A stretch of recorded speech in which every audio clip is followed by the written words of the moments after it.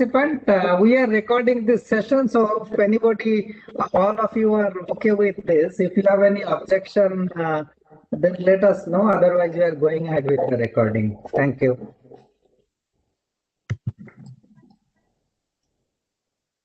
So maybe we would like request Dr. Alok and Sri Chandra to give an opening remark. For all of you, Dr. Alok and Sri do not need any introduction, but Dr. Alok is the CTO for Samsung and also the executive committee chair for IEEE Communication Society Bangalore. Sri is a senior director with IEEE. So I will leave at that without any elaborate introduction, and I would request Dr. Alok and Sri to start the session at the opening. And I request everybody who are not speaking to kindly go on mute so that there is no background noise. Thank you. Hello. Thanks, Subhas. Thank you, and good morning to all. On behalf of IEEE Bangalore Section Communication Society, and today we are having this workshop on intelligent transportation system, and many workshops that we have been doing through our IEEE Bangalore section as well as Communication Society. And we have been doing on 5G, in various aspects from terminals to networks, left, center, right, we have been able to kind of look into all aspects of the 5G. In fact, even the 5G World Forum that happened this year, we have participated very significantly from our Bangalore section. On top of that, on Wi-Fi, on quantum computing, on configurable systems, many other topics that we have been covering throughout the year. And this year has been special and a lot of things have been going online. And not to forget that many student programs, on research methodology, we are going to have one next weekend, so please join. On patents, this is the first time that we did. We are going to do on 12th December an open source workshop. So variety of things that, as you can see, by becoming member, by joining with us, you could privilege. And even we open it up for all non-members, but we would encourage people to join IEEE Society if you deem fit. Our ExecCom has been very active, and as you can also see, today's some of the presentations would be made by our members, but we also invite very specialists on the topic, and they have been covering these. Our student branch has gone up to 9. If you see this year's, I don't have the exact figure, but 60+ people in Communication Society from last year, 370 have additionally joined. And we are setting some 2021 vision. Definitely would like to have a 500 members community and work together. As you can also see, we work with other societies like young professionals, the standards associations. We did multiple programs. And even today's program, Sri will talk about it. But we are very closely working with standards associations. And Suvas holds a governing body positions globally. So that's our association. We are also working with VTS, the Vehicular Technology Society, courtesy Dr. Naveen Kumar. He's been taking a lot of initiative. Initially started this ITS workshop along with Wipro and Suvas. So this is 3rd year. So this is one of them.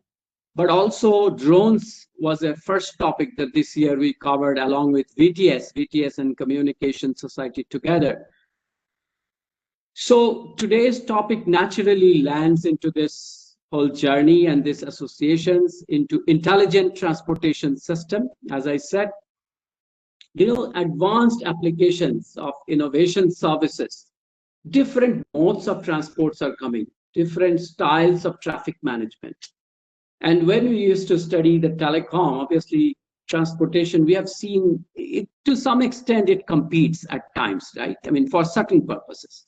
But it is also very complementary, and it can be really helping each other. This COVID time, we can see that the people are not able to travel, but the telecom ICT technology has helped to connect. So it is quite complementary. At some time, if you have a disaster, you probably do not have the telecom towers, but today we can build some drone-based ad hoc networks and still can start communicating. So it is competitive, but it is collaborative. It is quite complementary. And this is how ITU coming forward, not just two distinctly independent things, but also to combine, this intelligent transportation systems. The way they defined is application of ICT into the transportation system, whether it is infrastructures, vehicles, the users, the traffic management, the mobility management, any of these dimensions, if I can apply the ICT, including interfaces of vehicles to vehicles, right? V2X that we are talking today is about combining the two.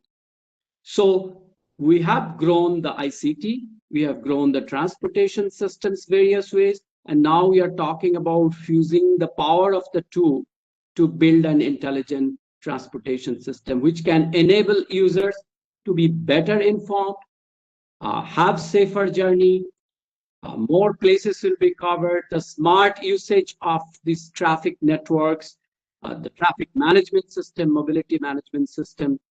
That is the scope of this. And today we have lined up many good speakers. As I said, from our Execom members, invited speakers.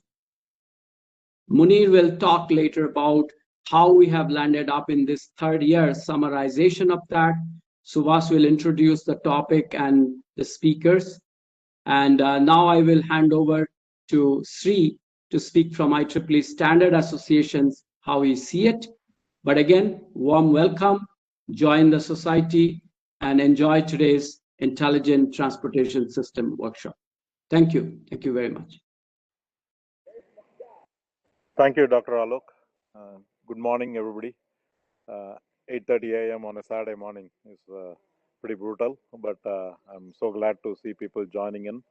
And we have the session recorded also, so people who are not able to make it, they can view this.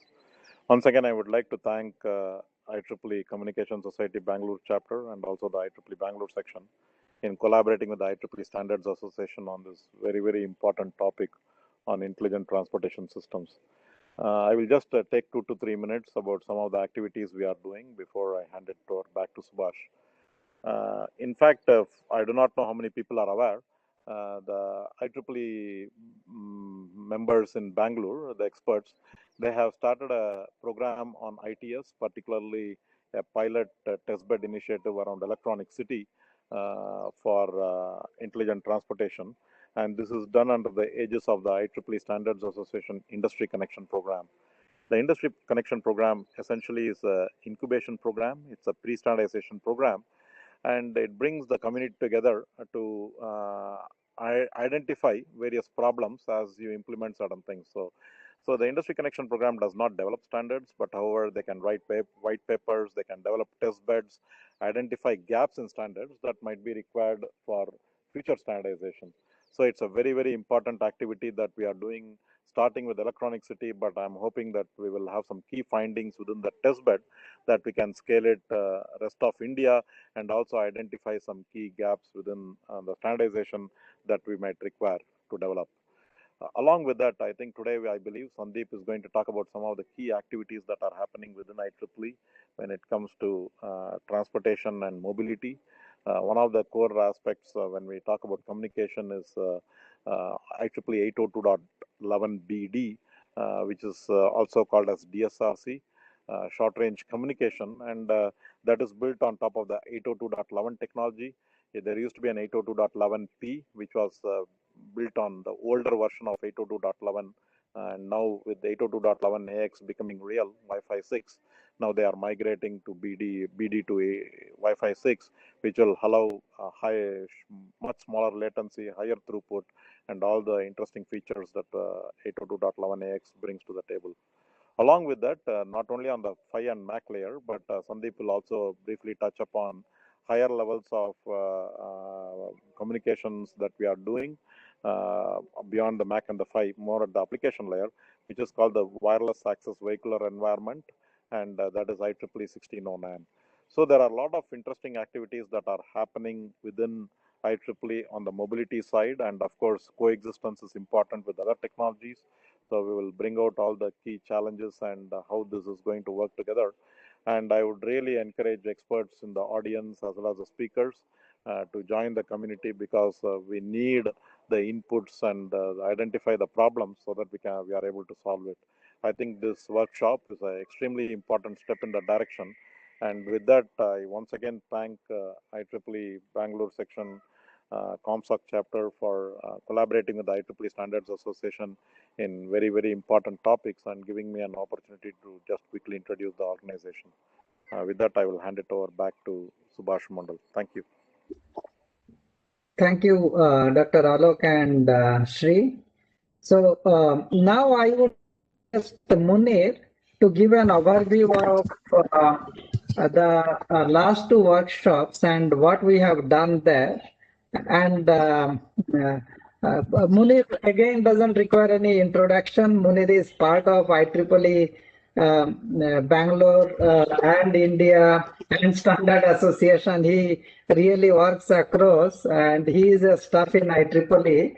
Has been a great friend, a great colleague in the industry to really drive many initiatives along with all of us. So, Munir, I would request you to take the floor, please. Thank you.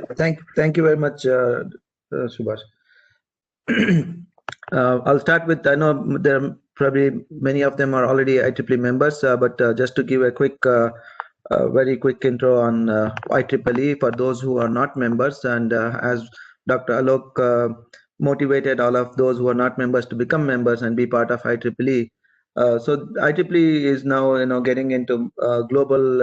If you look at from a global reach, right? We have the numbers keep changing, but the average that we see is around 400,000, 420,000 members across 160 countries. That's the total global reach that we have, and then 46 technical societies and councils.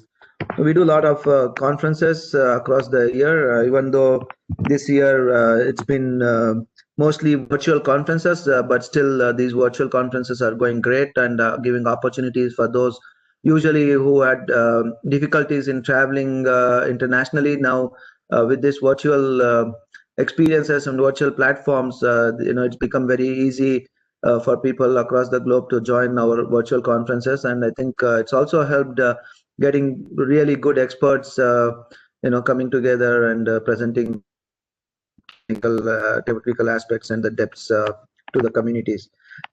We have more than 5 million documents now, and around 1,300 active standards.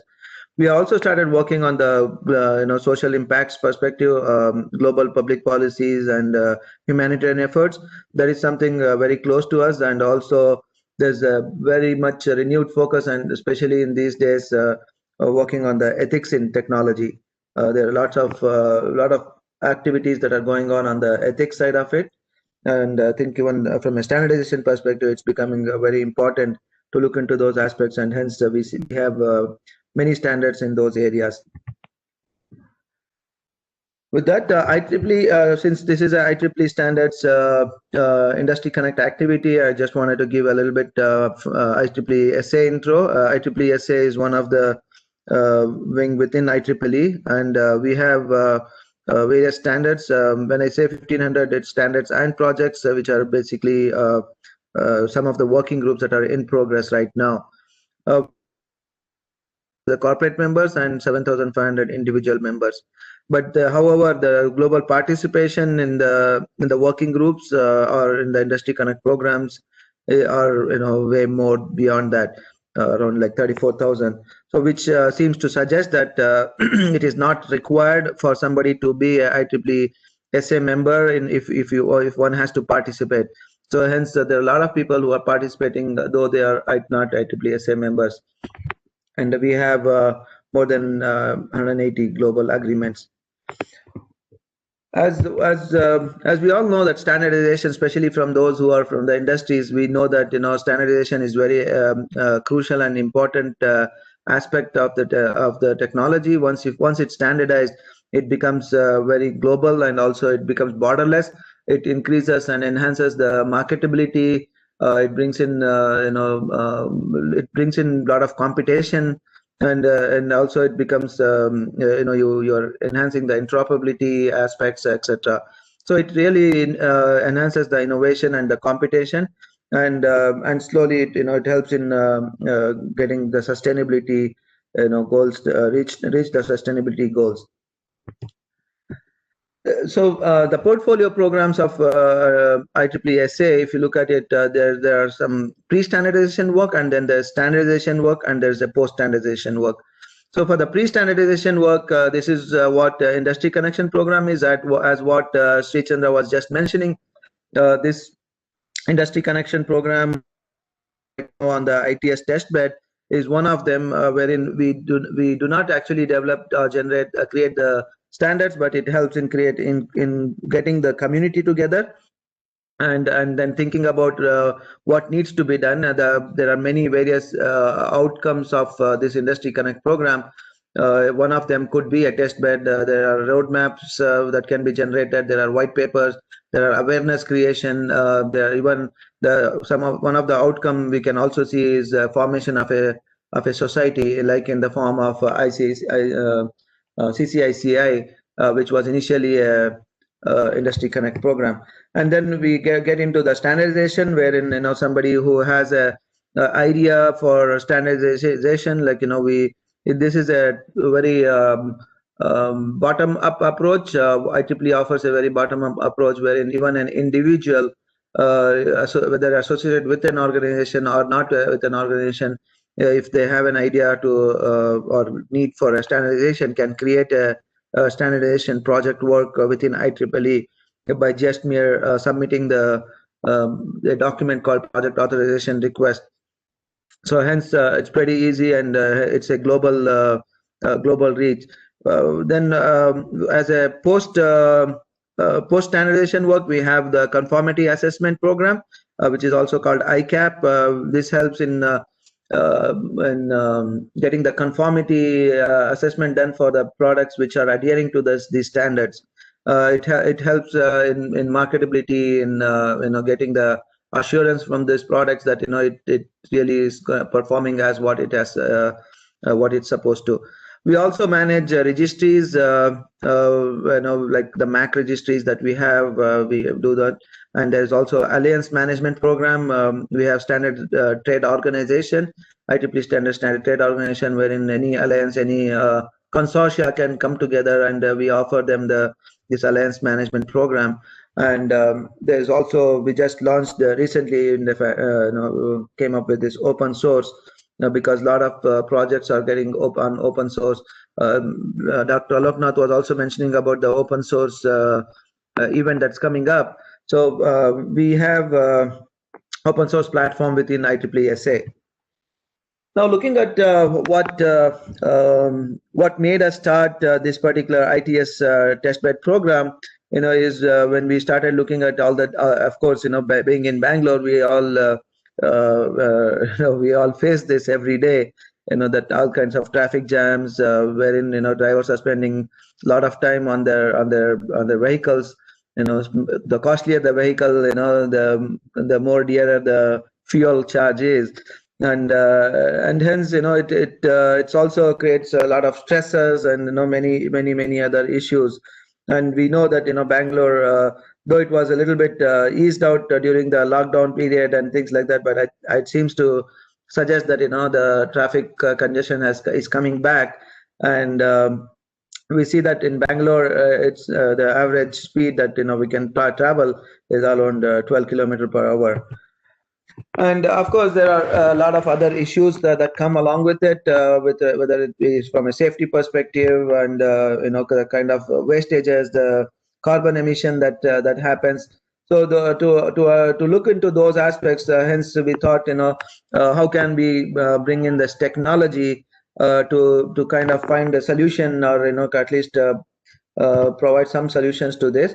And that's how we came in, and we started the workshops. So this started in 2018 in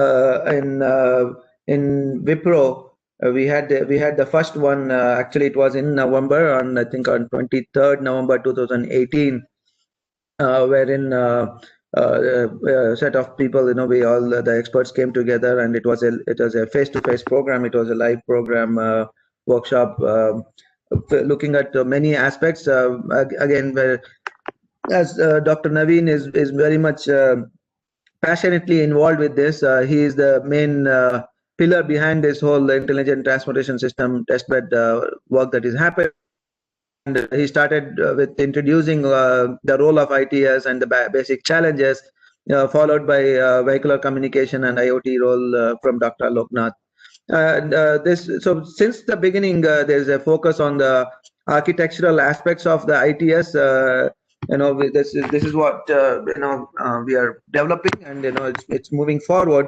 So it's been right from the beginning. We are very much focused on creating some kind of architectural framework for the ITS, and looking at the various aspects of within that framework, various aspects of it, whether it be security, etc. So this is what it started with, 2018, and then again, that was a continuous program, continuation of what we started. Then we also started looking into various aspects of the what you call the security aspects, whether it be what kind of hacks are going on across the world, and looking at the parking safety, and of course continuing the architectural framework aspects of it. So this was done on the 8th of November. This was held in Wipro. So the one of the outcome of this particular program is the workshop that started in 2018 was the creation of this industry connection program. So when we were going through this, we realized, the committee realized, let's come up with some kind of a formal program, so that there should be a desired outcome what we were planning to do. So hence the committee started thinking about it, and then put out a proposal to create this industry connection program, which got approved in March 2020. Out of you can see that there's a if you go to standards.ieee.org, under the industry connections program, ITS testbed is one of them. And those who are not part of it, I would suggest and request them to go to this website, and there's a form that you just quickly fill up, and it's a small form to fill up, and so that we can have you in this testbed program. So I think the testbed, the industry connection program is moving forward. There are lots of discussions. There have been many discussions, technical discussions that have been happening, and working with it. I think Dr. Raj BR from Wipro is going to probably later on give more details about the kind of update that we are having with LCTA, the council that manages the electronic city. So this is the kind of background, and little bit of history of what where we started from, and we look forward to having a testbed established with this going forward. Thank you very much. With that, I'll hand it over back to Subhash Mandal, who's the chair of this particular program. Thank you, Munir. So I'm trying to share my session. Munir, you probably have to make me the presenter. Yeah.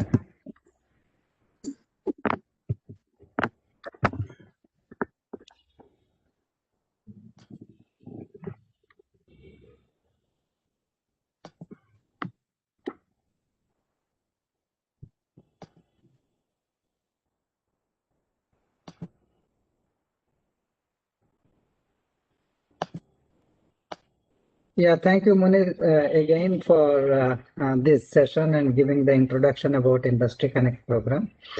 So just looking at the agenda and the time, how we are faring. So I think we are reasonably in time. We are 5 minutes behind. So I will give back this 5 minutes to make sure we are absolutely on time. What I will do in this session is I will give you an overview of the progress in ITS Industry Connect program so far. Followed by that, there are some dive sessions on the architecture, the global deployment views and how those architectural tenets are being deployed there. Then we'll shortly break for a coffee break, 15 minutes between 11 to 11:15.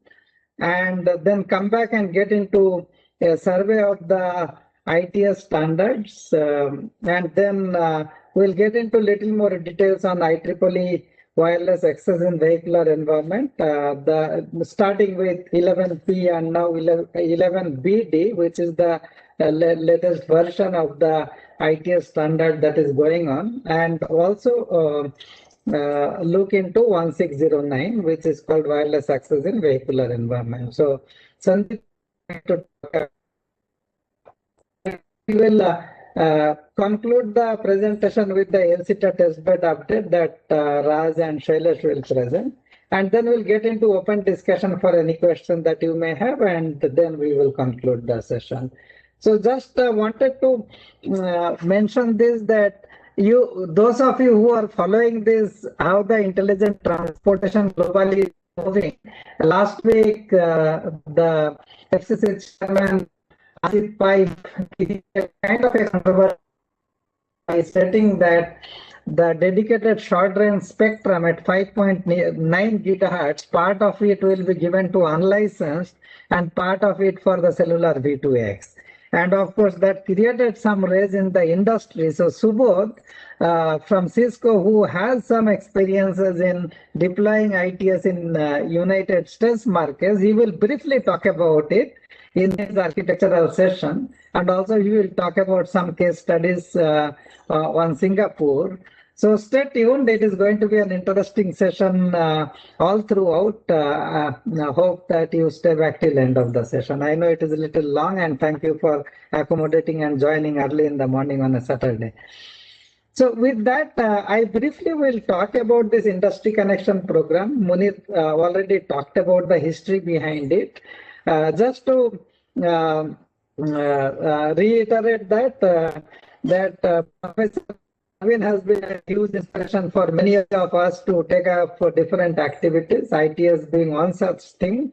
And in one of the workshop, it was proposed, Munir only proposed, hey, why not do an Industry Connect program so that we can bring the community together. So I am repeating Munir in stating, we invite all of you to be active part into this Industry Connection program. We are looking at blending the standards and the practical implementation together, because I firmly believe that standard makes a difference when things are implemented in a standardized way. But for arriving at that interoperability scenarios, first we need to go through the chaos and understand what are the problems. And to create that chaos, it is important that we do some experimentation and learn from there that what are the kind of challenges that will happen as you have to expand from a specific case to a general case. And that's exactly what we are trying to do in the Industry Connection program. So let us do some experiment in Electronic City in a very limited scale. Figure out what are the challenges. So there itself, we already are facing challenges. So Raj will talk about it, and Shailesh also will talk about some POC plan that we have planned. But then the greater question is, how do you really take that up and then apply into the generalized scenario? And as we go through the journey, we'll realize that there is a need for a standard interfaces. There is a mechanism that needs to be defined, and that is how the standard will evolve. So I thought we will take a bottom-up approach rather than a top-down from the theoretical abstraction, trying to solve all the scenarios and then get into implementation. Let us do the bottom-up. So that is the approach that we have taken in the Industry Connection program. So in this, I have taken the charter to chair this. So thank you all for supporting me in this initiative. Subodh is doing a great job as the vice chair. He will talk more about the architecture, and Navin sir, as we mentioned, he also is acting as the secretary. in addition to inspiring all of us to do more things in IEEE ComSoc. So I have only very quick 2 agenda items to talk. What is the objective? Munir has already talked about it, so I will not spend much time on that. And what is the progress that we have made so far? So Munir he has already said that resolving the traffic congestion is the primary goal of the industry connection program. We didn't want one single organization to do it. We wanted the industry to come together, participation from academia, industry, and practitioners. It is important that we all collectively work together so that we can create a small test bed where a couple of traffic signals are taken into consideration and we solve the problem for that deployment scenario. So again, the focus is really to streamline the traffic flow, detecting the situations on the road so that the roads get safer, enable the real-time information exchange between the law enforcement authorities as well as the road users, as well as those who are maintaining the road infrastructure, so that we make the road safer, faster, and save a lot of time. And also enable the green corridor for emergency situations like fire or ambulance, and make sure that it collaborates with the network infrastructure and the actual transport infrastructure to create the seamless green corridor. Also creating a control station so that if there are some dynamic tuning of the situation that is required to streamline the traffic, that also is possible. And also you can have the overall command and control there. At the end, we are looking at developing a white paper for adoption across India and globally. And this will become an input for the standard creations. Again, the objective of the program is not to create the standard.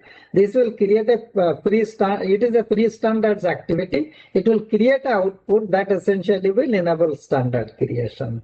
And we will identify some of the gaps that exist. So as we speak, we are exploring what connectivity technology we should use. Shall we be using DSRC?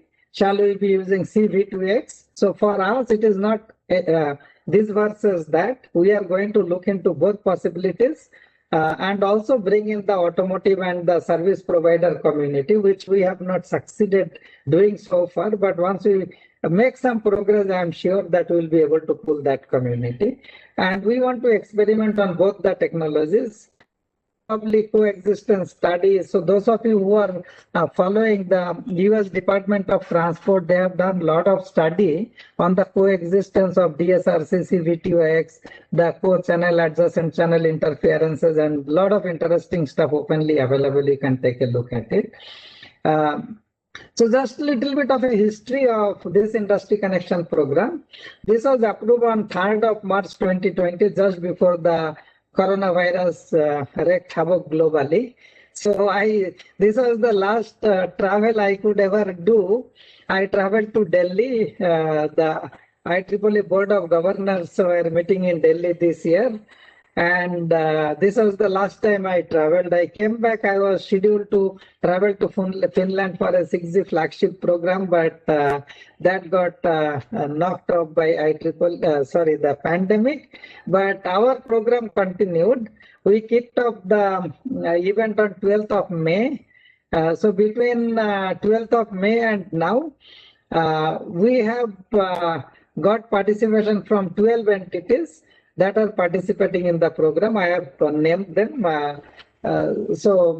Again, Professor Naveen has been very, very actively incubating this activity. We have conducted 6 meetings so far.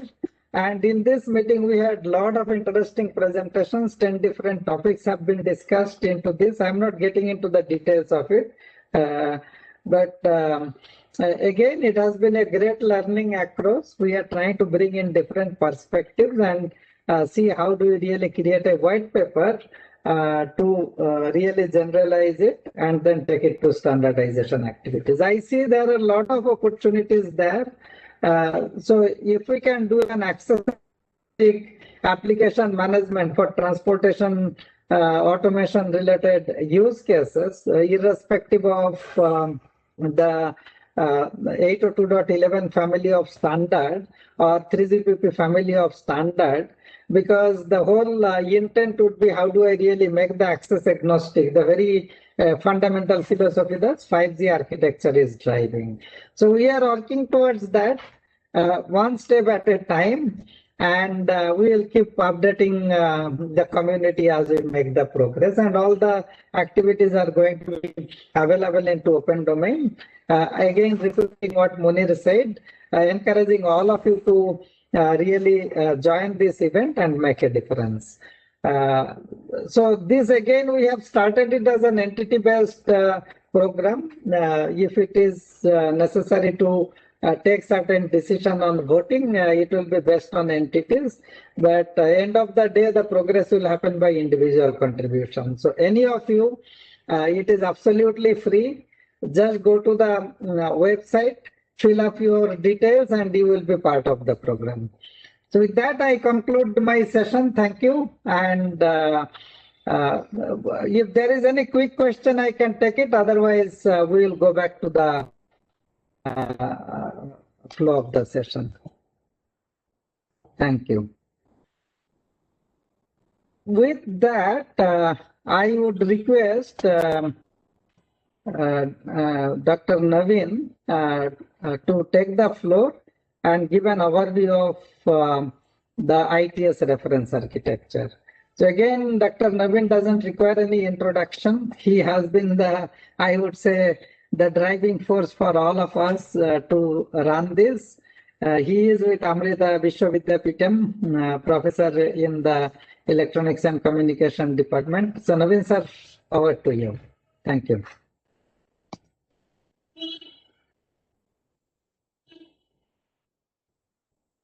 Naveen sir, you are on mute. Thank you, Suhas. Thank you very much.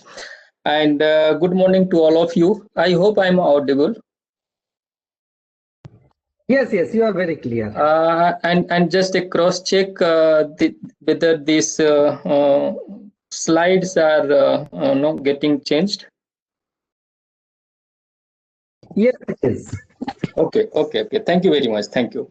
So thank you once again, and very good morning to all of you, to our panelists and senior leaders of Communication Society Standards, Siri and Munir from IEEE, and all our colleagues. Suhas as well, he is leading this, and throughout this day he will be there with you, and of course we are also there. So we are a great community, I think, in Bangalore, at least not only in Bangalore, overall at a global level, but in Bangalore also we are not less, and we have been doing a lot of this type of workshop or technical talk, so that we enhance the skills and interest to our members, those who are associated. So thank you once again for being with us in the morning of this Saturday. For many of you, it might be holiday. For me, it is not holiday, but still okay, fine. So with this introduction by Munir, what we have done initially in last 2 weeks, and then Suhas about Industry Connect program, Siri also said that what. So basically we started with, we know that of course sometimes today you might see that okay, there is no traffic problem because we are at home most of the time, but still there is a traffic. But 6 months before, what was the condition? And today condition has not changed, but since we are at home most of the time, we feel that okay, we are avoiding somehow traffic and not experiencing the way that we used to be. So we started with how to solve the problems of Bangalore traffic. Of course, it is not easy, but at the same time we have to do it, and somehow in stages or whatever possible, we should try to improve the situation. So with that introduction, now we are going a little bit in more detail. So what I have is, in my talk, I'm going to present a little bit detail about the architecture, and especially the HC reference architecture. So major focus is on the HC standard. However, there are ISO IC 204 standards from ITU as well, and again from CERN we have another standard. But this I was following for a long time, HC ITS. So that's why I thought, okay, let us discuss this and see, because anything when we design, we have to follow, and it should be a standard base, right? So that was the motivation, and since I was following, so I thought, okay, let us introduce this HC architecture to us, and then we see how small segment, but how we will able to design and develop. So that is the focus. So what we all know, right? The ITS. So what is the ITS? ITS aim to provide services relating to different modes of transport and traffic management. It enables users to be better informed and to make safer and more coordinated and smarter use of transport networks, right? So ITS are systems to support transportation of goods and humans with information and communication technologies in order to efficiently and safely use transport infrastructure and transport means, that is car, trains, and so on. The elements of ITS are standardized in various standardization organizations, both on international level, that is, for example, as I said, ISO TC 204, and at regional level also, which is one of the examples that we are going to discuss in this European-based HC TC ITS, and another CE and TC 278. So you can go through more detail on these references for different architecture. So some of the extract that we are going to discuss about the HC. So our focus is on this HC, that is European Telecommunication Standard Institute, and this is open architecture for ITS. So what is basically the system architecture? So we all know the system architecture is a conceptual framework, right? So that supports the system planning, that supports the definition, system definition, what it is, how it will be, an integration of various components and sub blocks. System architecture describes how the system components interact and work together to achieve the system goal. It also describes the system operation, what each component does, and what information is exchanged among the components. Right? So when we design, we have to see that, when we define at the system level, when we define the component level, and we have to see how different modules, how the different blocks, how the different entity they will be interacting, and how they can be interfaced, and so on. So a complete framework need to be designed and developed. That is what we call it as system architecture. For example, ITS architecture involves, it is not one component.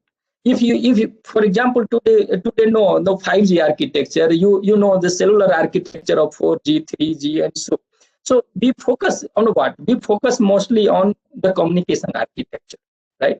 So we developed, we integrated various technology, and therefore we come out and architecture is developed. So you have limited entities, right? Maybe users, you can say, and users have specific applications, users have specific demand, users have different, they would like to have different experience, and so on. But the communication technology is most of the component, or mostly the components involved in that. So a cellular architecture is design. But if you see in this ITS, it involves a huge varieties and different component entities, right? For example, traffic. and traffic system, you have again so many, right? That includes your signaling information, that includes your radar, that includes your signboard, that includes the infrastructure. Many components are there in that system. Then you have transit, right? So for example, if I need to know the bus or the bus station or the inter-service buses and so on, so where they transit, from where I need to get boarded and so on. So they are like a signaling point, right? So where I need to exchange to go here and there and so on. So there is a transit, and transit you have different again transportation. So this transportation is not limited to what you call it is a road level or land. It can be sky, it can be underground, water, and so on. Then you have traveler information, users, right? So traveler, we need at every instance, right? For example, today we keep on waiting at the Silk Road for, let's say, 501 or 50 bus. And you don't know, sometimes it takes 20 minutes, you keep on waiting. We have no information when some bus will come, it will not come, or what is the condition. If it comes, you find that immediately one after another, you get these same buses. So why this means that it is not coordinated. We do not have a system to control it. We don't have any ITS component in that. But you see, if those information, small information is available, then what things that might change. For example, when you go to airport, if airport can have this facility, small facility of letting us know when an operator is arrived, when it is going to depart, how delay it is, and so on. If this information can be made and designed at airport, what is problem in normal the on the road, right? So it is possible, but then what is the problem we have? So this requires that we need to work on even a small component. So a lot of traveler information is required, and they have to interact, right, among all traffic, then transit, and so on. Another, you have emergency services, right? So for example, ambulance and so on. So there are agency who operates, right? Either it is from a private hospital or government hospital or so on, or you have traffic police. So it operates emergency services agency. It operates ITS elements like ambulance and so on. And of course, all need to be controlled. So there must be a common control place from where you have the signaling information in monitoring, and to some extent you should be able to control all this. So you see, it is not a dedicated technology. It is not a dedicated entity or agency on which we can develop or we can design. So you have a variety of agency system, and of course communication is very important in that, because each of these system or the entity, they need to coordinate, they need to cooperate, they need to communicate to each other, and there will be a lot of information exchange among them, right? So this seems that it is really a good, interesting, which involves a lot of agencies and lot of technologies and so on. So if you see, for example, components, right? So you have a user services. So there is a requirement from users. Then so they have a lot of services. They want to pass information. They want this information. They want that information, right? So at the architecture level, you see there is a logical architecture. Maybe where you have the processes, where you have the data flow, and then you have some physical architecture. So which involves physical entities, equipments, architecture flow. And then you have market packages, right? No market where for what service kind. Whether it is a bus transit, it is a bus, it is a train, it is a car, it is auto, or what, right? At the same time, all involvement in the road infrastructure. And all these different components, right? So when we divide into different components of this type, we need a standard. Because any physical component, any physical entity, suppose it joins, right?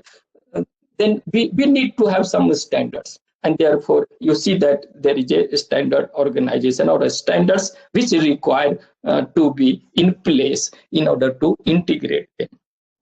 So user service, for example, disaster response evacuation, right? Now, if this is a service requirement, then how this logical architecture and what will happen in the logical architecture? Why we require this? So the activities or functions that are needed to perform a user service, that will be handled, and that will be discussed. That will be the data flow in the logical architecture. In the physical architecture, you see where the functions are performed and how they are implemented. So the disaster response evacuation, the data is processed in the logical architecture, and in the physical architecture, it will be like how they will be implemented, how this action will be taken, and who are those involved in this activity. And then transportation problem there, of course, that is the real problem that we have. Market package, right? Real world transportation problems and the needs. So you see that if we split like this, then it might be easy for us to understand and to develop.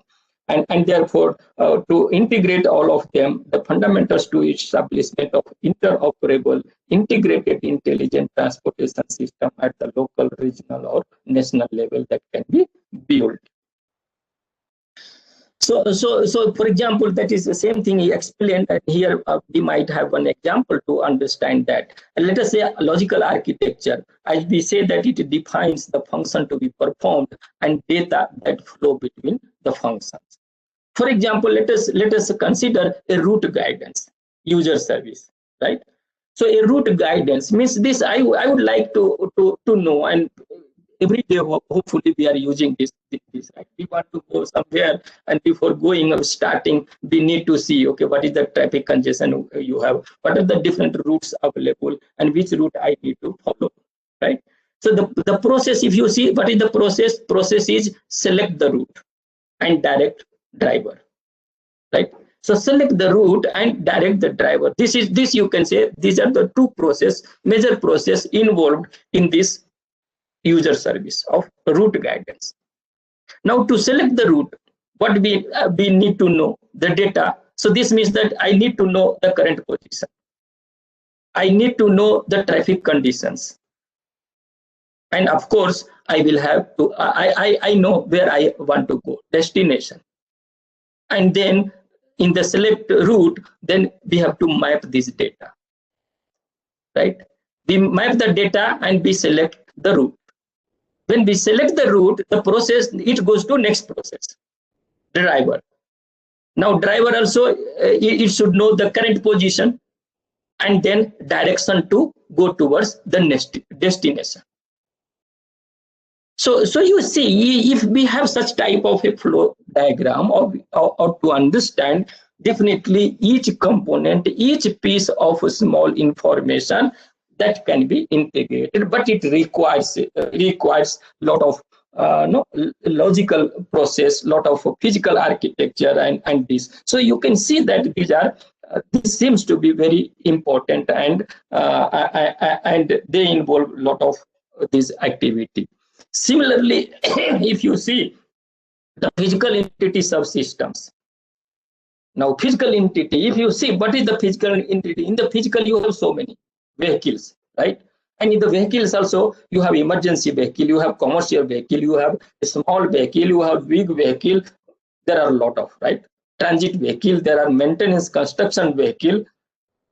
Then you have field infrastructure, roadway, security monitoring, toll collection, parking management, commercial vehicle check. You have a control center, right? The control center where you have a traffic management, you have emergency management, you have toll administration, emission management, information service provider, transit management. So you see a control station need to have all these segments to control and to enable this ITS services, different services. In the physical entity subsystem also you have travelers, which they are important, right? And traveler, it is not that it is limited to the city level, right? There would be intercity, there would be international, lot of this type of you have. So in the physical entity, now you can see there are many entities involved, right? So when we want to integrate them, it is not going to be easy, of course, but until and unless we do, it is not complete. So interconnected, they need to be interconnected. All these physical entities that you have seen, they need to be interconnected. The control station you have, in order to manage the traffic, it has to speak, it has to connect to the field area, the roadway, and so it has to understand what type of vehicles are, and it has to understand the travelers who needs this service, and so on. So the important, this means that what you see, each and every block what you have, it is illustrated, they need to be connected. So the flow of information is made possible by interconnecting all these sub entities, right? So you can understand this. Now, as we say, if you talk about this ITS communication scenario, now you can see this illustration, for example. Although we are focused more on this land mobile case, right? But at the same time, we have to see that without perhaps the satellite communication, it will not be possible. You know, we already have LTR, right? The 4G, which supports ITS to some extent, right? And then, of course, in 5G, it is going to be perhaps integral part of this. So there are different technology and access schemes that has to be integrated, that has to work together in order to provide ITS services. So, but this scenario, if you look at, right, it is based on two major domains. One, you can see that ITS domain, and one is generic domain. Now this means that ITS domain. In ITS domain, what you have in ITS domain, it is ITS ad hoc network. Any network that you build, right, popular or any small or so on, and then you have ITS access network. Access network, as I said, it can be 5G, it can be 4G, it can be DSRC, it can be any access networks. So these are the two major components. They fall into ITS domain. And then in generic domain, it is not that when ITS is designed, the vehicle can speak only to themselves. If they only speak themselves, then what is the use? It is not ITS. If we are driving for a long drive and we want to access internet or data, your service is not limited to on the road or within the vehicle, right? So I have to access external network. How will you access? So this means that ITS ad hoc network that you have in your vehicle that you form, now through an access network, we have to access a public access network or the core network or even private access network. So these, you see the right side that you see, they are the generic domain, right? Let me just have some pointers. So the different networks that provide support for at least one of the use cases of road safety, traffic efficiency, infotainment, and business applications. So ITS ad hoc network, as I say, enables ad hoc communication among vehicles, roadside, and personal ITS stations. Even includes short range wireless communication. The case of ITS access network, it is a dedicated network that provides access to specific ITS service applications and can be operated by a road operator or any other operator. Then you have the generic domain, a public access network that provides access to general purpose networks that are publicly accessible. For example, IMT, a cellular network, right? 2000 or to our 2020 that will come 5G. So these two major domains you have, which in the ITS architecture that we see. Now coming to this standard, so you have seen that, right? So why these open standards? Dr. Alok, and also we are planning that we will have open source discussion and workshop or so on. So it is becoming important. So and open standards lead to interoperability, that is different types of devices on the same communication channel. It helps interchangeability, that is multiple brands of a device on the same communication channel, and expandability, that is flexibility, scalability, and future devices or upgrade current standards. So with these the open standards, now look at the this IEEE reference architecture. So basically, if you look at reference architecture, so we see the major component ITS access technology. Then you have ITS network and transport. You have ITS facility, ITS applications, and of course you need management and security. So if you look at these ITS applications, for example, applications on top of protocol, we have seen road safety and traffic efficiency and traveler information and so on, right? Applications. The facilities layer provides a collection of functions to support ITS application. The facility provides data structure to store, aggregate, and maintain data of different types and sources. Similarly, network and transport, it involves all your network layers and TCP/IP, these layers. So ITS network and transport layer comprises protocols for data delivery among ITS station, network protocols, and so on.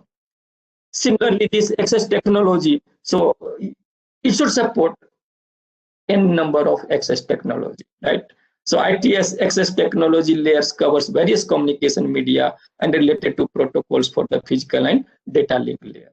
So in fact, before going to that, this ITS management. So management entity is responsible for configuration of ITS station, cross-layer information, exchange among the different layers and other tasks. Similarly, security, well known, right? So ITS security entity provides security and authentication, privacy, and everything. So basically, this architecture is designed and it follows OSI paradigm. I hope we all know OSI layer. So the application layer presents the ITS station application using the underlying layers to connect one or more ITS application. Similarly, the vertical layers of management and security provide managing communication, access to management information, and security services. So if we try to map to OSI 7 layers, you can see that ITS access technology, it is mapped to OSI physical and data link layer. Similarly, the network and transport, ITS network and transport, it maps to OSI 3 and 4, that is your network layer and transport layer. And in the facility, you have OSI 5, 6, and 7. So this shows that the developed architecture follows this OSI paradigm, and I think now we understand the importance and everything about the networking concept, which follows to TCP/IP and OSI. So if you expand that architecture now if you see major components in that, right? So this access technology. Now, access technology, either you have DSRC, you have IMT, you have Ethernet for the vehicle, and so on. So there are varieties of access technology. Similarly, if you see the networking and transport, you have TCP/IP, UDP, and many other protocol, including IPv4, IPv6, and so on. And in the facility, you have application support, information support session, communication supports. And similarly, in the management, you have cross-layer management, station management, application management, and there are many, all functions related to management. And similarly, in the security, you have authentication, you have firewall, and so on, right? So of course we will see the major components of each of these. So ITS access technology layer covers various communication media and related protocol for the physical and data link layer. And network and transport, as I said, it maps to network and transport layer of OSI. So most of the protocol, as you see, TCP, IP, IPv4, IPv6, and so on, they are. In addition, we have a geo routing also protocol, which is specifically designed for this standard. We will discuss this. So then you have application facility. In the facility layers provides a collection of functions to support ITS applications and provide data structure, aggregation, and so on. And of course, the security and management. So now look at each one a little bit in brief. So if we see access layer, so in the access layer, as we say, you have the technology, various technology supports, right? Access network. And so it is equivalent to your physical and data link layer. You can see that there is a station external interface and internal interface. There is nothing difference, no difference between that. But when management function comes, you have some configuration differences. So this access layer consists of a physical layer connecting physically to the communication medium, a data link layer which may be subdivided into medium access, as you know, MAC layer and LLC, logical link layer. And of course, you should have a layer management. That is why you see the management is vertically, both vertical, right, across the layers. Similarly, the security will have to be functional across the layer, whether it is a physical data link or network or so on. So this means that the access layer, now we have a physical layer and the data link, and of course a layer management. And to support different access technology, including legacy technology, there might be need for adoption of legacy technology, like a communication sub-layer, data link layer, physical layer, and in the layer management, again, you have management adaptation, you have security adaptation, and so on.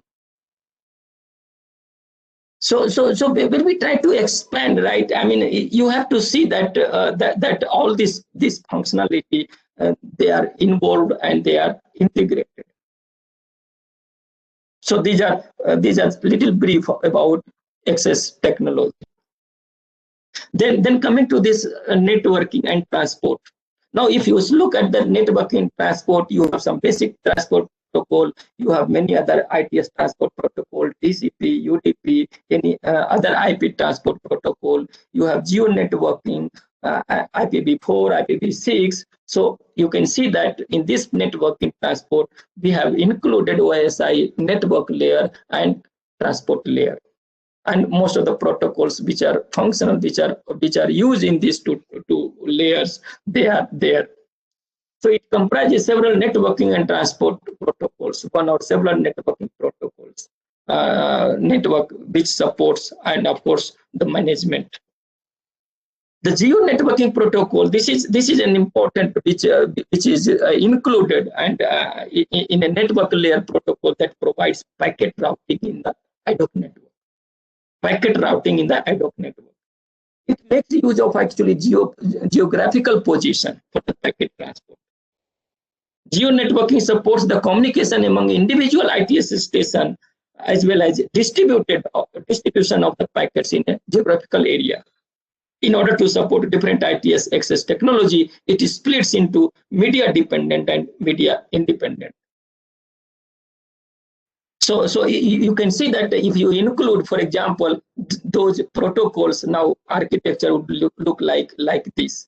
And of course, you will need the SAP, that is service access point, Now for service access point, you see you have at a physical level you have access technology, right, which through a service access point it communicates to the network and transport layer, and this network and transport layer also speaks and interfaces to management through another service point, service access point, and similarly to security.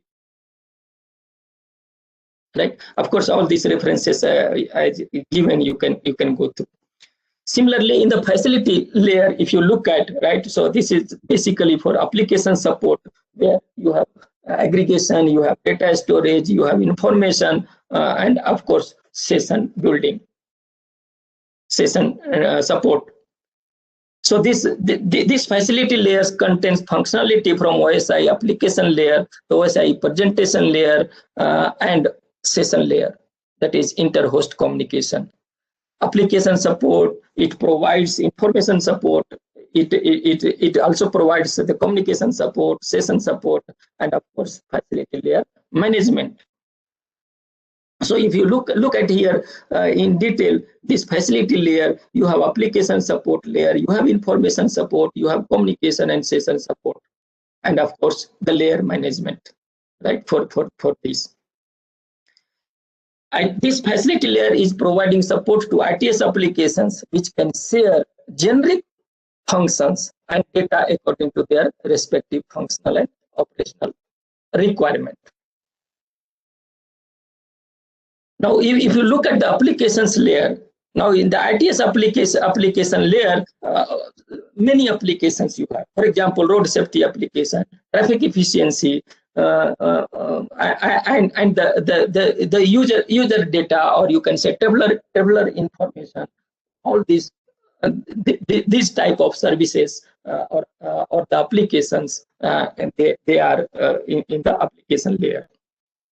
It is designed to support multiple classes of ITS applications, including those supporting vehicle operations.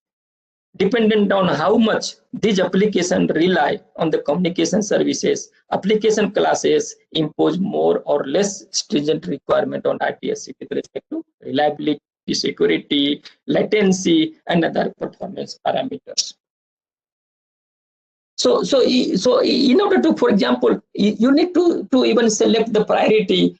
You need to understand the traffic, and based upon the priority that layer or the management entity they functions and they get enabled.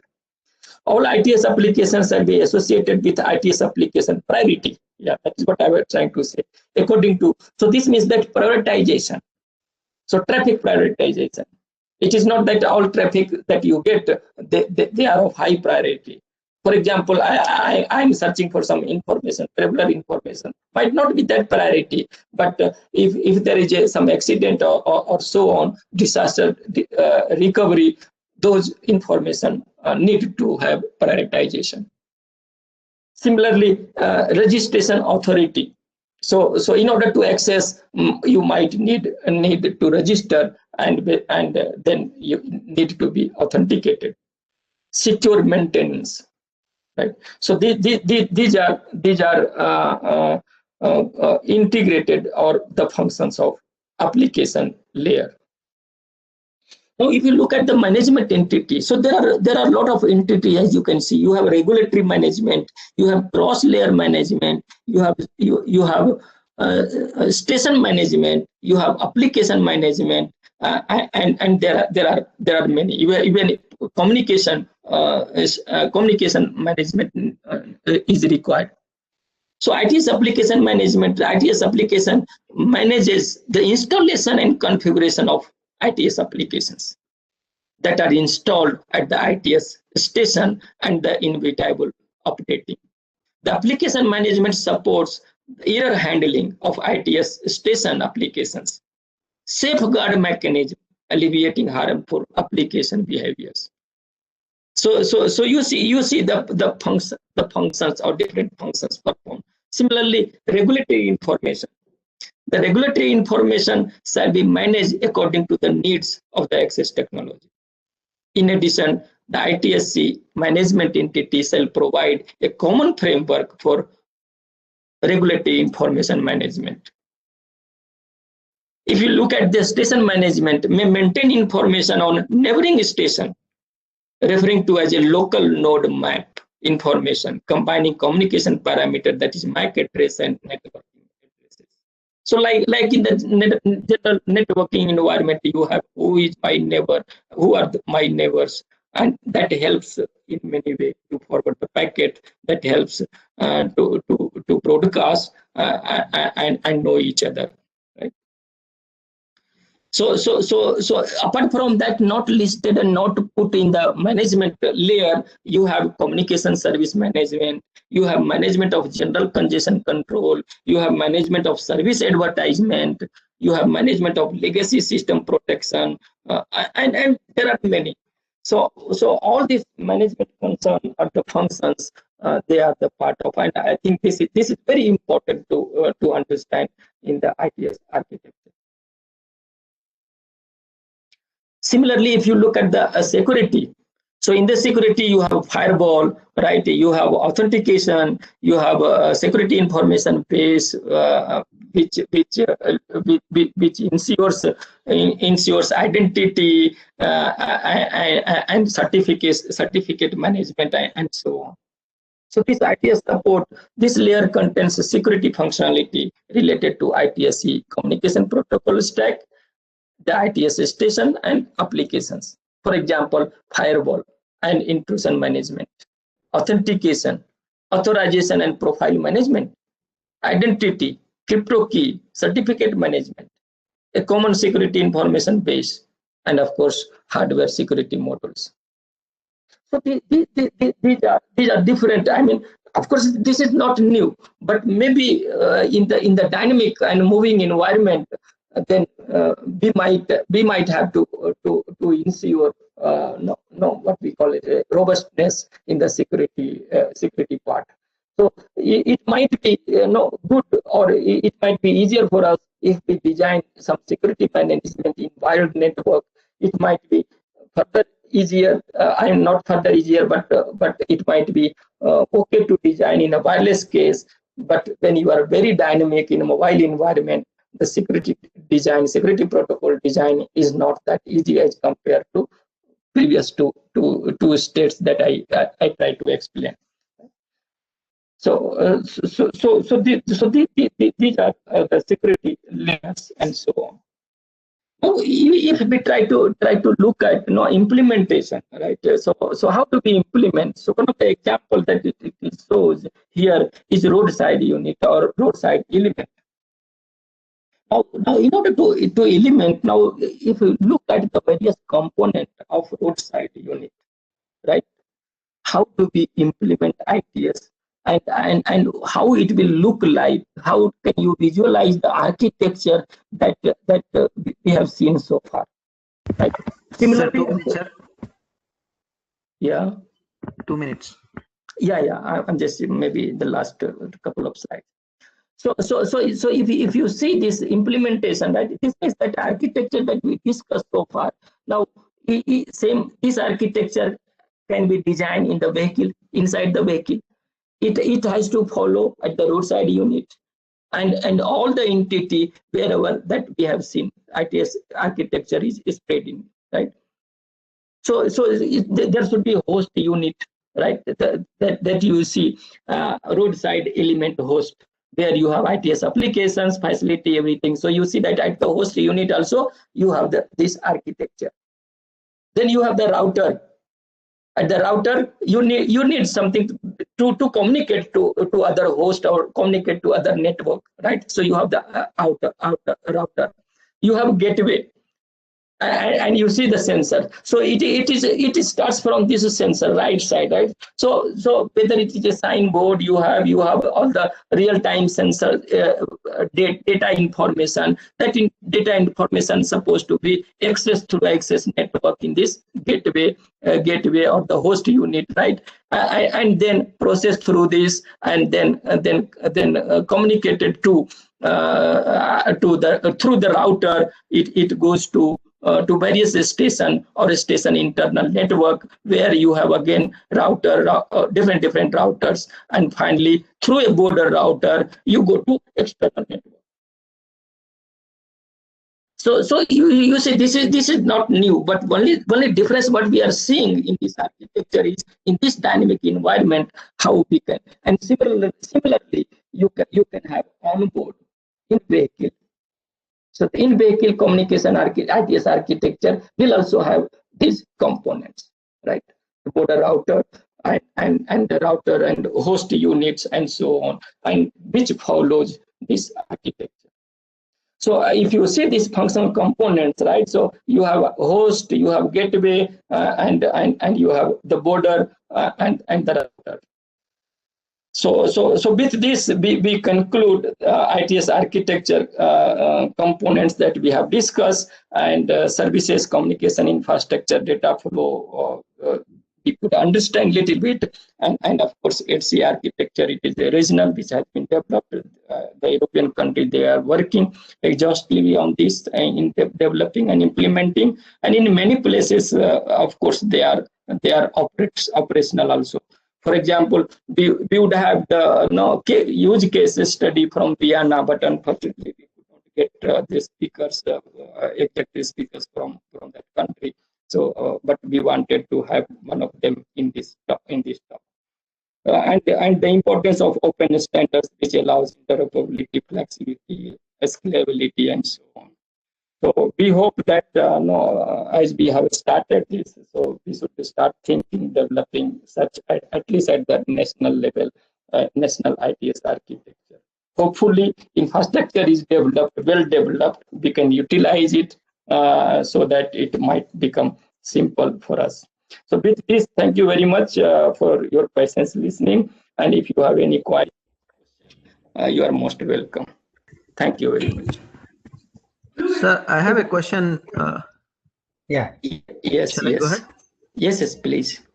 Yeah, so Munir, I think you go ahead and read out one question, and then maybe the rest of the question we can take at the end of the session. Yeah. Okay, sir. This is from Mr. Ravi Kumar.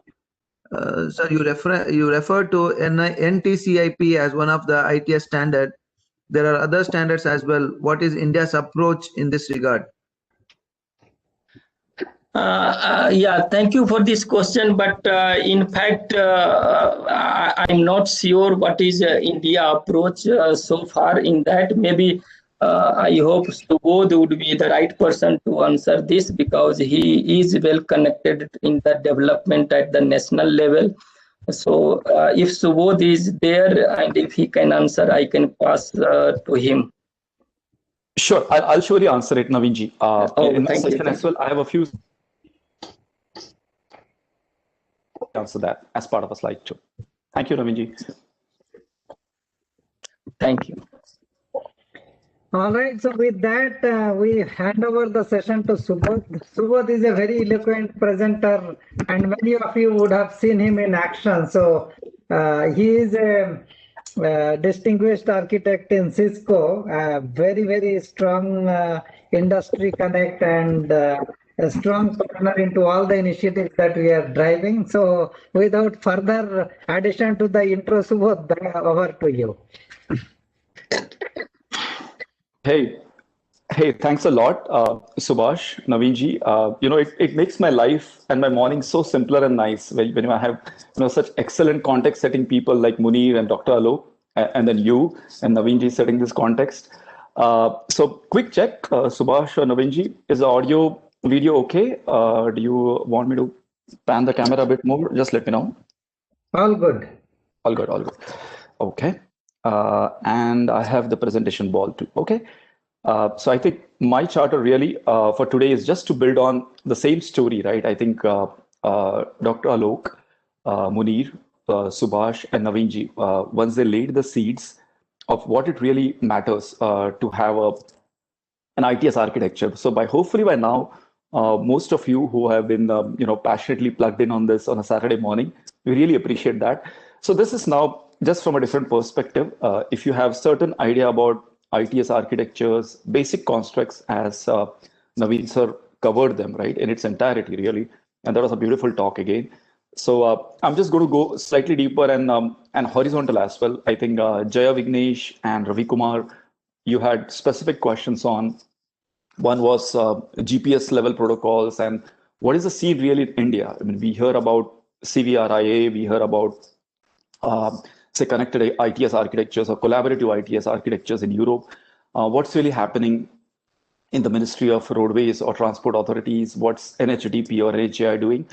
I've taken the liberties of a few scattered examples. The intent is not to compare and contrast from a lens of good and bad. The intent is, as Subhash rightly said, it's practitioners' insights. And hopefully each one of you is excited enough to really participate at some level in our ITS test bed or from the domain where you come from. If you see something, do let us know. There are huge mega projects in the next, I would say, 2.5 years, especially in India. So I put some slides of them. I put some very established case studies that I could contribute through my company, Cisco. Some of them are like the Singapore, local transportation authority. That's one. A few interstate highways in US and Europe. And then closer to home, what are we doing in Jaipur, Pune, now the Purvanchal Expressway, the Delhi-Mumbai infrastructure corridor. So this is really about architectures, but quickly going into case studies and then deep diving at all times. I've put some very busy diagrams. Whichever slide gets overwhelming for you, just raise your hand, unmute, and I'm very happy to just demystify it. But there's going to be, there's a little technical warning. It might get too choppy for jargons. So let's be honest, do ask your questions. That's what keeps us honest at all times. And Subhash, me, Navinji, Dr. Alok, I mean, we have almost, I think, 9 to 10 panelists here. All of us are very keen to hear from you. So your Q&A matters a lot to us. Just giving a spin, right? We all love layers. We all talk about mini stacks or full stack architectures. If you had to, kind of squeeze in an ITS digital stack, really in a 3-layer thing, it would be infrastructure, apps, and integration, right? And the beauty of putting anything in a layered stack is that it should immediately point you to what is right now happening in the world. So I think by now, all of you on the call must be knowing that IoT is a big driver, right? Just like the whole mega trend or the connectivity things of IoT itself is like a huge enabler for every ITS framework. And ITS is not just about cars and roads, right? It's much beyond that. It's people, intersections. It also considers mass rapid transport systems. It also considers roadways and railways beyond what you see on the highways.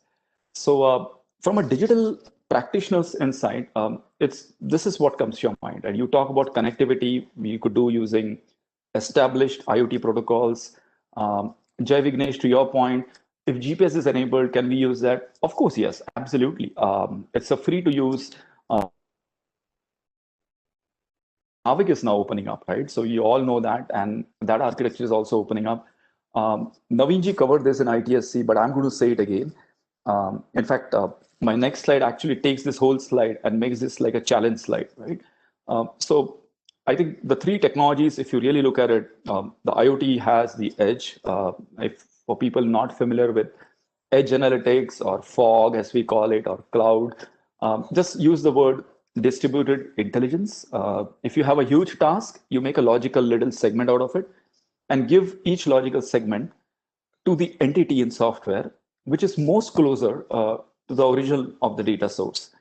That's the whole premise of edge analytics, right? And thanks to the power performance ratio of silicon chipsets, if it used to take us, say, for example, 2 kilowatts to store 20 gigabytes on the cloud, the cost is just halving down every year.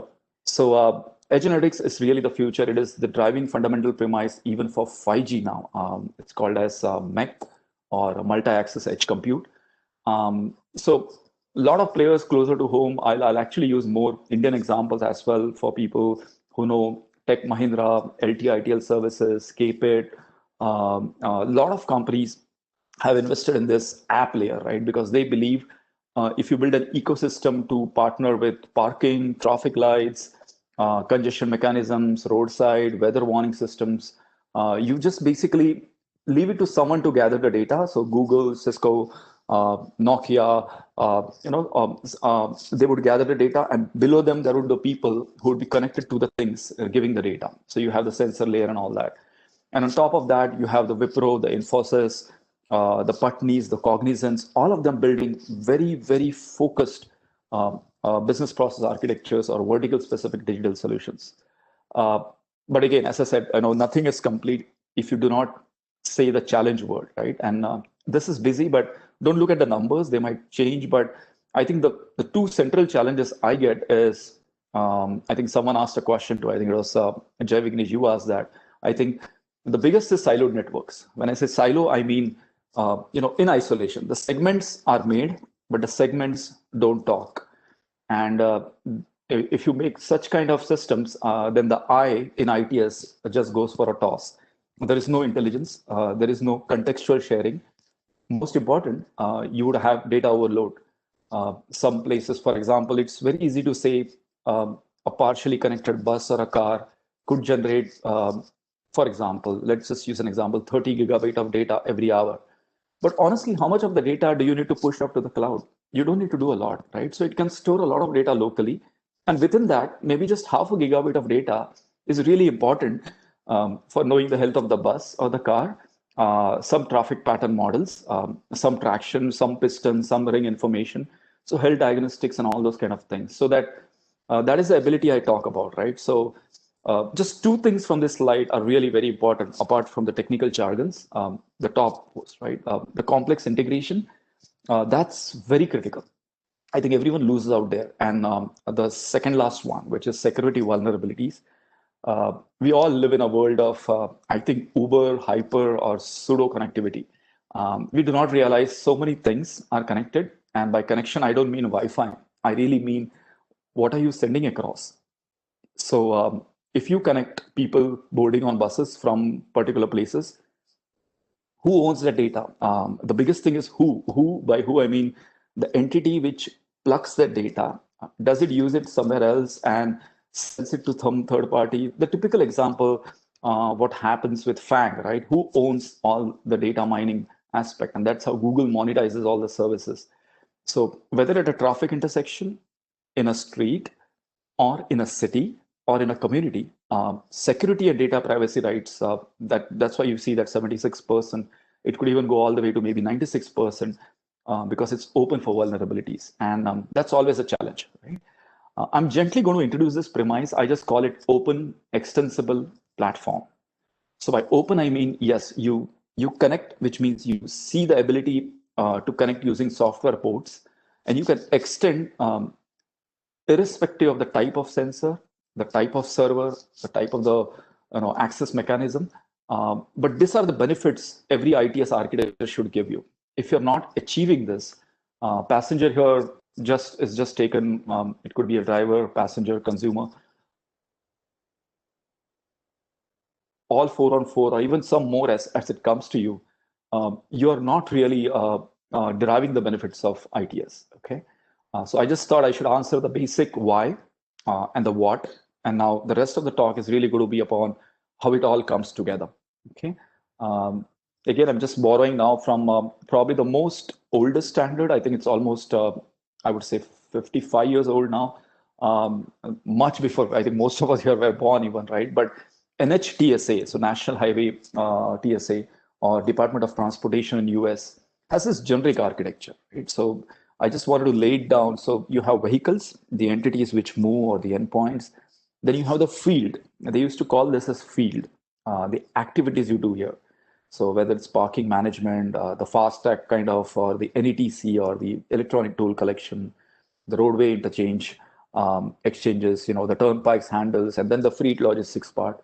And then you have the TMSs. I think somebody asked a question on which are the players in the country doing TMSs? A lot of people, right? And this is not just a centralized NOC, but these are the entities which look at data going around the world like a matrix, and then decide which one of this data needs to go where.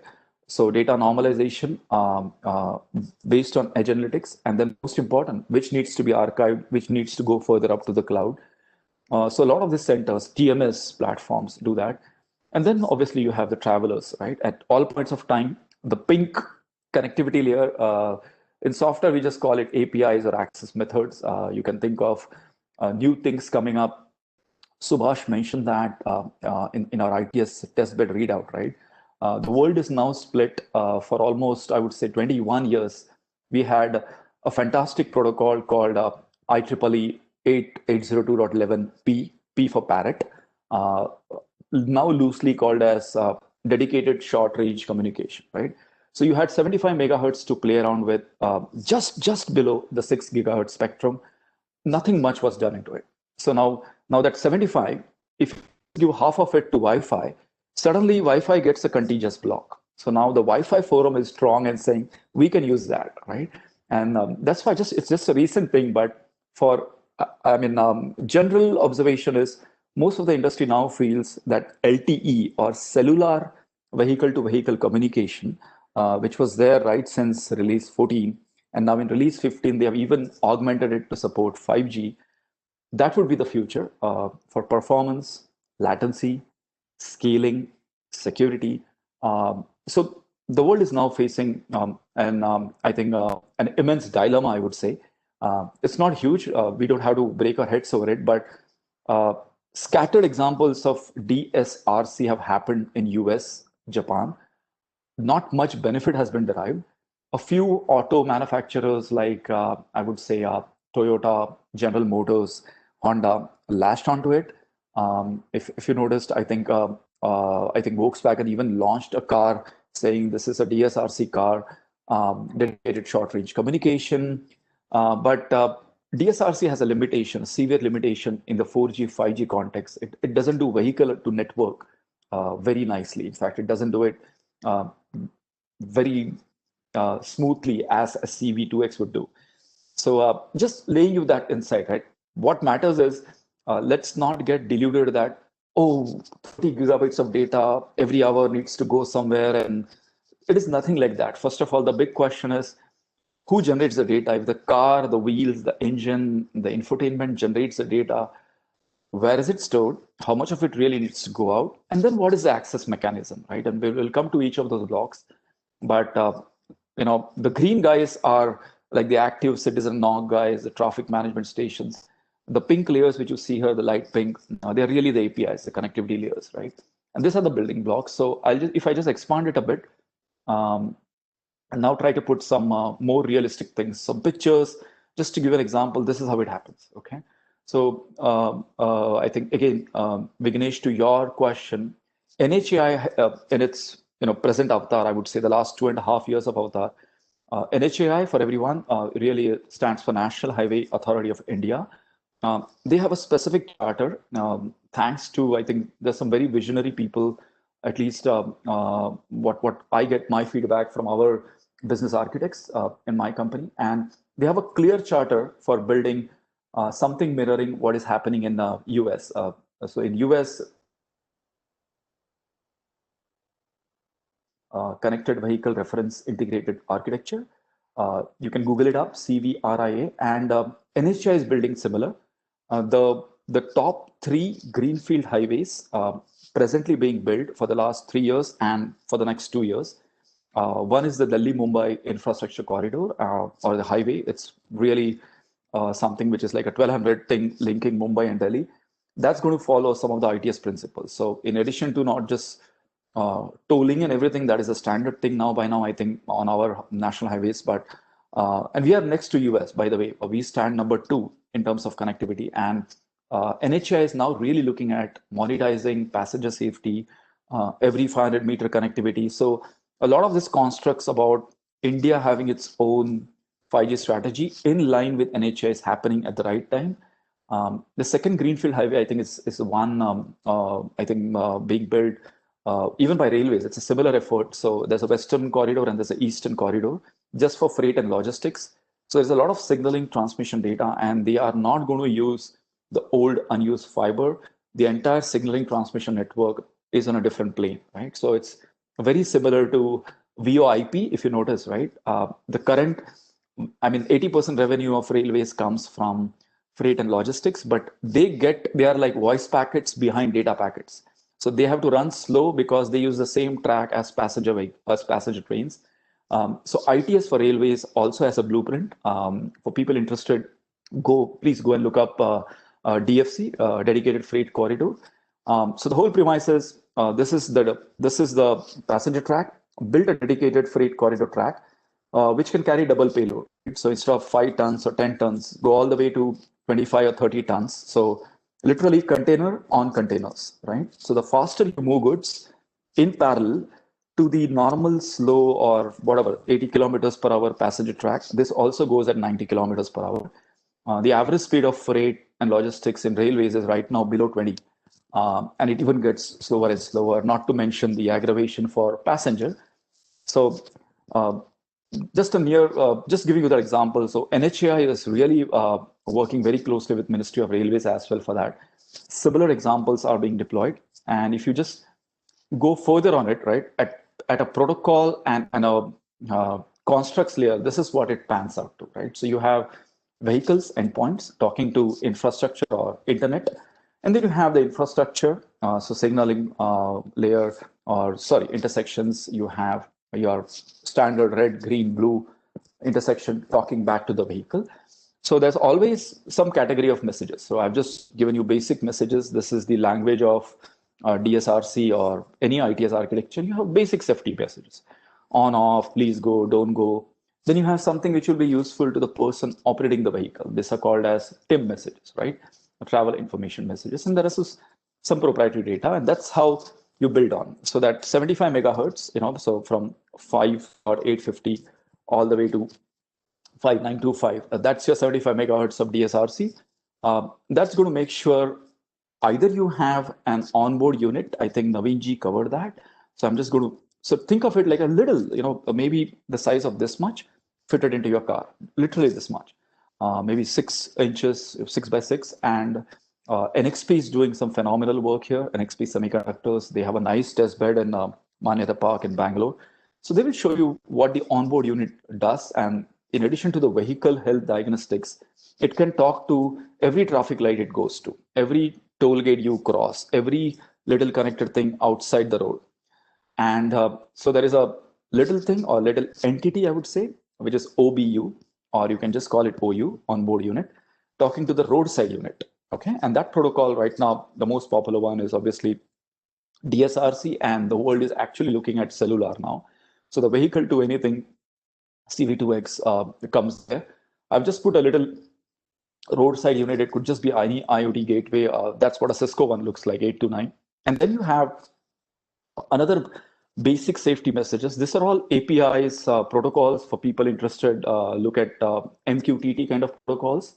So they will queue your messages. They are reliable like TCP, and they will talk to data center. They will talk to historical data, like you could have ParStream, you could have SAP, you could have Google's IoT broker, Cisco's IoT broker. A lot of people are there. And ultimately, they have to relay the data to a TMS or a traffic management center or a station so that it makes on imagine Bangalore's airport road or Mumbai's Eastern Express Highway or Mumbai-Pune Expressway, right? Or Chennai-Bangalore Expressway. The dashboard has to make sense, right? So that is that work which happens based on millions of safety messages. And this is what the data broker looks like. So it can even trap conditions, weather conditions. As we speak, if Typhoon Nivar is kind of decreasing the visibility below lumens and below, say, 30 meters or 45 meters, which is considered the threshold, and then you take certain actions, right? And by certain actions could be alerts pushed to the vehicle, alerts pushed to the people on the road, and all those kind of things, right? So this is how typically the flow happens. Let me take a pause just to make sure I cover this. So DMIC or Delhi Mumbai Infra Corridor pretty much builds on the same construct, right? So without giving more importance to what will they follow, will it be a mixture of DSRC or will it be a mixture of CV2X? I think by now most of us would agree by 2023, whenever this greenfield highway, which is going to be India's largest, gets completed, it will probably build on that thing between India is very good going to be gung ho on say 3.5 gig of spectrum for 5G. So why not use the 6 gigahertz? Why not use just the lower 40 megahertz for CV2X and achieve all this integration, right? So a lot of people have displayed interest, but at the end, it's really about your things. So your traffic lights, your toll entry gate points, if it's gated controlled access, the gantries. By gantries, I mean those huge green lights. There you put the traffic sensor, cameras, and every place where you go, it will just keep clicking. So you don't have to even slow down. So that model is also being discussed now. So yes, you stop for FASTag, but probably every 3 or 4 kilometers, a gantry is, just polling you. And if your time in, time out doesn't match, then a calculation is done on your speed, on the time you spend on the highway.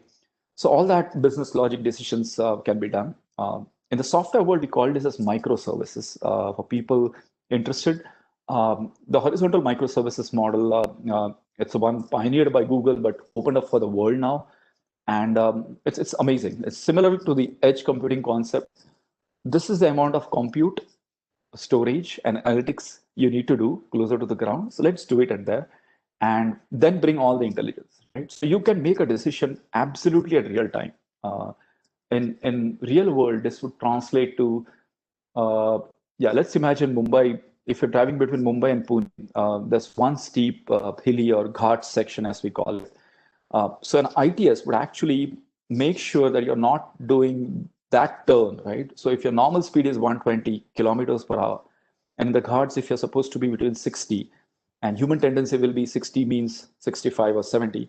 But the moment you cross 80, you are going to be a potential deterrent, right? Or a potential risk to other drivers. So the ITS can actually slow you down. It can actually enforce, not just detect. And I'll show you in a data flow how it does, but quickly going back to the technology layer, in a sense, right? This is the whole IoT premise in a slide, right? You have things which were never connected, then you put something on it called sensor, and those things move, or certain things or certain events in those things move, and you want to derive some business value out of it, right? But the challenge here means everything is distributed. As you take your phone along with you in the room, you take it along. We sometimes do, sometimes don't do that.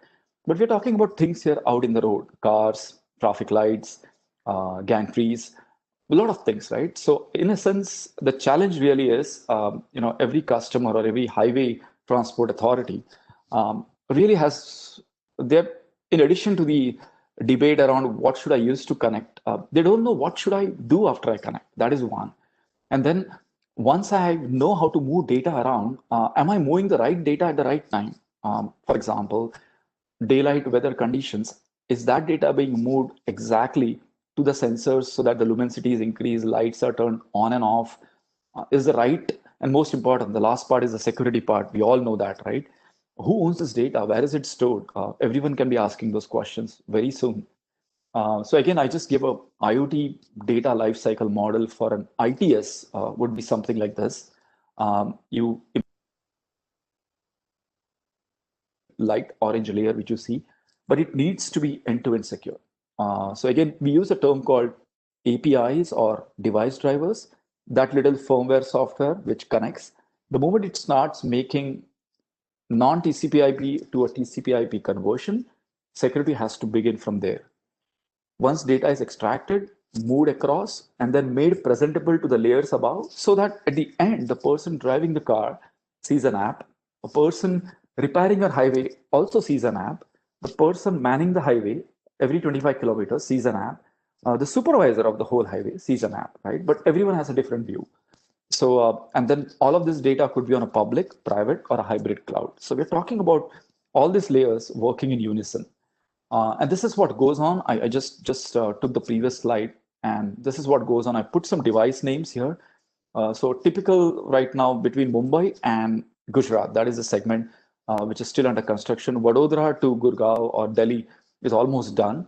So this is what really happens on the Delhi-Mumbai infrastructure corridor, right? So we have the switches, we have the transport layer. So at the end, that's what it's all about. The onboard unit, if it is generating the data, the edge devices will move the data securely. The transport layer on most counts will be, let's just call it NHAI transport network, and they already own a lot of fiber too, with very high terabit switches and edge routers and switches. Then finally moving data to the TMS layer, right? So Davra is one company which makes very beautiful TMS. L&T also does that well. Tech Mahindra does that well. So the building blocks, there are just 5 building blocks. I'm just quickly flashing them so that we all get a sense. There's distributed compute and storage, right? So any powerful Intel or x86 server, which can be centrally managed, will have this. So that is the first building block. The second building block is a service access edge. In other words, it really means, as I said, remember those logical segment blocks? You break down the compute, the storage, and the analytics part and push it closer. You also give them the ability to be ruggedized. So remember, this equipment is mounted out there in temperatures sometimes which can go over 45 degrees in the deserts of Rajasthan, anywhere, right? Anywhere in a tropical country like ours. So you have to make sure, they have all the right sensors, the accelerometers, the magnetometers sometimes, and then extreme weather-like conditions sometimes, in Himachal or northern conditions. And then you have the backhaul network, right? So this has all the actuators, the centrollers, the controllers, the sensors. All of this will have security. It will have role-based access control. And I've just used MPLS network here because that is a protocol of choice for all public and private clouds right now. But then you have, don't forget the power of, even a small industry-grade router can do a lot of aggregation. So it can aggregate a ring of, say, for example, 8 to 9 Ethernet switches, right, in a ring architecture, which is on optical rings. So even if the ring goes down one way, the optical network converges in less than 50 milliseconds. So these are certain things you have to take care of. And then the same ring is subtended and given to an operations data center, right? Also the MPLS transport gateway there, again with 100 or a 400 gig link now on Ethernet, can do miracles. So that's your WAN backhaul. This is a place where Google loves to say, IBM. We have also started writing our own TensorFlow networks now in Cisco, but the big data lake, right? So the historian database. Now, is it columnar? Is it something in which you can store everything in memory like a SAP HANA database and just retrieve within milliseconds, or will you do a hybrid model, store some of it in memory 70% and store 30% in archive, right? So obviously you don't need data for people crossing toll gates, just a few seconds after they have crossed a toll gate, right? The transaction is done, verified. So push that data to the cloud. Don't keep it in memory. So all those decisions here are taken, right? So this is where the Hadoops, the big data, like obviously Hortonworks now, Cloudera, which is a Cloudera company, and they all will do that, right? So massively parallel processing networks on AI/ML frameworks like TensorFlow, say Cafe2 by Google. And this is the places where, your GPUs, so the NVIDIA people really like to get into this a lot. And they will say that, we can do this much flop operations per second. And this is what you want to do with your data. Again, I'm not saying every data is huge here, but we all know the power of, urban mobility or, semi-urban mobility. A full-blown highway in use, super duper big data big data premise, right? It will generate that much data. So you have to be careful what you split, or what you store, and what you really act upon. Just few best practices. So CVRA, that's the architecture I told you about. It is now the evolved architecture for every interstate highway in US. NHAI, and then cooperative ITS in Europe. That is something like NHAI in Europe. So they all have this nice blueprints. All of this exists. So for people interested, you can go on the respective sites and get all these reference architectures. There are focus programs. They actually call the contractors who build the highways. They call the people who put the signals. They call the people who do the systems. They call the people who write the software, and they train them. So most of this is there. So just for people interested, please go on and have a look. But for us, coming back closer to home, right? I think I think Munir covered this very well, right? There has to be a reason why you're doing this. Why are you doing this, right? I mean, all this is fine, debating between access protocol, debating between this, but if you're not achieving the benefits, right? So low low carbon emissions, that itself is a huge thing. If your ITS and traffic congestion is not working well, in fact, Singapore's local transport authority actually was a disaster for the first 4 years. And now when they did this, electronic road pricing. So if you're entering between 9 and 11 in any commercial area, let's take Mumbai, South Bombay, or Jayanagar, or Electronic City in Bangalore, right? Our test bed where it is. You'll be given a surcharge, which is almost 7 to 8 times, right? So Singapore and London were the first countries to implement ERP, as they call it, electronic road pricing, which actually did not help them really much, right? It proved to be a deterrent, but it did not achieve these benefits.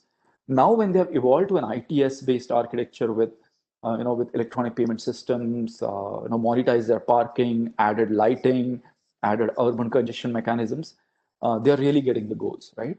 So NHAI and MORTH is really trying to do this model, right? One of the advantages, if I may humorously say, of being the second or the third batsman is like I'm getting the advantage of all the four speakers before me laying this premise before you, so I can go a bit faster, deeper into certain places where I can, right?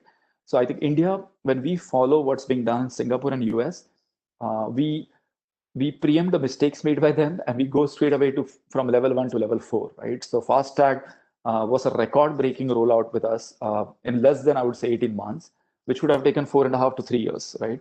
Again, I know the size, scale, and complexity differs, but just giving an example. So for the dedicated freight corridor, which is pretty much the railways equation and the Greenfield Expressway, this is a suggested flow, right? And just a blueprint we have proposed. I've taken this from one of our sales architects, but this is what they've proposed.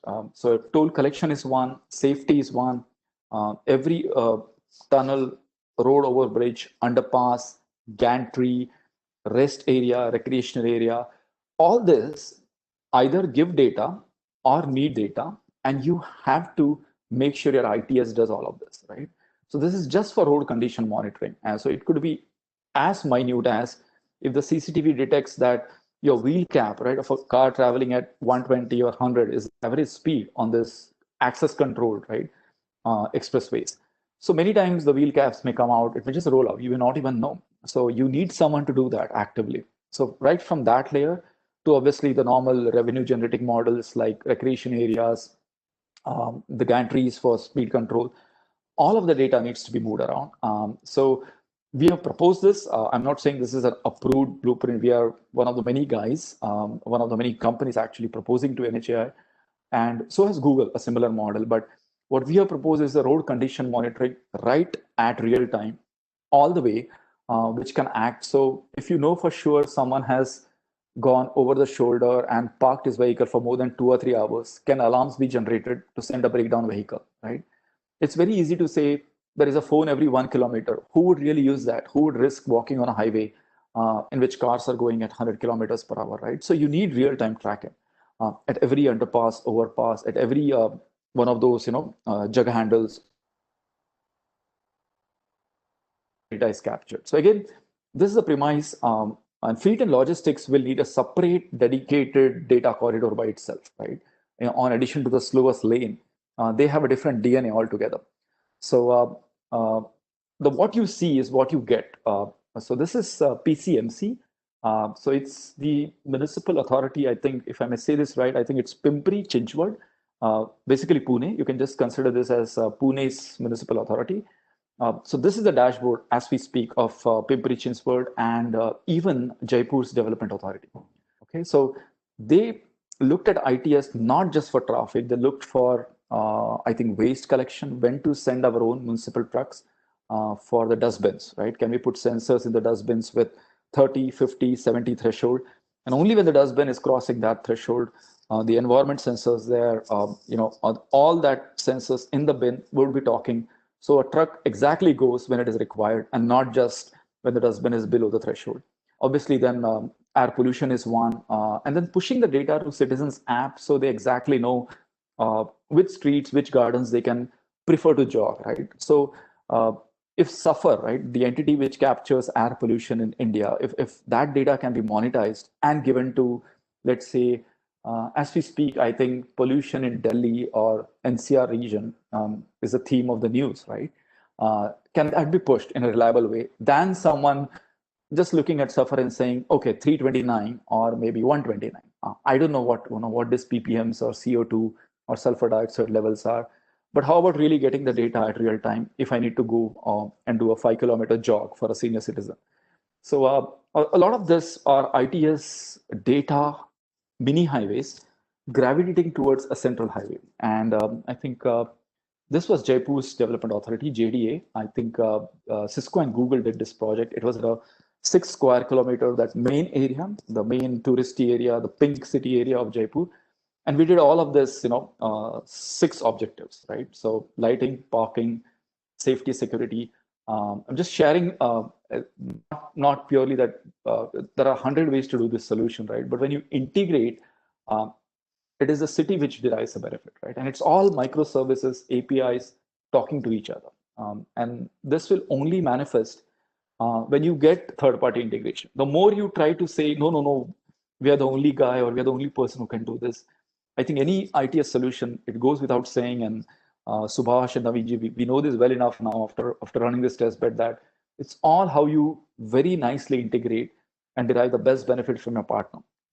So it goes without saying, this is how it maps out at a network layer, right? So you have, for example, roads, when you say in ITS, that traffic light, that light itself can be an LED attached to a 4G or a 5G wick, and that can then measure the distance. So 2 traffic poles can talk to each other and help you park 4 cars, right? Really. And that is a level at which you can do a V2V or a V2I using LoRaWAN at the street layer. At the city layer, you can have your array of switches ranging from 40 gigs all the way to 400. And then use a public or a private cloud infrastructure, which is completely secure for location analytics and all the things which you see here. So at the top layer is what citizens like us see. At the top is what, when we open the newspapers, we get the headlines. The top layer is really the consumable layer, right? But the lower 3 layers, if you integrate them well, you can achieve a lot of benefits, right? So IoT or 5G always had ample choices for access protocols. Even in the 5G world, we are not saying we'll let go of DSRC altogether. A hybrid approach can be taken, but pretty much, right? It is now given that 5G itself will be monetized more by huge enterprises. So private LG networks, 5G head nets. These are some of the greenfield areas. These are some good research topics for all of you. Think about how a 5G head net can be leveraged for ITS, right? For private LTE networks. So these are some areas which will go on. And I've just used the word multi-tenanted approach. By that, I mean, you can host or break down an entire city and just make multi-tenant. So you can say commercial area, or you can say 6 main streets and 6 commercial streets. So Chamarajpet in Bangalore, Jayanagar, Malleshwaram, Basavanagudi. You can think which are high urban, high commercial, semi-urban, semi-commercial. Ultimately, just get a unified view of a city, right? For everything. This is what Jaipur sees, by the way. Every city operator in a place, or even from my home, I should be able to get this, and then I should be able to do certain actions and also control the policies, right? I think I have I put a little video. Let me just show. This is what the report looks like. So I'll skip this, but yeah, this was a demo which I have, right? So the policy could be, for example, okay, this street, I'm monetizing for parking.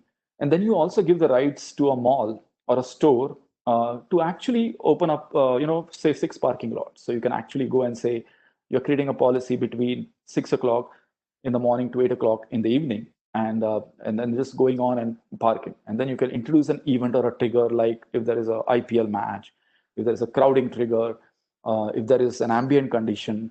So a lot of these things can go and pan out, right? Now, if you just make a solution and say, this is it, you can only park 20 cars, or a theater can monetize so many cars, it doesn't scale. You have to give the ability to add this error conditions or triggers, right? So overall, that's how it is. So there are a lot of standard operating procedures, SOPs, as we call them.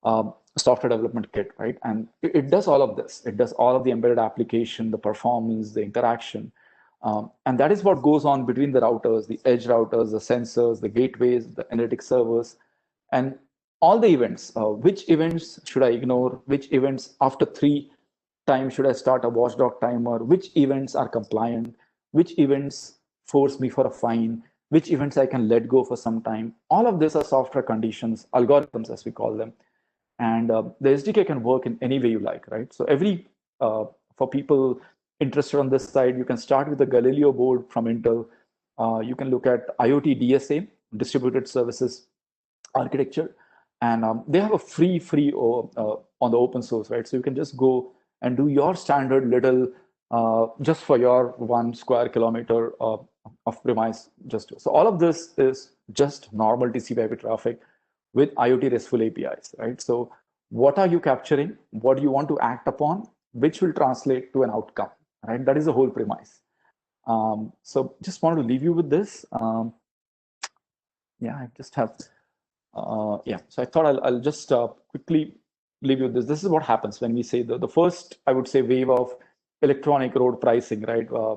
Any street in Singapore, right? The moment, say, if you imagine the centermost area, the most congested area, and if you have no option or no choice, but you want to cross through that, then you don't even slow down. The moment you cross below this gantry, as they call it, right? So this blue thing called as a gantry, you don't even have to slow down. You are at 40, you go below this, automatically $2 get added more.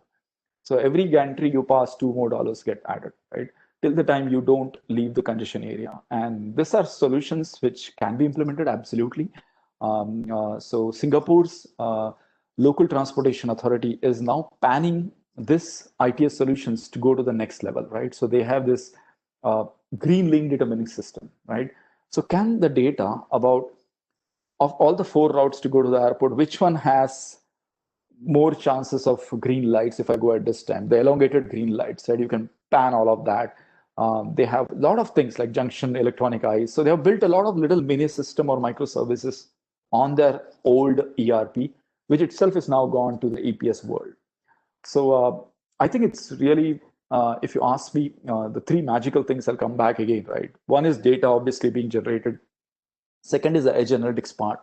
And the third is the security part. If you do that well, a complex need or a business purpose gets done, right? And we are talking about safety, environmental, mobility applications. I firmly believe, again, the question was never about can we support that data or I would say terabytes of data, right? And people get overwhelmed by that. I think Intel published a report maybe 5 years ago and said connected car generates 3 terabytes or 30 terabytes. I don't even remember the number. And I think most of the disillusionment happens just because you look at that huge number and think it's impossible. I think the analytical or the researcher's mind should look at that number and say, now, okay, which one of that is useful, needs to be in the car, is part of a larger ITS ecosystem and needs to go in different places, right?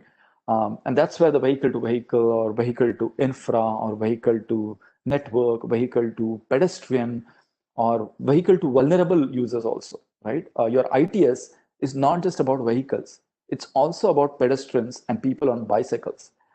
So you can actually go to that level and tweak your solution, okay? I mean, you can just go on this SPAT or signal, phase timing. So you can, as I said, right, you can exactly know if you take this route, the signals are there for 30, 40, 90 seconds.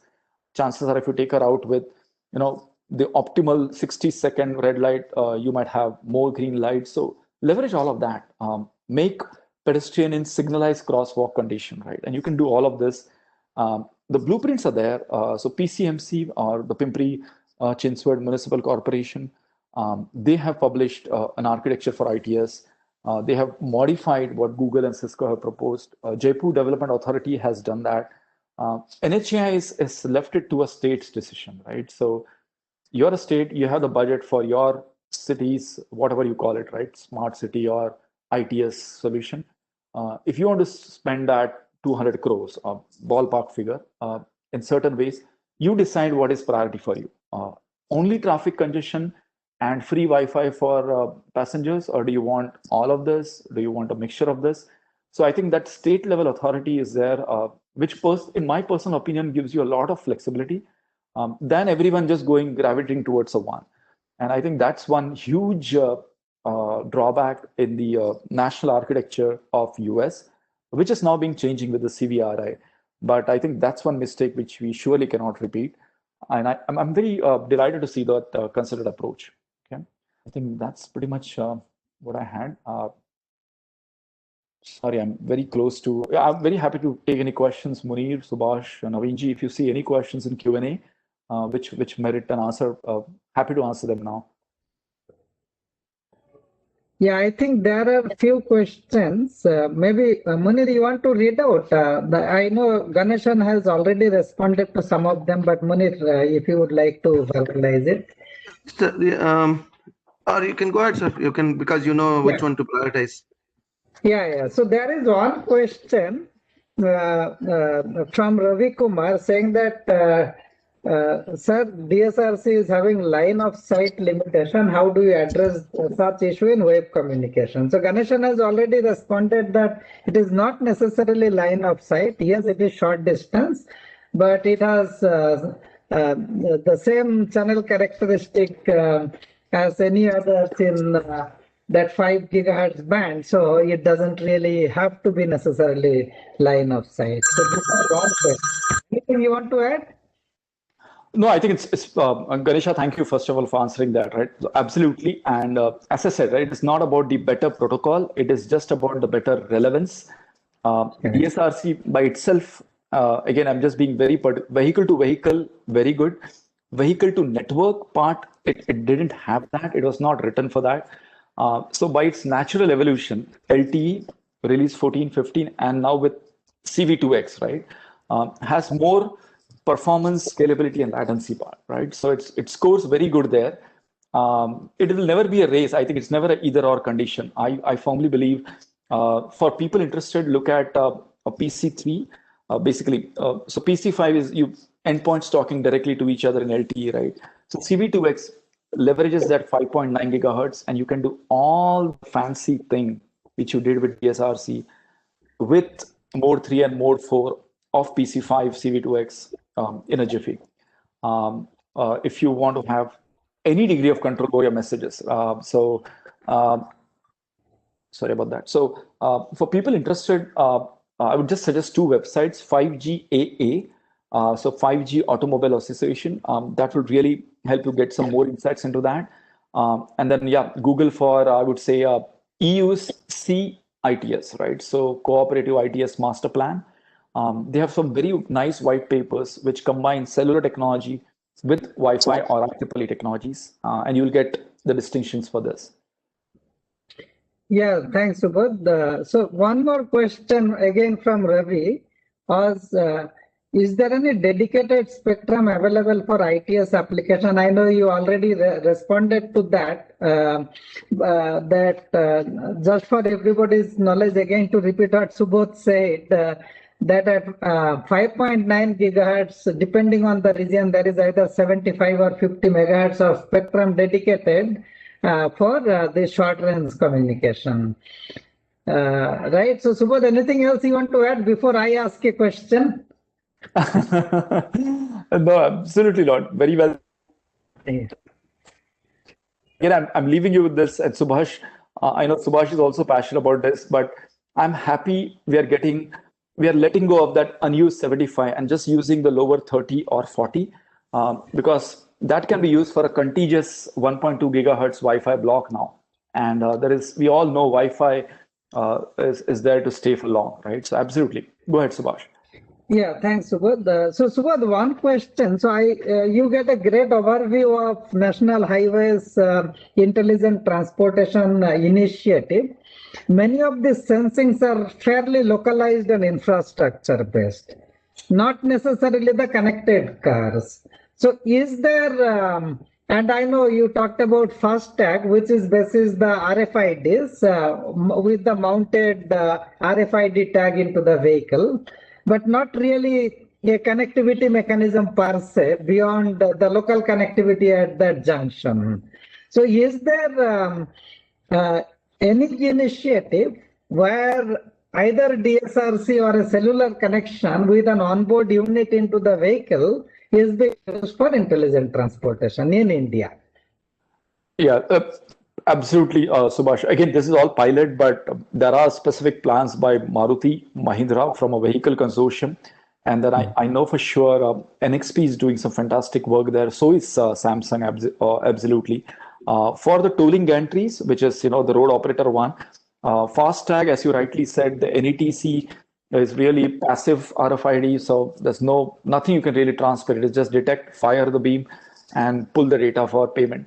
But there are specific efforts to do this as we move to cellular, or V2N kind of communication. I'll be very keen to see how it pans out, right? I think this is a place where I think our homegrown solution body, TechM, is doing certain examples there. And how can all that V2N communication be monetized? But right now, there is nothing in action. You're right. All we have is the passive RFID, FASTag, which does its core premise, and that is payment deduction, and that's it, right? Controlled access. Yeah. Yeah. So one other follow-up questions about just to make sure everybody is on the same page. I know that TEC is doing quite a bit of study. They have published some study reports and all, but no policy decision per se has been taken. And I tried finding out if DSRC is permissible to be beamed up in India or not. There is no regulatory stuff that I found really from my quick literature survey. So would you like to enlighten us? What is the situation on the regulation perspective in terms of usage of that band of spectrum? Yeah, good question, Subhash, right? I would go by your research as well. I didn't see any focus body or any focus working group which is looking at augmenting what Japan, Europe, and US has done for DSRC. To be honest, I'm getting a sense we will pretty much do a mixture of 5G headnets and private LTE with the U2U connectivity, right? So basically use PC5 LTE. So the cellular V2X is what I think India will largely be. We may not even have any DSRC at all. Again, this is just the sense I'm getting now. For being the third or the fourth batsman in the room, we may probably not even go on that route. And you're absolutely right. There is no working group, to my knowledge at least, which owns DSRC in India. Right. Okay. Yeah. Thanks, Subodh. So with that, I guess we will break for 15 minutes for just moistening your throat with some hot or cold liquid, whatever you prefer. But stay connected. Do not go away. We have a great set of speakers after the break. We have a deep dive on the standards by Nirant. Nirant has been very active into both 3GPP and IEEE. So he will talk about that right after the break, followed by Sandeep. Sandeep is chair into IEEE, very, very actively engaged. He also is involved into TSDSI and some of the rural broadband initiative, connected vehicles, all of it. And then we also have the practical test bed stuff from LCTA that Raj and Shailesh are going to talk about. So don't go anywhere, stay connected. We'll be back sharp at 11:15, 12 minutes from now. And meanwhile, if you have any question, keep typing in. I will be looking into the monitor, so you could continue typing. So see you again after the short break. Thank you.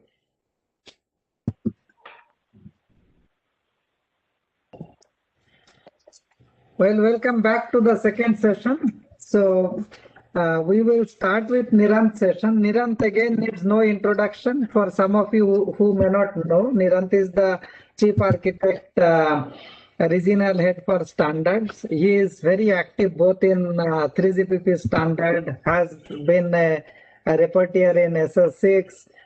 He is very active in TSDSI, the Indian SDO, and also in IEEE. So Nirant, welcome to the session and thank you for agreeing to speak. Looking forward to your session. So over to you, Nirant. Yeah, thank you, Subhash. Thank you, everybody, for especially Subhash and the IEEE team for inviting me to this particular workshop. Been part of also the testbed activities that is spearheaded by Subhash and Subodh, along with the IEEE as part of the IEEE IC initiative. So it's great to see this initiative take very nice shape, and hope to see greater involvement going forward in future. So my context of my presentation is, again, thank you, Subhash, for the kind introduction. So the context of my presentation is an ITS standards overview. So basically, I'm going to be covering things more at an overview level, but covering a lot of ground in terms of what's happening globally. In global SDOs and forums, so certain names crop up like 5GAA, SAE. Of course, there was a deep introduction by Professor Naveen for HCITS. There is going to be a deep introduction about IEEE activities.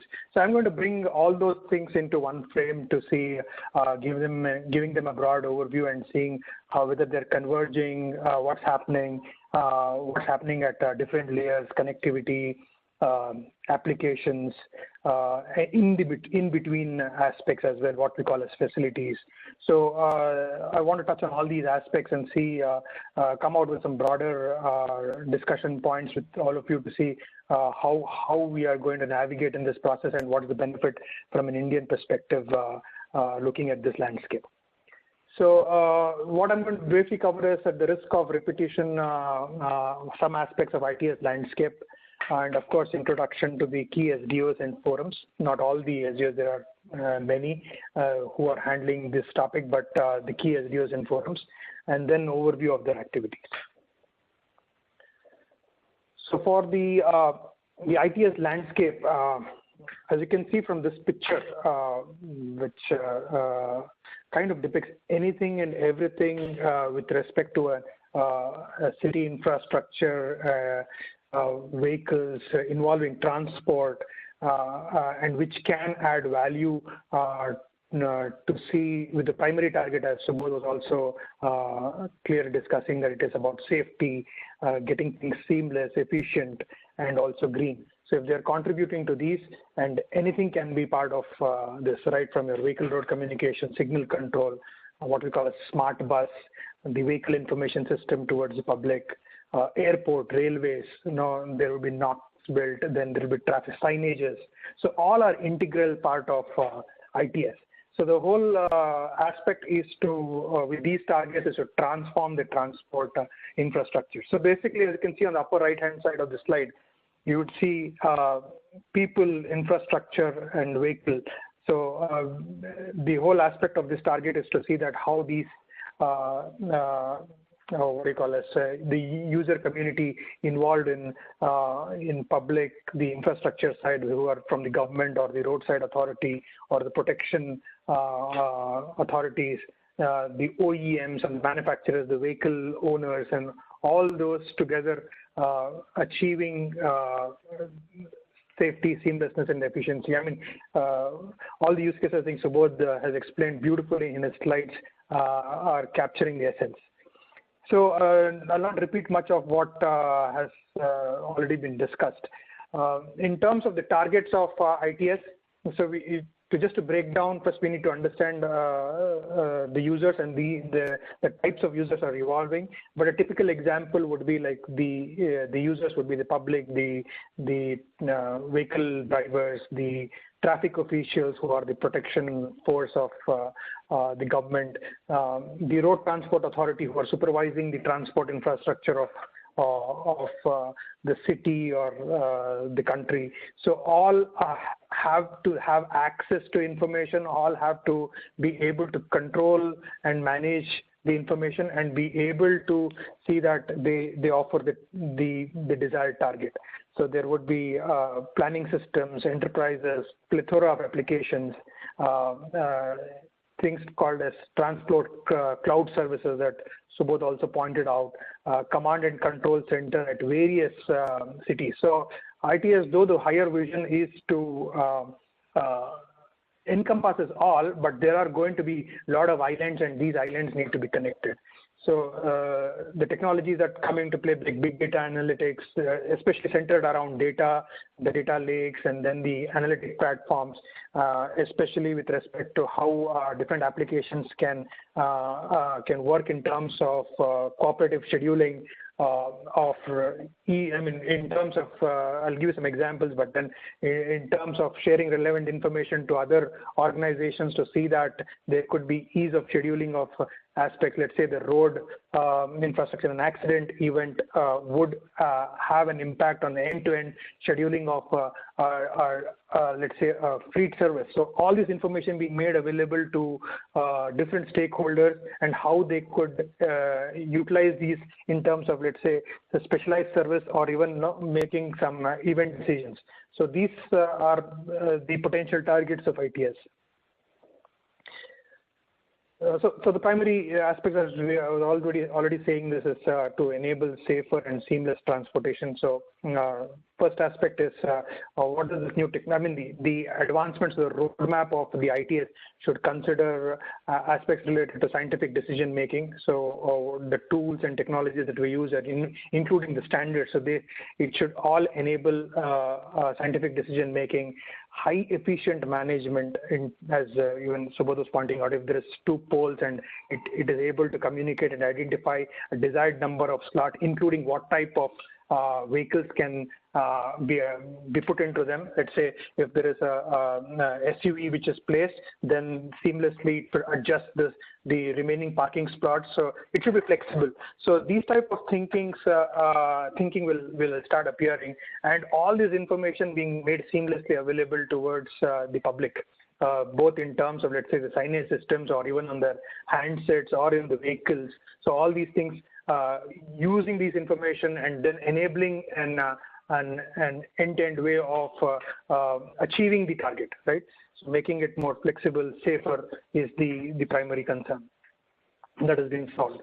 Of course, the ease of travel information with enhanced information management, getting more accurate information. So that's where the evolution is right now happening. How to make more, how to increase the accuracy of information.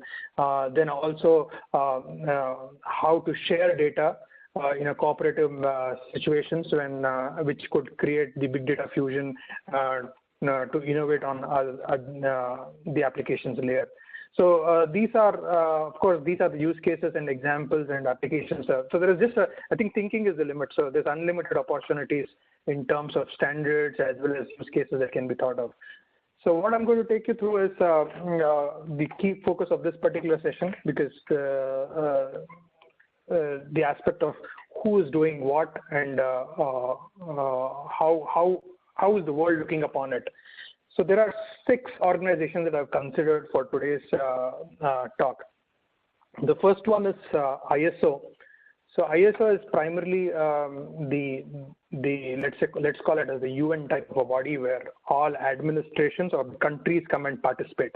So the membership is not like individual membership, but it's just basically country membership, and that's where the system architecture interfaces that are being agreed upon in a global scale. It is analogous to what we do to IMT 2020 at ITU. So similar aspect at an IT is handled by ISO. So all the system interfaces, architectures, framework, data dictionaries, they're all being contributed by member countries, and there is development and agreement on certain set of recommended practice, and they're also being standardized.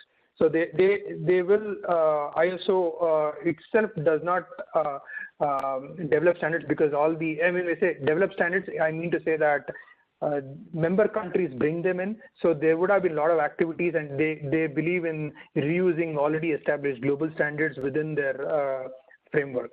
So one of the organizations that I will touch in a little more detail of what they're really doing is ISO. The second one is HCITS, especially from a Europe perspective. So they're basically 4 pillars. If you see, I put them all on the outer circle of this particular slide, and they're encompassing everything with respect to ITS. So ISO deals with end-to-end aspects about ITS, and HCITS is also looking into an end-to-end aspect of ITS, including the service provisioning for transport, networks, vehicle, and users. So all the elements that you saw in here with respect to all the users and their interfaces are being standardized in HCITS. Next comes 5G AA. 5G AA is not a standards body. It's a forum, or let's call it a cross-industry organization where automotive companies and telecommunication providers are coming in together to see how end-to-end solutions for the future mobility and transportation services can be brought about. So primarily they discuss ITS over CV2X. SAE is from US, so they have a committee called as ORAD. ORAD is basically responsible. I mean, it's a large community. It's a Society for Automotive Engineers.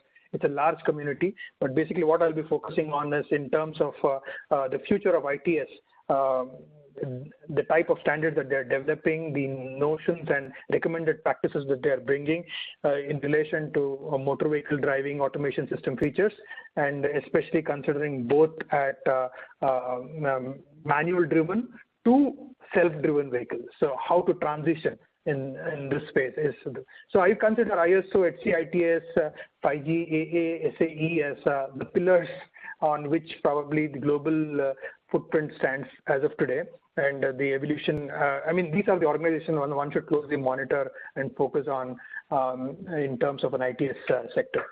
Because ISO primarily because it's country inputs going in there. Of course, HC and SAE are primarily are doing things which are relevant for Europe and US, but I think they give us, as Subodh mentioned, as a third or fourth batsman, we could learn from many of things from coming in from their recommended practices. And 5G AA is something that is trying to drive a collaboration amongst all the concepts that are delivered worldwide, and developing service requirements also. They are also engaged very heavily. And to the center of all these, especially coming to connectivity, are two organizations. One is IEEE and the other one is 3GPP.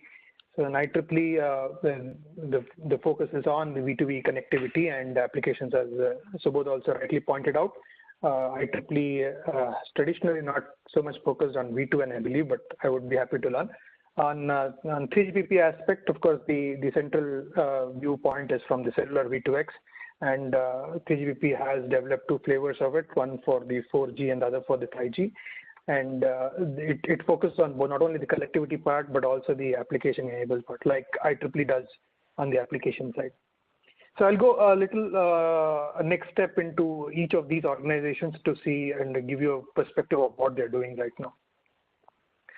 So as I mentioned, there is a technical committee in ISO 204, which is the key technical committee responsible for ITS, so standardization of ITS. So as you can see, they because it's like an UN type of an organization. So the conveners and the participants are all countries. There are several. It started way back in 1992. I mean, it is.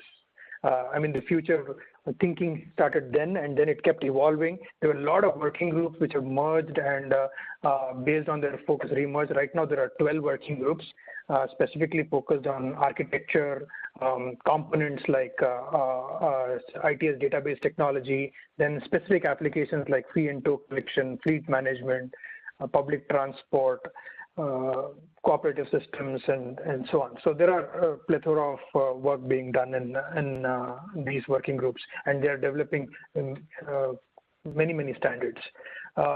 In terms of India, of course, India is one of the participating member countries, and AITS, the Association of ITS India, is the ISO national representative. And they're participating in this particular activity of 204 and 22, TC22, which basically TC22 is focusing on the in-vehicle transport information and control systems, while 204 are focused on the entire ITS spectrum. So from a division perspective, from this slide, as you can see, the technology focus areas are sevenfold. So right from what you could see as the VITS SG box in here, which more like the RSU type, and then there is a vehicle, and then there could be technologies related to how this vehicle is operating in configuration mode, more from an OES service provider, both off-board configuration and on-board configuration, and then be able to connect to the network, to some central ITS systems. Also, or towards the nomadic devices, which is the pedestrian stations. So there are 6 to 7 segments that are being considered. One is the road vehicle technology, which applies in here, which is basically the I2V or the V2I infrastructure. So your RSUs to vehicle communication technology. Then the vehicle interface technology with respect to how it could it does talk internally within its own architecture, as well as get connected to the nearby stations. Let's say you're taking it to a service station, and it should be able to connect to a monitoring machine there, and be able to provide all the information to that monitoring machine or diagnostic machine to perform diagnosis so that your vehicle could get serviced. And similar use cases. And then the third one is the ITS host application and mobile routing technology, which takes it more further towards V2P type of scenarios, where vehicle to pedestrian. So pedestrian knows about vehicles coming in, and vehicles know about the pedestrians who are trying to cross, or they are vulnerable to the moving vehicles and on the transport infrastructure. So those use cases are enabled. Then comes the, of course, the short and wide range communication technology, also including this. Similarly, like it is kind of layered in terms of interfaces and protocols that can be developed at to different stages of ITS. So it's a nice breakdown. And especially TC204 handles aspects related to coming in from technology starting from 2 to 7, whereas the in-vehicle aspects is handled by TC22. So most of the things that have emerged as standards in ISO, the key focus has been on data dictionaries for ITS applications. So one could get a lot of information with respect to what type of travel information, what should be the standard for travel information, and similar ones. So wherever you find data dictionaries for different ITS applications, even for toll, fee collection, and all those, so these are being standardized in ISO. So what happens is in ISO, member countries who are developing some local frameworks and standards, they try to bring it upon so that they can be globally harmonized. So once you have things in ISO, it should kind of matter to most of the countries. So, and if not, I think member countries should take them there and see that the enhancements are taken place based on their own regional viewpoints. The second one is the HC Technical Committee on ITS. So Professor Naveen has gone deep into this. I would not go so much deep because it's more an overview level. So risk of repeating, HC Technical Committee ITS has developed an ITS station reference architecture. So as you can see, this is also shown by Professor Naveen, which kind of complies with the OSI layers. And he already provided a deep dive into what each layer kind of offers. So just to probably complement to what Professor Naveen said, access layer provides logical channels, also in terms of how to facilitate station management, providing service advertisement, what information should go on which channel. Of course, data exchange is the primary purpose, and also it also offers the general purpose usage like internet. And it should also offer services in terms of transmission contention management and prioritization. So if there are packets available in the ITS which are more prioritized in terms of safety, they go first, and they cannot be like preempted by others. But these services can do some preemption over maybe, let's say, general purpose usage, and the channels can be also flexibly allocated to support them. So I think networking is Professor Naveen covered. Facilities, especially, I think this is something that has been worked on a lot by a lot of SDOs, including HCITS. this is where all the flexibility of integration comes in. So right from the human-machine interface support, data encoding, decoding, service layer addressing, not only networking perspective, but also service layer addressing, and then especially stamping those information with respect to location and time. So location and time referencing is very important for ITS. So this is being as an added facility. So your application layer, so what this facilities layer primarily does is to ease the development of an ITS application. So if they could just leverage these and not handle these in the applications themselves, but they could configure the facilities layer to apply on their messages or their applications these services as required. So let's say if a message requires location and time referencing, so they don't have to really provide the let's say if it is GPS location or any other type of location information, so that need not be handled by the applications themselves, but they could leverage from these facilities layer. Context-based filtering in terms of what to be provided to whom and at what context, capabilities of station management, especially message management. It acts like a session layer towards between different ITS stations. So passing on the most popular D&M event messages, CAM messages, so and also the service messages, and also deciding on the message transmission behavior. So this is another important aspect that facilities layer is actually handling in terms of, let's say, if there is a message that needs to be repeated, let's say an RSU, and RSU is actually looking into let's say an intersection, and it's monitoring the intersection. So what it needs to do is it can be for certain messages, frequency can be applied saying that this is a periodic message and this has to go at this frequency, it has to be broadcasted in that particular area. And certain messages, there is a repeat counter, and it is mandatory to repeat that messages so many times in that particular area. So these type of general message behaviors are also handled at the facilities layer, and also channel selection. So there could be like you want to put on some safety messages on a certain logical channel. So this channel selection and the access layer channel selections have some mapping. So certain facilities layer are also designed to handle that mapping from an application perspective. And this general architecture kind of supports any ITS applications, be it safety, non-safety, entertainment, or even the V2V type of applications. So this is like the big picture of where we all stand when we look into the communications for ITS, right? So we have these the reference architecture being implemented at all levels, right? From vehicles, the smartphones, to servers in the network or deployed in the edge, or to the RSUs or the roadside systems. So and also between the vehicles, right? So generally the popular notions are V2P, V2N, I2N, V2I, V2V, and P2P, P2N networks. So you would have typical V2X on this 4 type of services or 4 type of communications.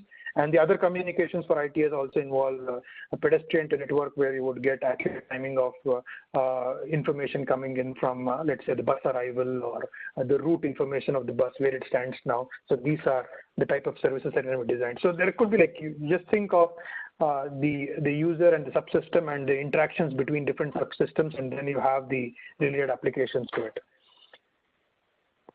From now coming in terms of what ITS has done with respect to applications. So that's, I'm mostly covering from the application side, so I'm more interested to speak about how certain bodies are deciding on an applications. So the primary focus of the applications from Europe was on how to improve road safety and help the drivers to take right decision and adapt to the traffic situation. So that kind of the European Commission, when Technical Committee on ITS was had deliberated upon the architecture, and they were very close to say that, okay, we are now ready with certain set of services. So the whole thing about what to prioritize and these decisions had to come. So when and this was also taken over by, I mean, this was a common question across the globe, including countries who were early adopters of ITS. So the Europe's approach was to design what we call as day 1 and day 1.5 services. So they listed a set of services which are safety related, and these were prioritized over all other services. So as such, HC's ITES architecture should support the development of these applications, which are hazard location notifications and signage applications, as the list of CITS day one applications. And for day 1.5, they had more about park and ride information, parking, more assistive type of information, which is at the next step. And for they also provided directive to prepare for the future of automated driving. They did learn from a lot of incidents that did happen, particularly in US, involving automated driving, and especially looking into the perspective of ITS. They strongly suggested that the whole cooperative model is considered as a key. So they said communication and cooperation between vehicles and between vehicles and infrastructure are essential for the safe integration and operation of automated vehicles in the future transport system. So they're going to take very calculated approach in terms of how the future of automated driving is going to shape up. And this is also one of the tasks that HCITS is now trying to look into. So for advanced driving cases, they have currently pre-standardization study, which is on platooning and also autonomous driving or remotely controlled autonomous driving. So I provided the references in here on both the European Commission directive as well as the services from how the services decisions were taken. So I hope this is useful. Something to learn here is that everybody prioritizes road safety aspects first and then looks into the future. So even though a lot of discussions are happening on the future, but I think every region needs to identify their roadmap accordingly. Next, coming to the perspective of 5G AA. So as I mentioned, this is an organization which is basically handling at least bringing together the automotive folks as well as the ICT providers. So first question they all asked about is, of course, where is the money, right? So they had to develop something called as the business relationship. So there were like road transport authorities, the vehicle owners, the service providers, the OEMs, vehicle OEMs, then they had mobile network operators. So they tried to understand different business relationships and also kind of innovate on these business relationships. And they also developed a very generic functional architecture. As you can see, on the device side, there would be apps, and also on the network side, there would be apps. And there could be an interchange function between those network side entities. But this is kind of general functional architecture. And when they combined these two together, they came up with their V2X application layer reference architecture. So which kind of caters to the real deployment that we could see from a service provider perspective and vehicle OEM perspective, a road transport authority perspective, and also from an MNO perspective. So this is the architecture. So they have, as you can see, a grid of interfaces between them and who could do what in terms of who can connect to whom and in what fashion. So a typical deployment view, as you can see, let's say there is an MNO cloud and there is a roadside infrastructure, there is a vehicle, and there is a service provider, let's say an entertainment service provider. So they could all, a vehicle could have all the applications related to all the providers, and they would need to wirelessly connect to different services, not only on the using different technologies. Like let's say they have this R2 type of things, which is more V2V type of connectivity, versus where they have R1, which is more on network connectivity. So they tried to generalize this architecture, and their view was to see that what different technologies do apply. But then, of course, Subodh mentioned the trend is to go with CV2X, considering they satisfy all the scenarios. So all the R1, R2 at the communication layer, or even the V5 at the communication layer aspects has been handled at using CV2X. So this is the architecture perspective of what 5G AA is thinking. Next is what are the applications that the 5G AA is thinking. So they released 2 volumes of use cases. Also provided reference. The first volume of use cases were, as you can see, more in terms of safety type of applications and monitoring type of applications. So seamlessly cross traffic left turn assist, which in Indian context would be like a right turn assist, so that seamlessly one could take a left turn in regions like US, Europe, while in India it would be like seamlessly take a right turn like in Australia, India, or in UK. Intersection movement assist. So all these type of applications, they can be categorized as like safety and monitoring. And then they came up with use cases at the next level. These are even more interesting and aids a lot of ITS cases. And it can be applied to a civil segment. It does not have to apply only at, let's say, the transport infrastructure of the government, but also, let's say, at enterprise level, where within the airport or within the railway station, how things can be moved in a more automated fashion, or even in a campus, let's say like in an electronic city, buses can be totally self-driven, where it's a controlled environment. There is no pedestrian moving in those areas. So applications designed at that. So cooperative traffic gap in high definition map collection, so which could give you a 3D vehicle, which could provide it's a key technology. High definition map is like getting the 3D map or a very high definition map of the area, and this is one of the key technologies used for enabling the self-driven vehicles. So the map has sufficient information and to steer the vehicle itself. So also remotely driven vehicle, which is also called as teleoperated driving. So these are also some of the cases that use cases that 5G is studying. Now they have an architecture, they have use cases. So they need to be having a roadmap for these use cases, right? So what is the technology on which they think they should go on, and what type of roadmap do they have? So this body, of course, initially started in 2018. They kicked off analyzing what technologies are available globally, and they created a roadmap which, as you can see, is primarily based on V2X, CV2X, and right now they are there where they are trying to implement or deploy. There are a lot of trials and case studies that they could see from safety perspective, but they're also trying to, as I said, on campus area, trying to handle automated valet parking. So restricting the self-driven approaches in this, but again, they are in trial phases, and things related to standards will have to emerge, but more so from traffic efficiency perspective, safety perspective, and advanced driving perspective. So it has been laid out beautifully in terms of what can be the realistic model, considering the business relationship as well.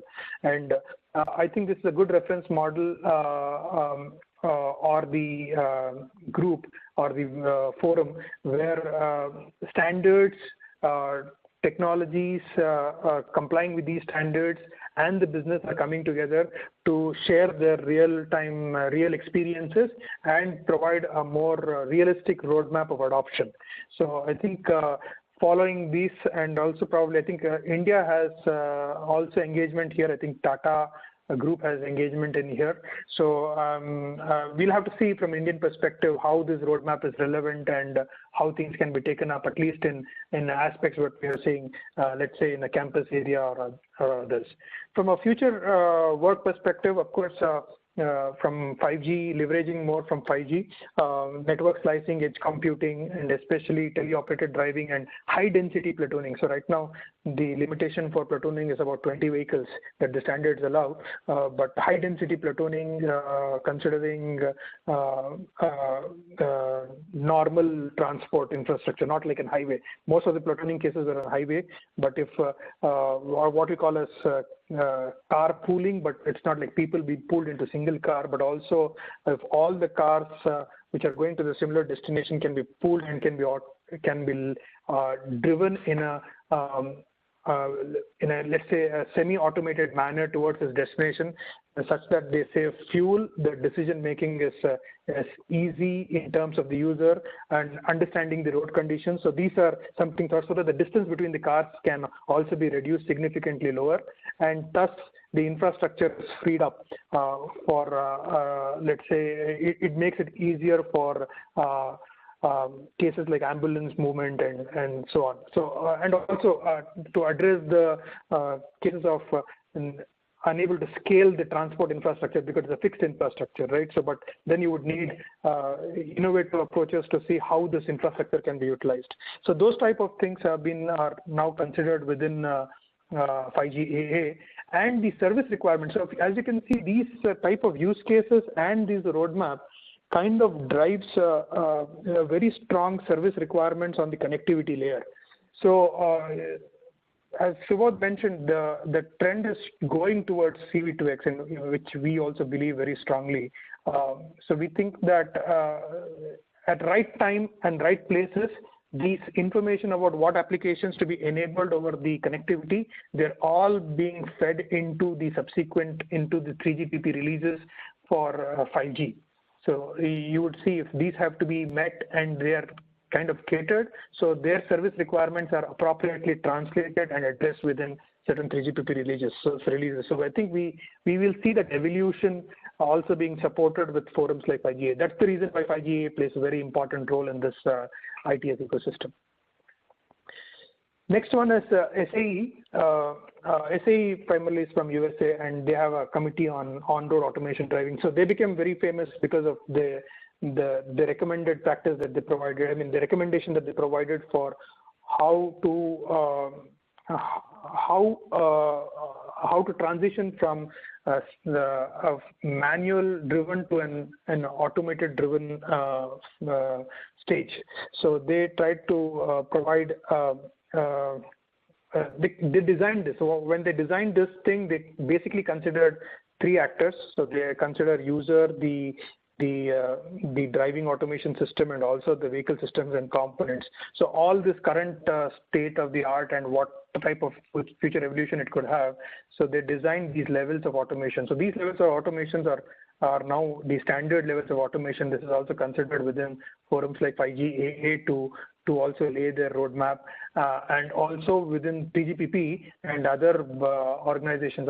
I'm hopeful I would learn more from IEEE perspective, but in 3GPP as well, to support the different levels of automation and the applications that are required for these levels of automation, the service requirements that come onto the connectivity layer. So these are addressed. So as we graduate from, let's say, level 0 to level 5 in times to come, and in scenarios, in different scenarios, so we would require the connectivity to also adapt to these or support these levels of automation.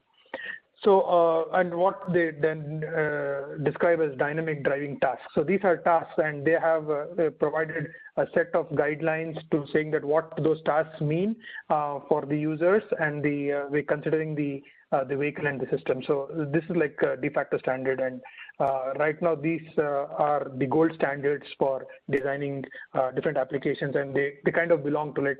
I think in India now we have rolled out level 0, level 1 vehicles. At least one of them is in market now, which can comply with some of these features and requirements that are recommended as per SAE, and also the application. These use cases will also be like categorized, whether they support level 0, level 1, level 2, and so on. So these exercises will be pending. So from an India perspective, also I think we can look into what are the use cases and these levels that are recommended, and what's the roadmap for these levels. I think those type of discussions are yet to happen, but I'm hoping that from these efforts driven from IEEE and others, we would reach to that state someday. And there are other aspects that SAE is working on. Of course, they're very strong in automotive sector, and hence they are trying to drive an automated driving reference architecture. This is a work in progress. It's not publicly available, but at least some of these level definitions and recommended practices are publicly available. So now we discussed at least I presented the 4 pillars of ITS in terms of standards bodies that are being developed by, standards bodies where standards are developed by involvement of a research community, industry, providers, as well as countries, and the business folks all coming together to see that the solution is realized. Now, the next 2 aspects that I want to cover is the what IEEE is doing at a very high level, because Sandeep is anyway going to cover in the next session a little more depth. So I would not stay much on this slide. So of course they are very specific in terms of they have a wave architecture that they have developed, which is wireless access in vehicular environments specifically developed, which is an enhancement of or extends the 802 to 802.11p. And as per their mapping, they cater to the transport layer. They also do certain aspects to application, because one of the standards 1609.11 caters to application, but primarily they cater to the OSI layer stack 1 to 4, 1 to 4. And they specifically say they don't cater to facilities layer, especially wave. But when I look into different standards, and even I had participated in one of the standards called 1903, which is service overlay network, I think that can complement wave. So this is just food for thought for all the folks in this particular workshop, including IEEE and the ITS enthusiasts, to explore this. I'm going to give a quick preview of what NGSON is. So facilities, as I've explained, facilities are kind of application support layer capabilities. So you need to provide, ease the development of applications by providing a lot of support functionalities or enabler services. So a set of enabler services were also developed within IEEE under the 1903 family called NGSON. Which allows self-organization, context awareness, dynamic adaptation, service QoS, meeting the service QoS, and other aspects. So they were designed independent of the underlying networks. So it could be deployed over Wave, LTE, or 5G, and they kind of touched very important aspects. One with respect to content, other with respect to service. And especially when data consumption becomes very important and fusion becomes very important, they also touch the aspect of service composition. So primarily they designed the functionalities which can be implemented in the facilities layer, which I try to map it now as facilities layer, like composition, service discovery and negotiation, service routing, interactions with the end user in terms of portal, then identity handling, identity management, content delivery, file movement, or all those things optimized on top of different transport networks. So I think this is something worth to kind of consider for Wave, I believe, at least from an IEEE perspective. So maybe I'll be happy to involve in discussions where they want to leverage IEEE engine, but that's my perspective in terms of how IEEE caters to an entire family of ITS standards. So they have right from, at least Wave considers right from layer 1 to layer 4, and then we have, at least for the upper layer, the service layer, as so-called the IEEE NGSON. So now more from 3GPP perspective. So from 3GPP perspective, the information is quite vast. So I tried to kind of simplify it. So one of the things that how 3GPP has been working now is it's open, it kind of opened doors for all the information to flow in terms of service requirements into 3GPP, right? So there is 5G, AA, HC, ITS, SAE, all these requirements are flowing into 3GPP. So especially these are captured in the work in the group called as SA1, which is the stage 1 group. So 3GPP work is designed into 3 types of stages. Stage 1 is the requirements, stage 2 is the architecture aspects, and stage 3 is the protocol aspects. So in this particular slide, I'm basically showing you stage 1 and stage 2 aspects. So in stage 1, all these requirements that came as from different use cases, and both for ITS or just or non-ITS aspects, they all flew into SA1, which and then they developed 2 specifications on V2X service requirements and also enhanced V2X service requirements. So these are primarily they selected certain applications which have the more stringent requirements on the connectivity, and to meet those, if you meet those, though, you can support a category of services easily. So right from release 14 onwards, things have been in flow, and RAN also developed the LTE V2X by that time, and even the EPS also supported a V2X service architecture with V2X services security. So this happened in release 14.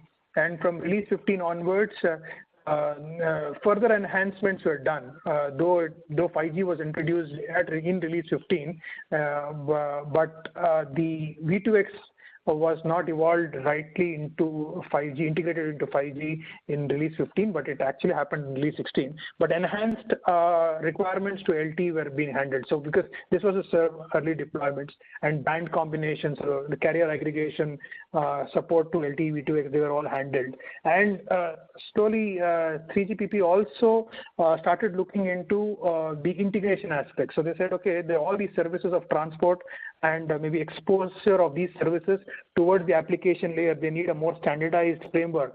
So they recognize that API interfaces are very key, and 3GPP has formalized a common API framework. So this was done in release 15 timeframe, and in release 16, in various, so it is native support. As you can see in release 15, there are specific specifications for LTE V2X, but in release 16, V2X support is provided natively to 5G. So in that perspective, there are 38 and 36 series specifications that you can look into, which are optimized, which include the NR V2X aspects, and also cross-RAT aspects have been handled within the 36 series. And further, 3GPP also evolved the eV2X service architecture, considering both 4G and 5G, or the EPS and the 5GS, including the security. And they dwell more closely into the facilities layer, as we call it now, right? So they developed support functionalities for applications related to ITS, or generally V2X, for V2X application enabler layer and service enabler architecture layer, which were like common services like group management, location management, network resource management, while V2X application enabler layer focused on very specific services like session management and adaptation at how to provide adaptations to V2X application, both at UE level and at network level. And further in release 17, now the work is in progress where enhancements to these enablers that were introduced in release 16 is now being handled in release 17, which is a work in progress, with also addressing edge. So this is like the overall schematic that kind of shows you what 3GPP offers in terms of supporting CV2X and ITS cases, and how it's going to evolve in future. Just a quick introduction about 3GPP enabler services for V2X applications. So this is the broader framework or architecture for 3GPP enabler services for V2X. Especially, I'm only focusing on the service facilities layer here. So the facilities layers are like, you have the edge enabler layer, you have the V2X application enabler layer, and you have the service enabler layer, and then you have the API exposure framework, and all these things act as the northbound interfaces towards the V2X application server, which could be any ITS application on the network, or these are like the middleware services or facilities there, which are also supporting the V2X application clients, which are shown in gray within the vehicles themselves. So within the vehicle and also at the network layer. So this type of facilities layer is distributed, and they interwork, so they can optimize decisions based on edge or what is required for the UE, and in terms of groups, like say platooning. So somebody can join using platooning using an appropriate sealed client called as the group management client, and it supports V2V, V2I, and the V2N in a broader way. So from the OSI layer mapping perspective, what I want to show you is that it is mapped. This is how we see the mapping. The access layer, there is 3GPP radio, core network and management. It kind of supports the networking and transport, also security and management, but they basically focus on the aspects related to the connectivity. Then there is facility, which again, there's a specific dedicated group which is handling these facilities layer in 3GPP, and that can support any applications coming in from HC, ITS, SAE, 5G, ISO. So the radio, the core network capabilities actually apply to unicast, multicast, groupcast, and broadcast. So there are different flavors of them, and these layers basically offer abstractions of all the complexity of a 3GPP system towards the application layer. So that's one of the ways of handling evolution within 3GPP. So it can be addressed at each layer and be cross-optimized to see that it can be leveraged by the application layer. So that is like a broader overview, and that brings to the last slide of my presentation, which is the summary. So my takeaway, at least when I looked into all these aspects, was to see that how is the application standard space growing, and it is actually growing in several regions, including Europe, USA, China, Japan, Korea, and now India prominently exploring it. And at least the early deployments are on safety applications, and the future of transport is being considered as autonomous vehicles and advanced driving use cases. Yeah, we need to be very innovative in here. Maybe sometimes it might be also thought of that at least for cases in India, automated driving might be the solution because of the kind of discipline users follow. So it's basically thinking direction that take away that decision making from the user and let it be handled. And then at least my observation is that application layer that is being designed is made access agnostic, and also API is the key consideration for the application layer. Some of the risks are that there are diverse data dictionaries, and how to harmonize them for similar applications within different regions, so that there could be reuse, and also which reduces the barriers of trade is to be looked upon. And then there are also challenges of data sharing between different cooperating ITS users. So as I said, ITS can be looked upon from islands, but then the keyword is cooperative. So they need to cooperate for the larger goal. Next aspect is that I see is that there is enhanced CITS industry value chain. So MNOs are starting to play more vital role in this. So at least with CV2X coming into picture, and a valid roadmap being considered by the community from the business perspective, we see an enhanced industry value chain. So this can still get evolved considering different users and use cases. So I think right now we are seeing an evolution, at least from an MNO direction. And then from a connectivity standards perspective, so it's not saying that, okay, now that one connectivity satisfies all applications. It is, as we can see from the roadmap, we have to at every stage evaluate the requirements considering performance, security, reliability, especially driven from the application layer, and they will have to be assessed and impacted on the connectivity technology. So I think going forward we would see that these will kind of create one global ecosystem for cooperative ITS, which allows equal opportunities for innovation and simplifies things at application layer, and also provides great.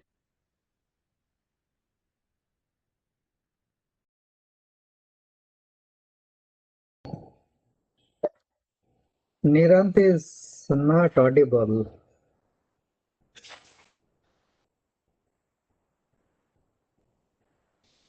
Subodh, are you able to hear me? But right time Nirant is not audible. Yeah. Can you guys hear me? He will come back. Nirant, we can hear you. Yeah. No, actually I had a backup, so I tried two connections. My backup is working. So yeah, thank you so much. That was my presentation. Hope I know a risk of repetition was there, but I hope I was able to provide you a wider perspective of how things are evolving globally. Thank you. Thank you, Nirant. Yes, it was quite comprehensive to cover different aspects of the standards in the overall ecosystem. So thank you for that. There is one question that I see. Let me quickly read that out. So this question came, wait a minute. It is in Q&A. So this is from Ravi Kumar. His question is, TSDSI and CDOT are working on 1M2M standard for ITS in India. How does it align with HC standards relevant to our industry? Yeah, thank you for your question, Ravi. I think it's a very apt question. So, vehicular enablement has been introduced within 1M2M, and as I look at it, it's more from standardizing data dictionaries and also providing facilities.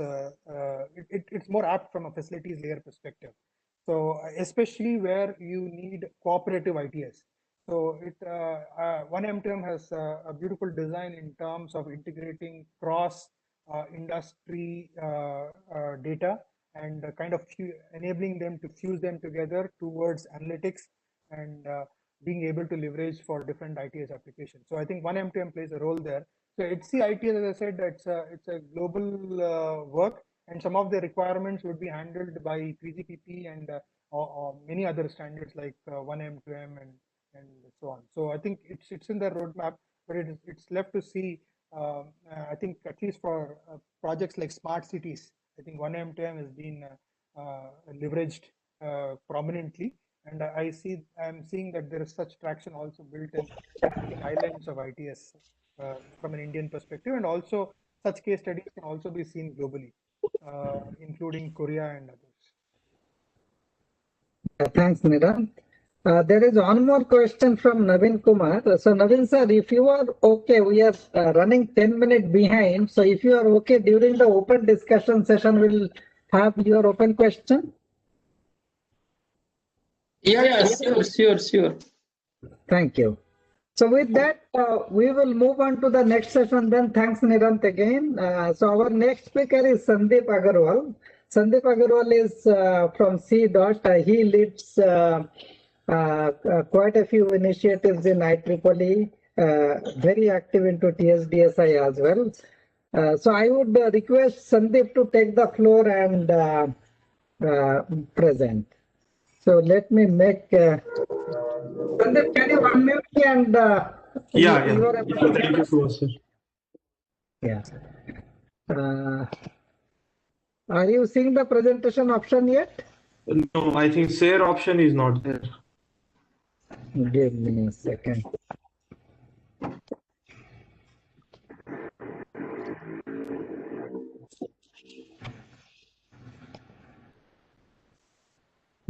Presenter, you have the presenter privilege.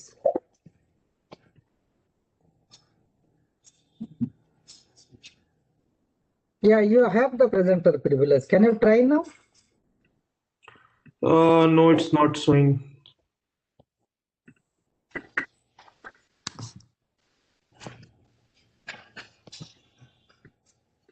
What about now? Oh, now I got it. Okay.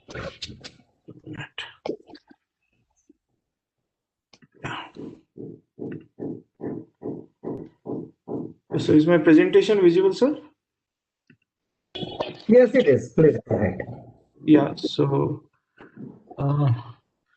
good afternoon, everyone. I'm Sandeep Agrawal, team leader with CDOT Bangalore office, and I'll be presenting on dedicated short range communication, focusing on 11P and few discussion on wave. So this is the presentation which we have also discussed during one of the call on ITS, monthly calls. So in IEEE, I've been involved in few of the activities like P2061, P2872, and recently we have started an industry connect program on rural communication, similar to the industry connect program of ITS. I'm involved with 802.11 working group. So I have few of a slide which I think I will be able to cover, and we'll have time within the time. So when we talk about vehicle safety, so this is one of one slide which I really like to discuss is if you see on your left hand side there is a vehicle A, vehicle B, and vehicle C. So let's suppose if vehicle A is going in a slower speed and vehicle B is moving on a faster and want to take a left turn, vehicle C will not know that. And if the vehicle C is coming at the same speed as B, he doesn't really know that there is a slow moving vehicle at A. So if there is, intelligent transport communication for the system, C can know that, there is a slower moving vehicle at A and, help avoid any type of accident. Similarly, the another case at the bottom is where, let's suppose vehicle A is pressing the brake and there is a longer vehicle, and again vehicle B doesn't know that, there is a pressing of brake at A, and similarly the longer vehicle is going to, slow down.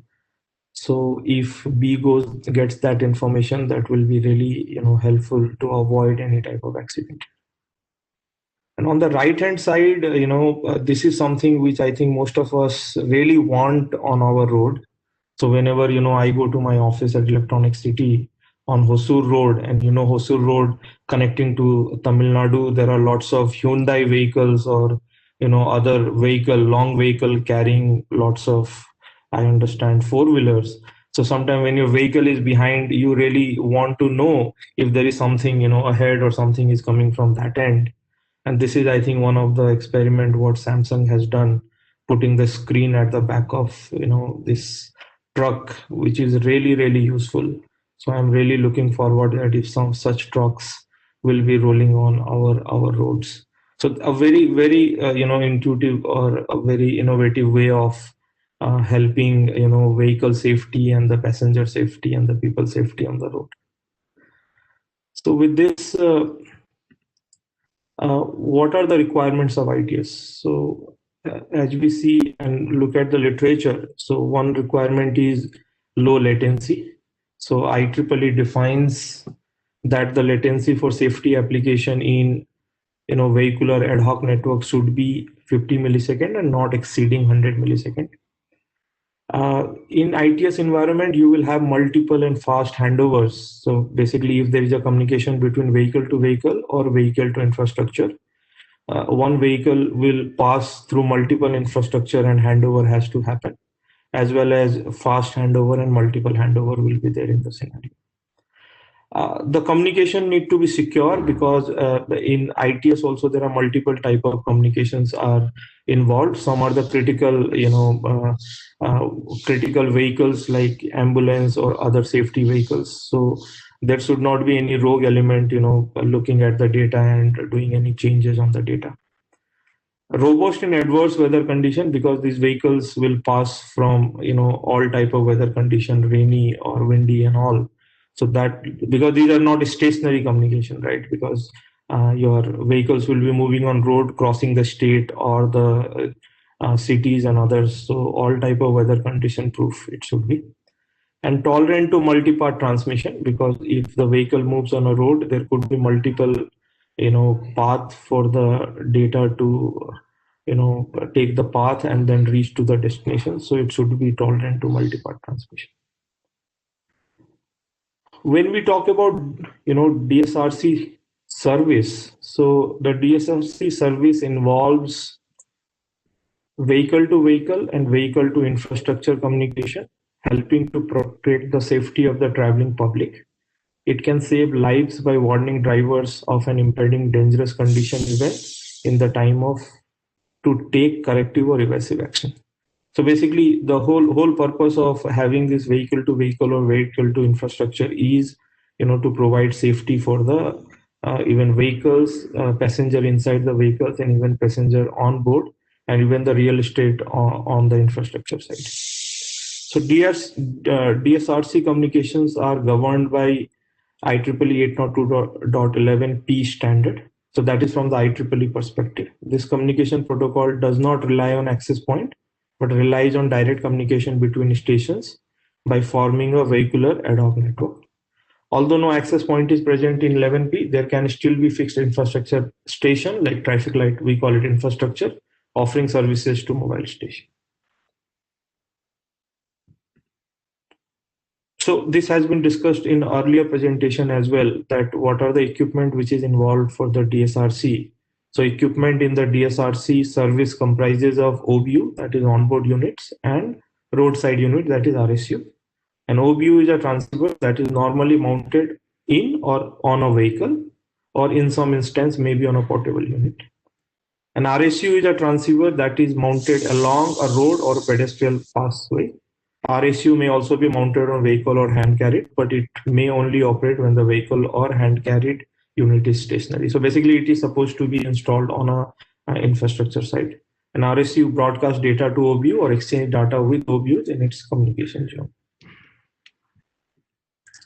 So various scenarios which I was checking, which is similar to the one what we have discussed earlier. So here again, when the vehicles are passing on the road, the data can be exchanged from the vehicle going ahead to the vehicle which are behind.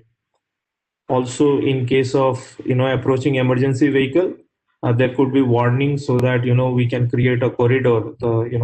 Today what happened when we pass, let's upon a Hosur road, if there is a siren from ambulance, all of us try to squeeze in towards either left or right so that ambulance can get the path. But it's very messy because it really take time for ambulance to pass, because everyone has to adjust them, squeeze. Four-wheeler squeezing is really tough. So if there would have been an automatic way quite before only these vehicles, passenger vehicles, can get this information, so it would have been very easy for ambulance to pass. There are cooperative adaptive cruise control, that if you are taking a turn, that time if any slower moving vehicles is there on the turn and you are coming on a higher speed, then that some disaster can be avoided if there is a ITS available. And bike collision avoidance with DSRC, that means if there is a vehicle approaching and another vehicle is coming and he is blindsided, then the vehicle could apply a brake if the prior information is available with the bike. So potential application of DSRC, we have already listened and got to know that there are electronic toll collection, cooperative adaptive cruise control, intersection collision avoidance, approaching emergency vehicle warning, automatic vehicle safety inspection, transit or emergency vehicle signal priority, electronic parking payment, commercial vehicle clearance. So multiple others, potential applications are there. In one of the slide which Subodh has shown, it was very, properly captured there. So one of the discussion was that what is the frequency band available for DSRC. So I have taken some reference from India, that is from NFAP 2018 document, and some data from Japan, USA, and Europe. So Japan quite altogether uses a very lower sub-gigahertz band, that is 755 to 765, a 10 megahertz slot is there. But apart from that, USA and Europe somehow uses the similar frequency band. USA has 75 megahertz, while Europe has around 70 megahertz. And there are 10 megahertz channel. In US, there is a 5 megahertz guard channel at the start provided. The modulation scheme used for DSRC is OFDM. Data rate, we can achieve up to 27 Mbps with a 10 megahertz channel slot. Output power at antenna input, there are various specifications across the countries, like 20 dBm in Japan, up to 33 dBm in USA, and similarly 33 dBm in Europe. The communication, one directional multicast service in Japan where broadcast without ACK is used. But in US and Europe, there are broadcast without ACK, multicast, unicast with ACK is used. And the upper layer protocol, if you see in US, that is Wave IEEE 1609 and TCP IP for the transport. In Europe, it's at C302665, and in Japan, it is STD T109. So this is from Japan, US, and Europe perspective. When we look in India, so only document available for such information is our NFAP, which got revised in 2018.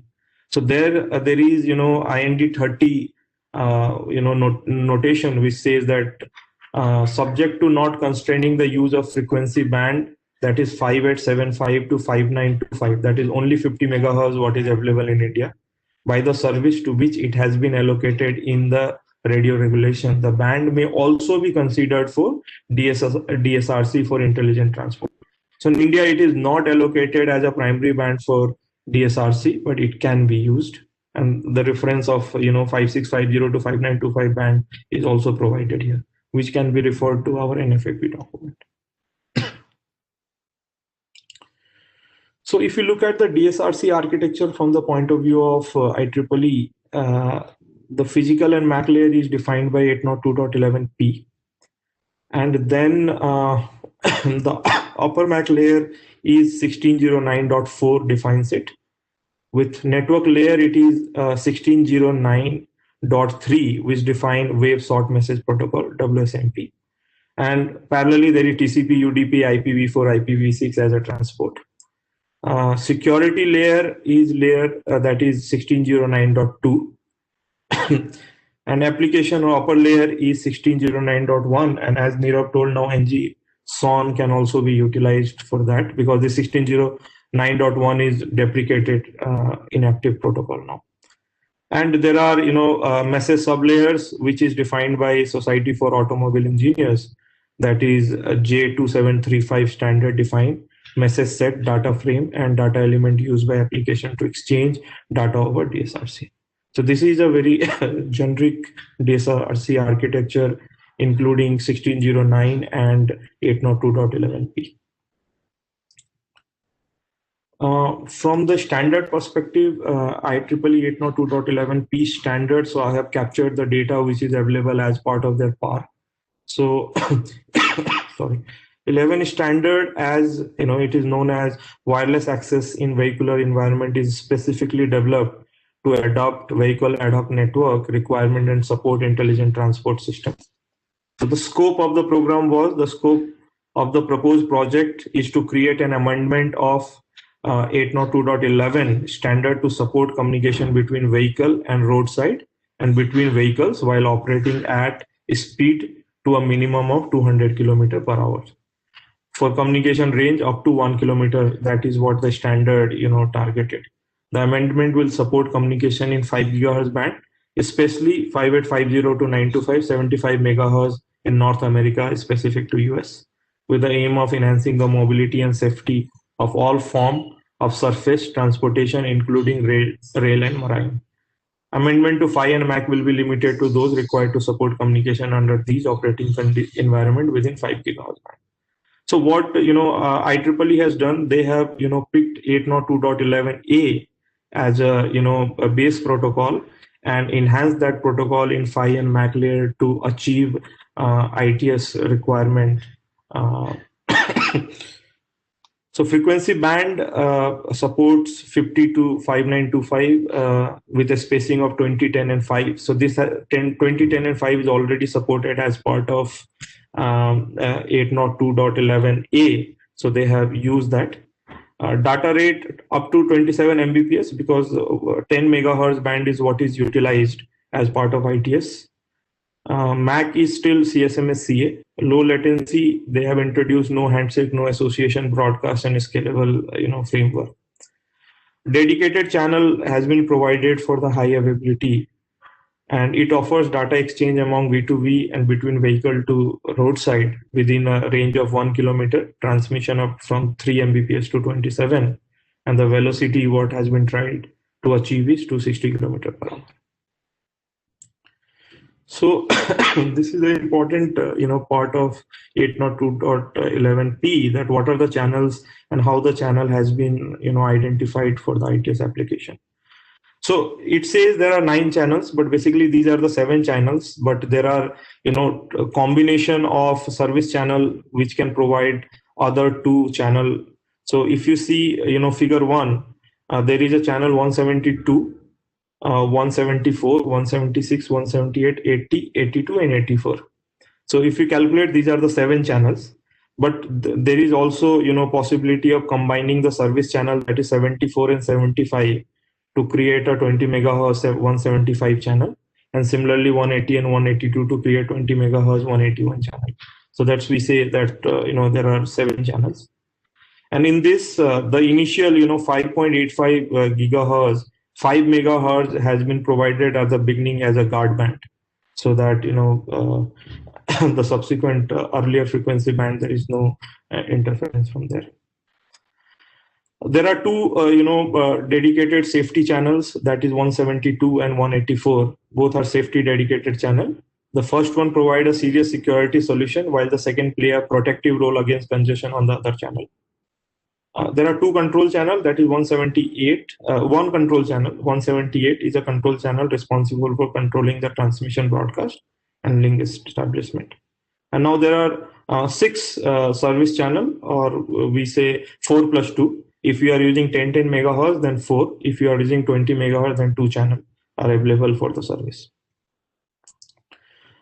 These are the 2 very distinct changes what has been taken up as part of 11P with respect to 11A is the 2 critical difference to transmitter and receiver specification to sustain 11P for ITS, to look at the V2V and V2I and the speed, significant stern spectrum mask, and stringent adjacent and non-adjacent channel rejection condition to take care of interference issues between vehicle to vehicle and vehicle to infrastructure. So in 11 MAC, .11 MAC, there is a wave mechanism which has been provided. So wave is for wireless access in vehicular environment. So 11 MAC operations are too time consuming because there are multiple handshakes are involved to be adopted for 802.11p. Vehicular safety communication use case demand instantaneous data exchange capability and cannot afford scanning of the channel for the beacon of a BSS. So generally in Wi-Fi, you have to scan the channel. If the channel is free, then only you are allowed to access the channel. So it is CDMA CA, and that is time consuming, and subsequently executing multiple handshake to establish the communication. Think of instance of a scenario where a vehicle encounter another vehicle on road coming from opposite direction. Depending upon the vehicle dynamics, that is speed, the time available for communication may be extremely short. So therefore, it is essential for all P radio to be by default in the same channel and configured with the same BSS ID to enable safety communication. To take care of this requirement, a key amendment introduced in 11 wave is the term wave mode. A station in wave mode is allowed to transmit and receive data frame with the wildcard BSS ID value and without the need to belong to a specific BSS before starting the communication. This means two vehicles can immediately communicate with each other upon encounter without any additional overhead as long as they operate in the same channel using the wildcard BSS ID. So this is what is specifically the wave part. So now after 11P, there is a present work which is going in IEEE is enhancement for next generation V2X, that is 11BD. So this particular protocol is backward compatible to 11P, and it has defined some enhanced scope from 11P. That is, the amendment defines modification to both .11 MAC and PHY for V2X communication for 5.9 GHz band as defined in clause E 2.3 and 4 of IEEE 2016 document, and optionally in 60 GHz frequency band as defined in clause E.1. So BD target both 5 GHz as well as 60 GHz band.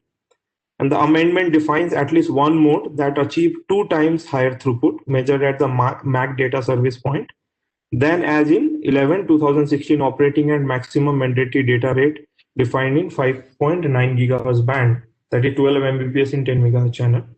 In high mobility channel environment at vehicle speed of 250. So earlier P was targeting 200. Now it is 250 km/h speed, but the approaching speed, if the vehicles are coming from different directions, that is 500 km/h. Also define at least one mode that achieves at least 3 dB lower sensitivity level. That means double the distance than that of the lowest data rate defined in 2016 11 document, operating in 5.9 GHz band.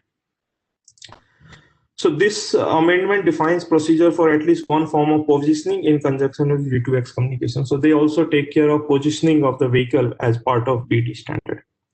So provide interoperability, coexistence, backward compatibility, and fairness with deployed outside the context of the BSS devices.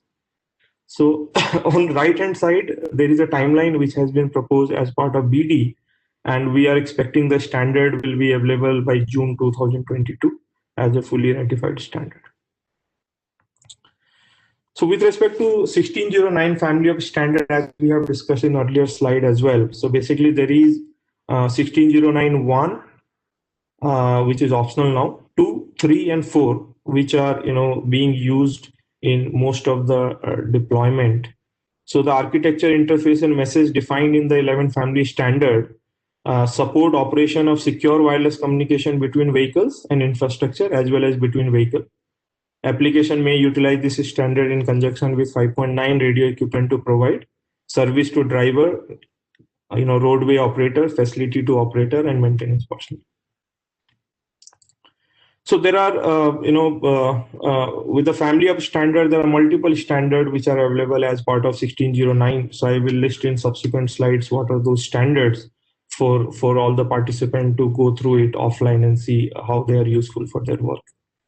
So 1609 defines an architecture, communication model, management structure, security mechanism, and physical access for high-speed, short-range, low-latency wireless communication in vehicular environment. These standards also define how application that utilizes wave will function in wave environment, as illustrated in 1609.0, based on management activity defined on 1, security protocol defined in 2, and network layer protocol defined in 3. Lastly, they provide extension to physical channel access defined in 11 to support wave standard in 1609.4. So these are the main standard, which I guess this is the same slide which there was on Nirav's presentation as well, which I think we both have taken from the DOT website. So these are the standard which is available, that is 1609.0, 1 which was ratified in 2006, 2 in 6, 3 in 7, 4 in 6, and then now the 11 OTA data exchange, that is 1609.11. So apart from this, if we check, IEEE 1609 website, you will find these are the active standard right now, including 1609, which is ratified again in 2019. One which is now inactive. There is 1609.2, 1609.2 2016, and there are two, 2A and 2B is also available with respect to 2. 1603, 4 in 2016, and then again, there is a correndum in 2019. Apart from that, there is .11, which 2010, .30, and .20. So these are the standard. There is lots of work which is going with respect to wave, and any of these can be referred to see what are the functionality they are providing with respect to ITS. So now this, I think Suhas initially only he told, and I think he just took my slide. So this is what, FCC now adopts new 5.9 gigahertz rule unlocking gigabit Wi-Fi in 5 gigahertz. So from my Wi-Fi, background, I'm really happy. But if we see from ITS background, this is a loss. And the statement what has been made by FCC is, after years of deliberation, the FCC last week adopted new rules in 5.9 gigahertz, which for 20 years has been left largely unused by its previous occupant, that is, the automotive industry for DSRC. So now the lower 45 megahertz is reallocated to Wi-Fi to provide a contiguous 160 megahertz band. So this is, somehow an eye-opener in the sense that DSRC is not really, deployed, and that's why the frequency band has been left completely unused. So now we have to see, whether it is, CV2X, which is going to be, used massively, looking at 4G and 5G deployment, because with respect to DSRC, we really don't see much of the deployment happening. There is some other work what we have been doing at CDOT, which include some of the ITS for the railways. Now we understand the information what we are getting is Geo, will be providing a cellular coverage across rail track for the Indian Railways. So if Geo is going to provide the cellular connectivity there, definitely the ITS for the railways will rely more on cellular. Also, as Subodh also told that there is unused railway fibers which is now getting utilized for some of these requirements, and there is a huge work which is going with respect to will impact, will slippage, will health, or even in-train sensor failures. So these are some of the areas which is we are trying to address using some of the connectivity options. So these are the references which I have taken for all the slide what I have compiled here. So during our ITS call, we had multiple questions. So I just took a liberty to add this question here to straight away try to answer them. So there was one of the question was that whether there is a transmit power which is defined in DSRC in India. So yes, so there is no any spec available right now that what is the transmit power at antenna and EIRP which can be utilized for DSRC. But globally, some of the data what we got was, nominal EIRP is 33 dBm, but it can also go maximum till 44.8 dBm. For both RSU and OBU is that the data what we are getting. There was one another question which has been asked was that in BD, what was the modulation which is being thought? It is OFDM or OFDMA. So the information is OFDM and DCM, that is dual carrier modulation. DCM is also used as part of 11AX, so that is also being used in 11BD, which is a technique which is introduced in 11AX. DCM includes transmitting the same symbol twice over sufficiently large apart subcarrier such that frequency diversity is achieved. Because each symbol transmitted is repeated over two different subcarrier, the modulation order must be doubled. That if it is BPSK, it could be QPSK. If QPSK, then 16 QAM to maintain the throughput. Despite the increase in modulation order, the DCM can help improve the BLER performance, that is block error rate performance. So this is what is both are being utilized for 11PD. There was one more question which has been asked was, is there any deployment of 11P based DSRC in India? So as we have been hearing multiple speaker, not known, we really don't have that information right now. Is there DCRC channel identification in India, the way it has been identified in Europe and US? So again, no information there in an FAP or any GSR document so far. Or don't know whether we are going to utilize what has been done at US or what has been done at Europe. Another question was ITS road safety document in India. Is there any document? So when we digged, I found this one document available from Ministry of Road Transport and Highway, which talks about requirement for public transport vehicle operation released in 2018. So the link is given. So this was also one of the things which we discussed, that now MG Hector in India is, they have tied up with Airtel to do that OTA of songs in the MG Hector vehicle. So if you take the vehicle, this particular feature comes default. So this is one of the information which we have discussed as part of our ITS call. So this is it. This is from my end. Thank you very much. If there are any questions, I'll take it.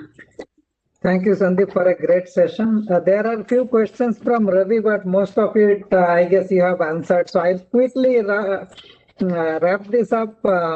So Ravi, just to answer your question, since the DSRC is not regulated in India yet, or the information is not known from the authentic sources, we probably will have to wait to see how this plays out. Is India going to go for DSRC CV2X? So that is really for our transport department to decide, and we are trying to get in TEC involved into this activity. Sushil Kumar is looking into the intelligent transportation system from TEC. So I'm going to set up some discussion shortly with him and then try and explore what really is best for India. So with that, Sandeep, if you want to add anything, please do. Otherwise... Thank you. Thank you. I think it was a good idea to include all the questions what we discuss as part of our monthly calls. Yeah, right. Thank you. Thank you very much. Yeah. So with that, we move to the next session. Pretty much from presentation perspective, that is going to be the last session. This session is going to be taken by Raj BR and Shailesh from Wipro.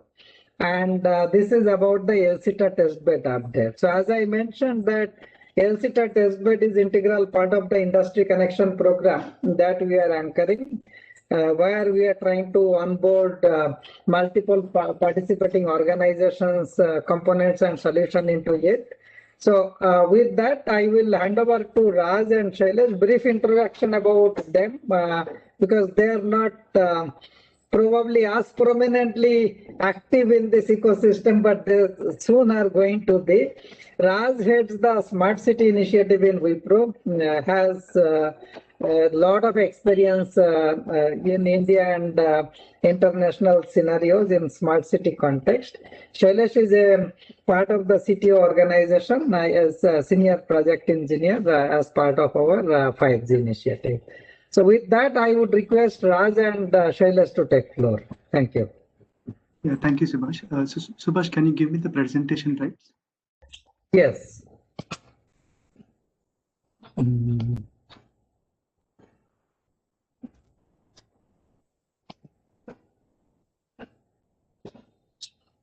So shall I give it to Raj or to you, Shailesh? You can give it to me, actually. Yeah, okay. Yeah, okay. So thank you, Subhash. And it was a wonderful presentation by all the presenters and today. It is a very knowledgeable session. This is Raj here from Wipro. So now we have a couple of slides, probably about 10 slides we have. So initial few slides is about LCTA and the geography and the statistics of LCTA, why we have chosen LCTA as a testbed. Then subsequently, Shailesh will take you through actually the solution approach what we have for ITS. Next slide, Shailesh. Yeah. So LCTA is a region which is most of you from Bangalore would know. Actually, it's about 5 square kilometers of area extended to a catchment. Has got a catchment area of 25 square kilometers of area of Bangalore city, and then spread across actually about 1,000 acres, I would say. The number of establishments are about 200 plus establishments are there. 158 of them are ITES companies or instrumentation companies, etc. Rest of them are, some of them are education institutions, hotels, etc., which is there in that, or commercial establishments are there. So it is like a mini city surrounded by a huge population of the multi-storied buildings, plots, etc. So it's extended kind of a city region which is there in LCTA. Having said that, the number of people daily coming and going out of LCTA, according to the statistics from LCTA, it is about 250,000, between 250,000 to 3 lakh people come and go every day from LCTA region. That's a huge population movement which happens within this small area. Like the number of buses which is counted close to about 1,000 trips it makes. That is including the transport buses and private buses. 4-wheelers and 2-wheelers, the cars and 2-wheelers are close to about 50,000 vehicles come and go. Okay, and this is spread across 3 phases. Okay, phase 1 was the initial one, then phase 2, and then phase 3, which is come up. There's a new developments are coming up in setting up a huge R&D facility for SME segment to do the to run some kind of a common facilities for testing purposes, which is an initiative of Central Ministry. So close to about 100 crores are going to be spent for that. That's another big infrastructure going to come. So the population is going to increase here, the vehicle population and the density of the moving people who are there in this place. Length of the road is about 21 square kilometers of road within Electronic City. Number of traffic lights are close to about 16, out of which dynamic traffic lights are about 6. I will explain to you what is that. And as I said, residential and dwelling units are surrounding this complete area of Electronic City. Next slides. Now, see, there is something already implemented in few junctions that is called, they call it as dynamic signaling technology, which was done by Siemens. See, it is not actually linked to the main city signaling system. It is a separate signaling system in Electronic City, which is controlled by Siemens Traffic Signal Management System. And they have tried and tested a couple of months back, that's about 8 months back or so, a system which actually counts the data from Google, that is a density data from Google, and turns the signal to green and as well as red. So that's a system which they are following right now. They are claiming that that is a unique system which is quite successful now, but there is inherent problems are there. As you know that Google Maps are not really accurate or real time. This gives a clear problem for the signal management, which is observed also. So this is the scope where if you have a vision-based, computer vision-based system which is implemented in these areas, it can give a better accuracy than the existing system. Right. Next slide. So after seeing all these things, they have come to a conclusion that they need to have some of those intelligence which need to be planned as critical use cases as part of the traffic management system. So 10 plus such use cases are being planned.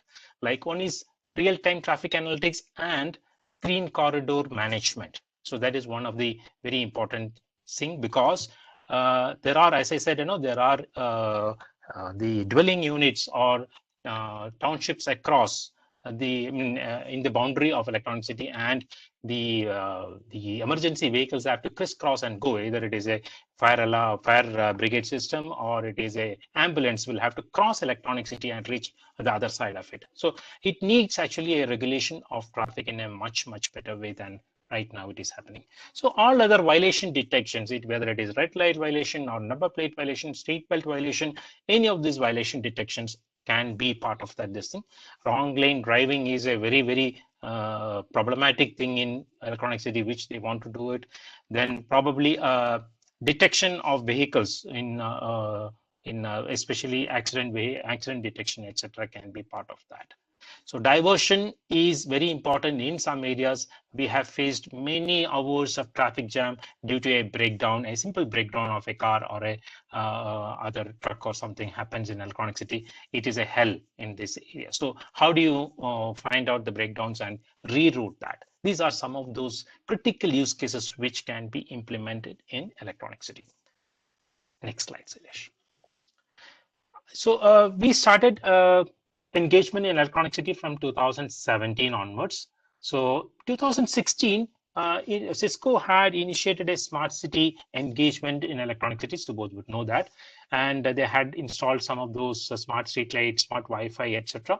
Subsequently, there was a interest in electronic city to have a full-fledged smart city. So they have floated an RFP, and then we participated from Cisco, from Wipro, and then now currently electronic city is running on a dashboard created by Wipro, and along with some of the startups which were there. Okay, though small things are there integrated already into the parking management system, lighting management system. These are all silo operations which are there, which is already now integrated into a single dashboard system. Okay, there are, you can see several things are there. Smart metering is there. Traffic management is one of the latest additions which you want to do it. So we have done some kind of analytics already based, like some of the junctions with using the surveillance cameras. We are actually sensing the crowd sensing due to this pandemic time. Crowd sensing was important for them. So it was an instruction by the police department to inform that whether there is any crowd formation happening in any of those areas. So we have selected around 3 to 5 junctions or where crowd can gather. So that analytics we are actually doing and displaying it, and which information goes to the security agencies also. So this is how it is managed in LCETA currently. LCETA, I would also add this, that LCETA was one of the first test beds declared as a prominent use case test bed for Ministry of Urban Development. And it is called IUDX, India Unified Data Exchange Program. And recently, about a week back, it was approved. And I think BIS, Bureau of Indian Standards, will publish this. So that is where the standardization of the APIs and etc. will be finalized in this fashion, and it will be followed in all other cities across India. Next slide. So in this we can see we are planning actually 3 or 4 junctions to be taken, where we will have a continuous view of the traffic, and then the analytics what is played there can be implemented. So this is the fashion by which we are trying to do it. So some of the junctions are identified, and we are in the process of installing some traffic-based cameras. Now already cameras are there which are basically for video analytics, for surveillance systems, but traffic-based cameras are to be deployed. So we are planning to do that. Next slide, Satish. So this is how we are planning actually. So 3 cameras in each corner. This is the full capacity. If it is a 4-way junction, about 12 cameras will be there. If it is 3-way junction, majority are 3-way junctions, where about 9 cameras will be installed. One of them probably will be dedicated for number plate recognition. Then another one for violation detections. That's how we are planning. So many cameras, we are trial and error. We are doing how to position the cameras. Today, we have luckily fiber optic cable coming to each and every junction. So there is a GPON based fiber optic deployment which has been done. So 1 Gbps of this link is available in every junction where we can mount cameras. And we are also planning to have a edge compute device at each and every junction where edge compute based analytics can happen. So we will be installing our application, a client application of Smart Connect. Smart Connect is the application which is running the smart city dashboard there. So Smart Connect application as a client version will be installed in every edge boxes, which is going to be installed in each and every junction. And analytics will be played in the local scenario itself. So that is where, while migrating after a couple of years, when you go to 5G, that will help us a lot to have major analytics play in these areas. So this is what I wanted to present. If you have any doubts and clarifications, I can take. Otherwise, Sailesh will continue with the presentation on the solution part of it. Thank you. Yeah, thank you, Raj. Yeah, so considering the layout of Electronic City and the existing services that are present as a part of LCETA platform, I am going to focus on some of the practical aspects of the ITS testbed and identify some of the key, use cases that could be onboarded into the LCETA platform. So in last year's ITS workshop, so we had given a glimpse on the intelligent traffic violation detection system. And this year, thanks to the Industry Connect program, we're getting an opportunity to deploy this into the live traffic of Electronic City. So the whole challenge is like, if you consider a city like Bangalore or an area like Electronic City, each lane has a different regulation associated with it, right? One particular route could be having a overspeeding limit. The second lane could have a wrong way violation detection, right? So how do you really build a centralized ITS system which will monitor all of these roads with different lane disciplines is a key challenge actually, and we have been trying to address this challenge. So what we have done is we have built an analytics model anchoring the traffic violation detection system and dynamically applying the regulation based on the lane discipline present in each of these lanes, right? So we have taken some sample video feeds from the Electronic City campus itself and then run this analytics model. Of course, we have also onboarded these solutions into the open source edge computing platform called Openness. It's by Intel.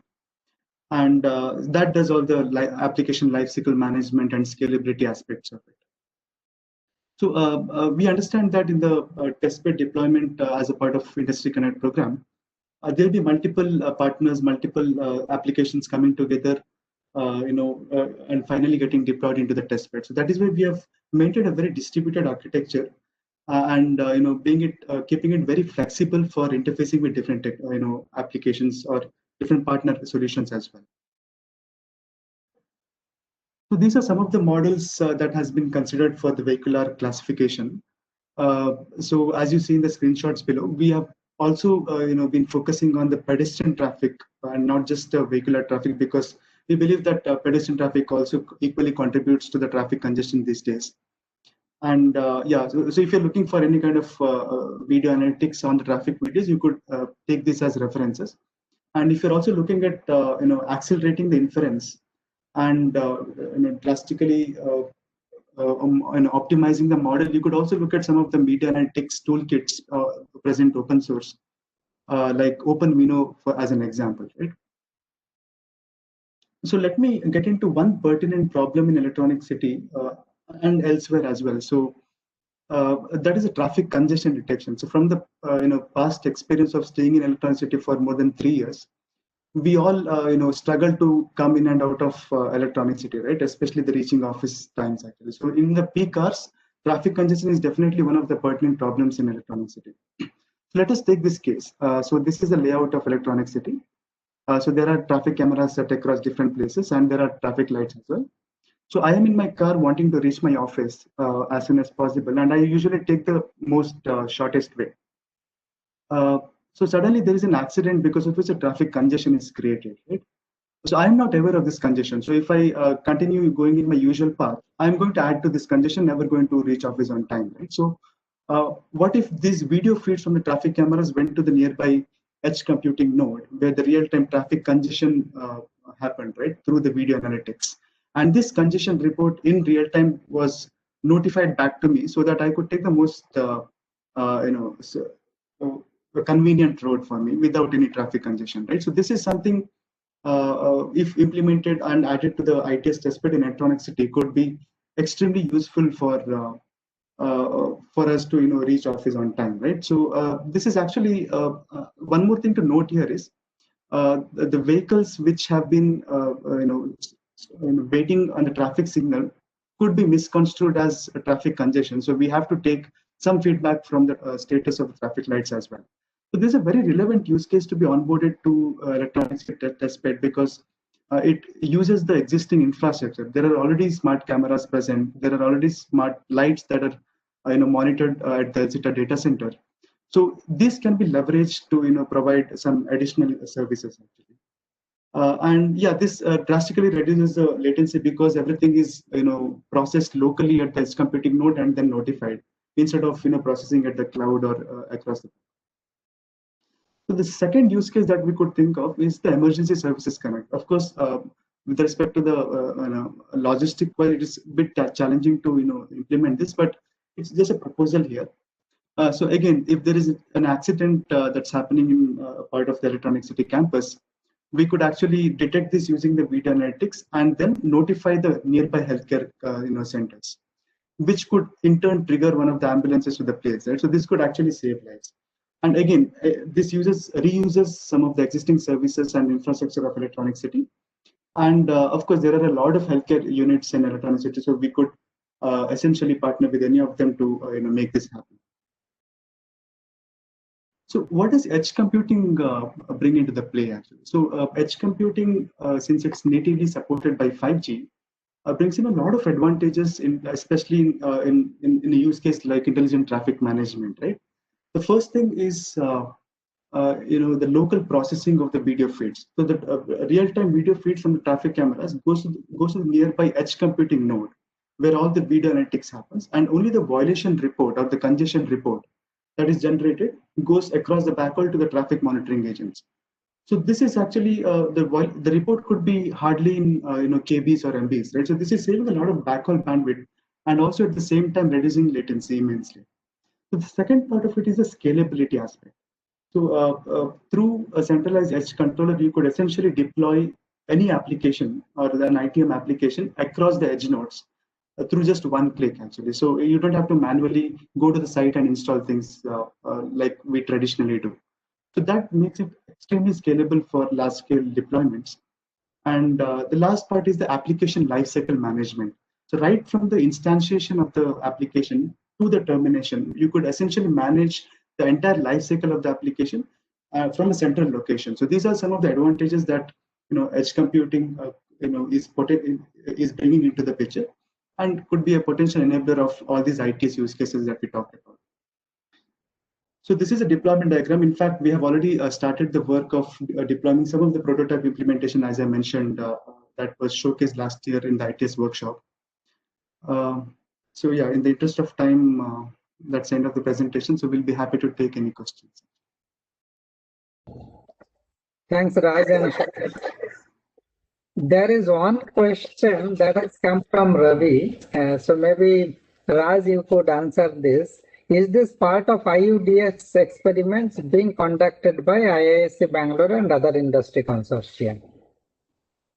So Ravi, this is not Raj, part would you of like that. to answer? Yeah, this is not included in IUDX experiment. IUDX is predominantly for standardization of the architecture for enabling all the separate silo integrations to a centralized architecture. So this is not part of it. Probably in the due course, it will get part of it once it is implemented.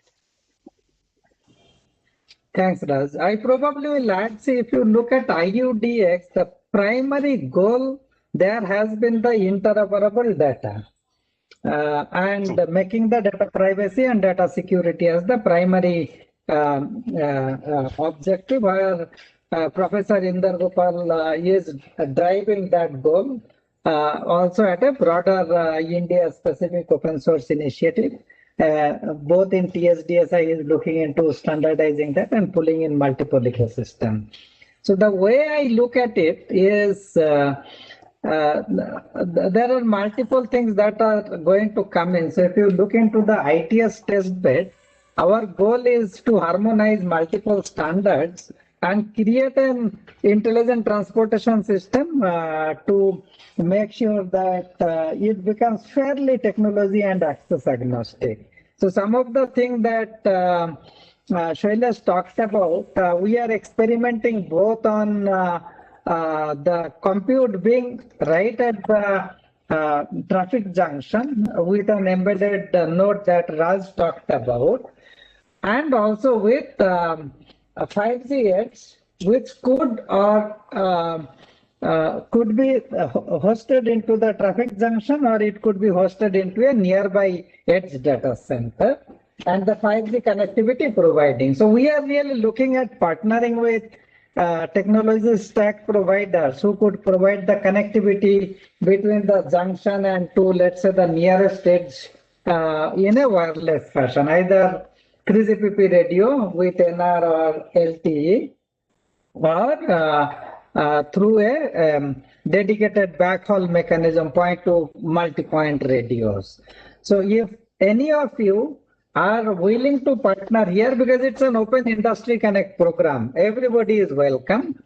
I have already applied for the spectrum license, experimental license, which I will be getting for my 5G lab, but I also am going to extend a request to Department of Telecommunication to permit me to extend it into the ITS test bed. And once I get that permission, we are looking at partnering with some of the communication service providers. Now, in that context, if they are doing an IoT use case, so Raj could talk more about what he is doing in the electricity in terms of the different kind of sensors, for example, the waste management sensors that exist into the electronic city, and then let's say health management for the hospitals in the electronic city. If you have to have an interoperable data set coming from there, which could ride on IUDX, but all the connectivity management, the application lifecycle management, etc., could be right from the ITS console, the part of the architecture that Professor Naveen was talking about. If you can get into that, then the central command center could be orchestrating all of that, and interoperability could be brought in by IUDX. So I hope that answers your question, Ravi. So with that, I guess we come to the conclusion of the presentation part. There is an open discussion now. So if there are more questions, kindly do post, and I would request all the speakers to turn on their camera, and we can probably quickly get into the discussion mode and then take additional questions that come up. May I request all of you to come on camera, please?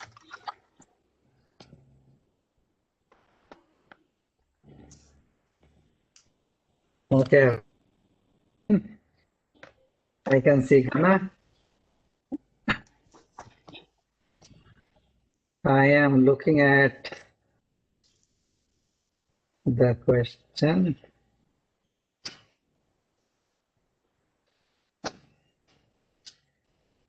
So participants, if there are questions, kindly do post.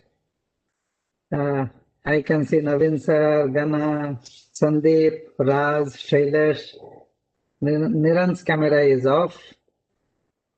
Subodh, your camera also is off. Dr. Alok Munir, I'm not sure if you are still there.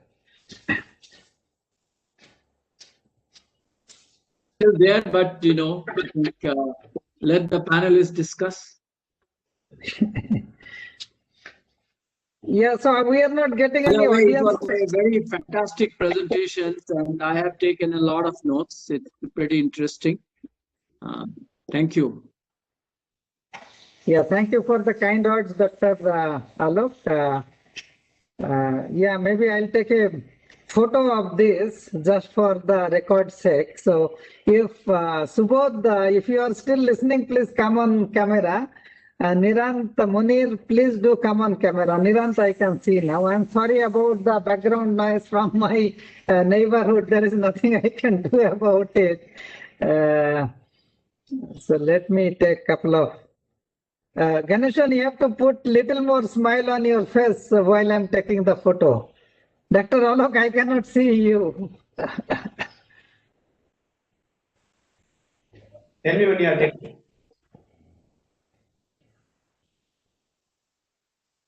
Now I can see. Subodh and Munir are missing. They seem to have taken a break.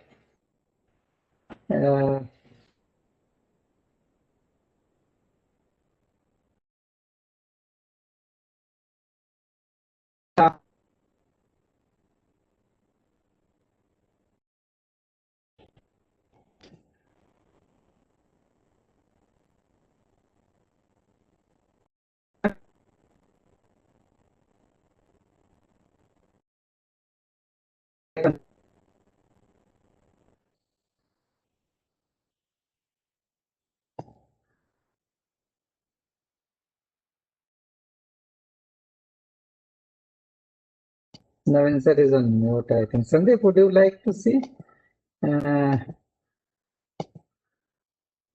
You're asking something, so was?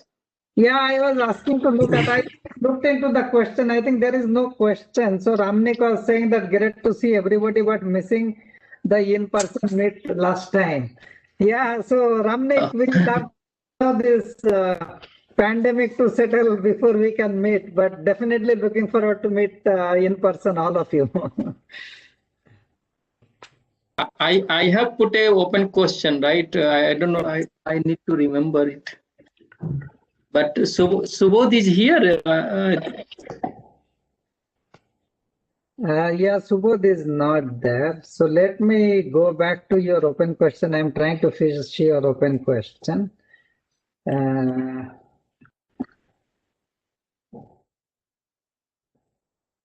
I think it was in the question. Yeah, it must have been Q&A. Right.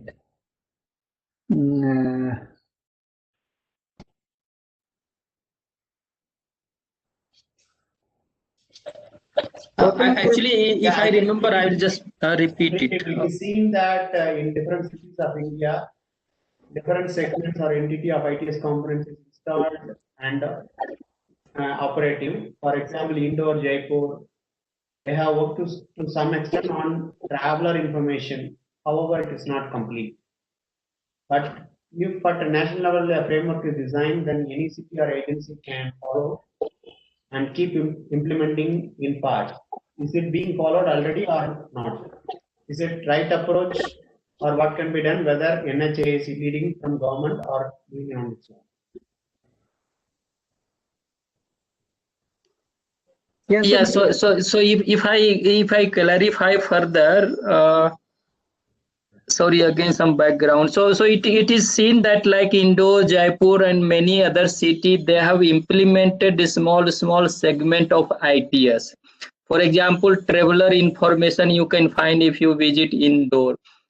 Some traveler information also available in some city like a Jaipur or so.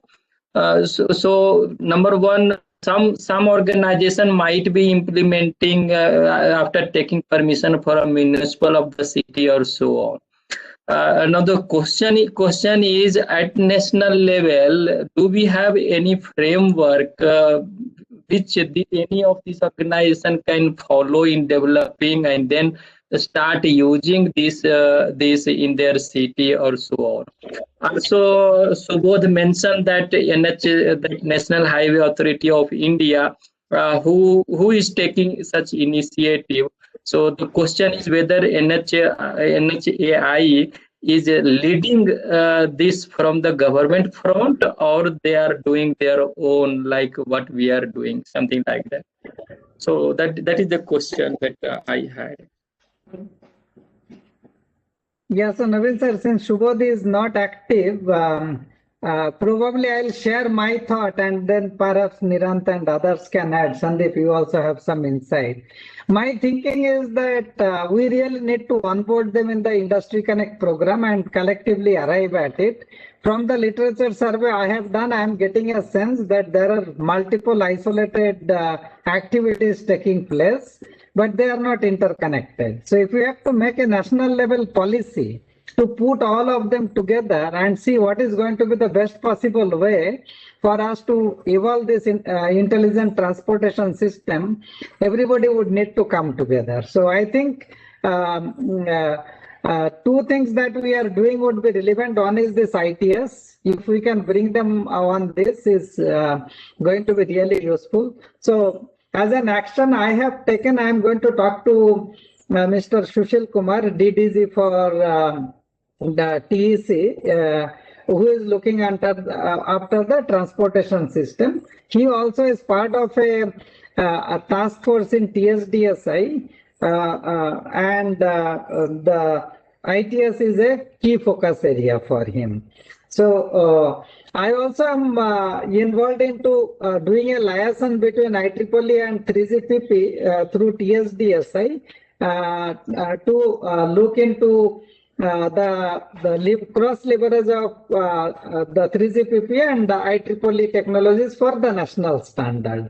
So if we can, through Subodh's help, get the NHAI authority folks also into that discussion, we, as part of this, probably we should give them a floor to make a presentation and take it forward from there, right? That is what I was thinking, and we can include all of them into the white paper that we are planning to publish hopefully in next couple of months, right? Of course, it will take little longer time. It would not be couple of months, perhaps couple of quarters. So that is my thought, Naveen sir. So I will comment on that. Yeah, thank you. Thank you. Yes, Sandeep here. Yeah, just to okay, go ahead, Sandeep. I'll go after you. Yeah, okay. So sorry. So as we were discussing as part of our calls also, so if we see ITS as one application, and if we see now one M2M as a standard has been, adopted as a national standard. So there are multiple, ecosystem players who will be looking the service from the ITS platform, as well as also looking the service from common one M2M platform. Like for example, if I say traffic management, so obviously ITS becomes the source of data for them to do multiple traffic management related activity. But the same traffic management will also be looking some data from maybe national layer, that one M2M layer. So how ITS data can be integrated with the national layer, so that all the entity, rather than coming for any they should come to directly to one M2M layer or whatever national layer we are defining, and still get the ITS data from there itself. So ITS becomes a service which can be subscribed from that particular layer. Let's suppose traffic police or maybe environmental agency still subscribe the ITS data from the national layer itself. If our Industry Connect program can plug into that layer, that would be really good. Then the silos and other things can automatically will be removed. That is my thought. Yeah, thanks, Subhash and Sandeep, for this insight. To answer Professor Naveen's question on how this is being built. So for me, the question is from the stakeholder perspective and who's providing what. I think government plays a key role. So for me, MARC, the Ministry of Road Transport Authority, or would be the nodal point, and they probably will drive the blueprint. And as this blueprint also encompasses communication layers and many other services which are to be integrated. So relevant government departments would be involved, like TEC for communications, and they will have the say with respect to the specific communication aspects, and especially also the services related to communication that needs to be leveraged within the CITS blueprint. So the blueprint drivers would be the MARC, and I think it will be great that from a national initiative perspective, all these initiatives, including the IEEE Industry Connect programs on ITS and TSDSI and others, they're all recognized by MARC as partners for this blueprint. So I think that should be enabled. Right now, I think I'm sure Shri, Munir, and Subhash and Subodh from IEEE IC perspective might be working on that. Of course, Alok from ComSoc would also be able to influence that within the government setting. So the whole point is we need to have a converged view at the point. Right now, as it's rightly pointed out, it is little diverged. But I think this convergence can be achieved with the nodal entity being MARC for ITS. And it also depends on the cases where ITS is actually the towards the users like traffic police or the road transport authority. All these are government functions, so it's more apt to have it as currently designed under MARC. That's my viewpoint. Thank you. Very rightly illustrated. Yeah, that's very nice suggestion, and I think this could for me it is a key taker that we should go for. Yeah, thank you. Now we see Subodh is active. So Subodh, we were discussing the open question that Naveen sir had asked. So if you have any insight to share, please do. Is this about the open frameworks for ITS, which you're talking about?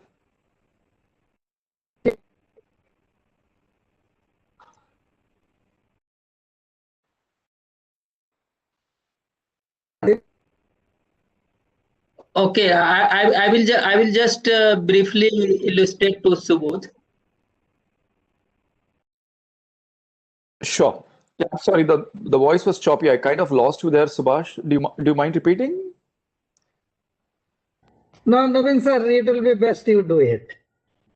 Okay. I'm just trying to briefly explain. So what I saw and posed the question to panel ourselves is we that there are different agencies in different city. They are contacting municipal head and city head, and they are installing and enabling some component or some segments of ITS. For example, Indore you mentioned, and we also know that like a traveler information is available in some part. To some extent, it is not very, all complete, but partially traveler information is available, which is a ITS component. Similarly, in Jaipur, something you have, something you have in Bangalore. So like this is scattered different organization, they are installing, they are using and enabling in a particular city. So the question is, I did not know. So I asked whether at national level, is there an agency who is leading this or not yet formed? Or NHAI that you mentioned, whether NHAI is representing government and leading this segment, so that whatever is done in Indore or whatever done in Jaipur or whatever people are doing in different city, either under the smart city segment or as a part of ITS or so on, because they are all scattered. So until and unless we have no a common framework designed from government and leading some organization from government who leads this, and then various parts of people like us, as Nirant suggested, that all we are doing, we are trying to help. So if we approach somehow and we convince no ministry focal point that okay, a framework should be designed, and then people should develop whatever they are developing under that framework and make use of also simultaneously. Because the flexibility and scalability will be there at any time. So even I have developed a small segment. For example, we come up tomorrow test bed in electronic city. So that will be a part of, and if you want to scale it up, you definitely scale it. But it is under that framework which has been designed. So the question was whether such framework is there available with the Indian government or not. If not, then what we can do. Yeah, perfectly got. And thank you for laying that background, Navinji, right? So I'll say it's a very bright work in progress. So if you imagine A, B, and C, A being all the smart city framework, which is the umbrella framework, they have 17 themes. It all aligns to ISO standard 37120. There is a World Council for City Data, which says there are 17 themes on which you build smart cities. Two of the themes are around transportation and urban planning. So Navinji, to your question, NHAI, NHDP, and Ministry of Road and Transportation Highways, they are trying to line up at least on this theme number transportation. So out of the 17 themes, at least if we can take the transportation theme of ITS and line it so that the data can be exchanged. To your point, the example which I showed for Pune smart city or LCTA framework or Jaipur, they exchanging data with the lighting framework, with the Aadhaar councils and all this, right? So the focus is there. There's a very clear mandate by the government. I'm very happy to say that. Now, how much of that people do? Because as I told you, there is no measure, right? For example, Pune might say they are a smart city. Belgavi will say they are a smart city. But they're at various stages. There is a gold, platinum, bronze. So if you look at WCCD,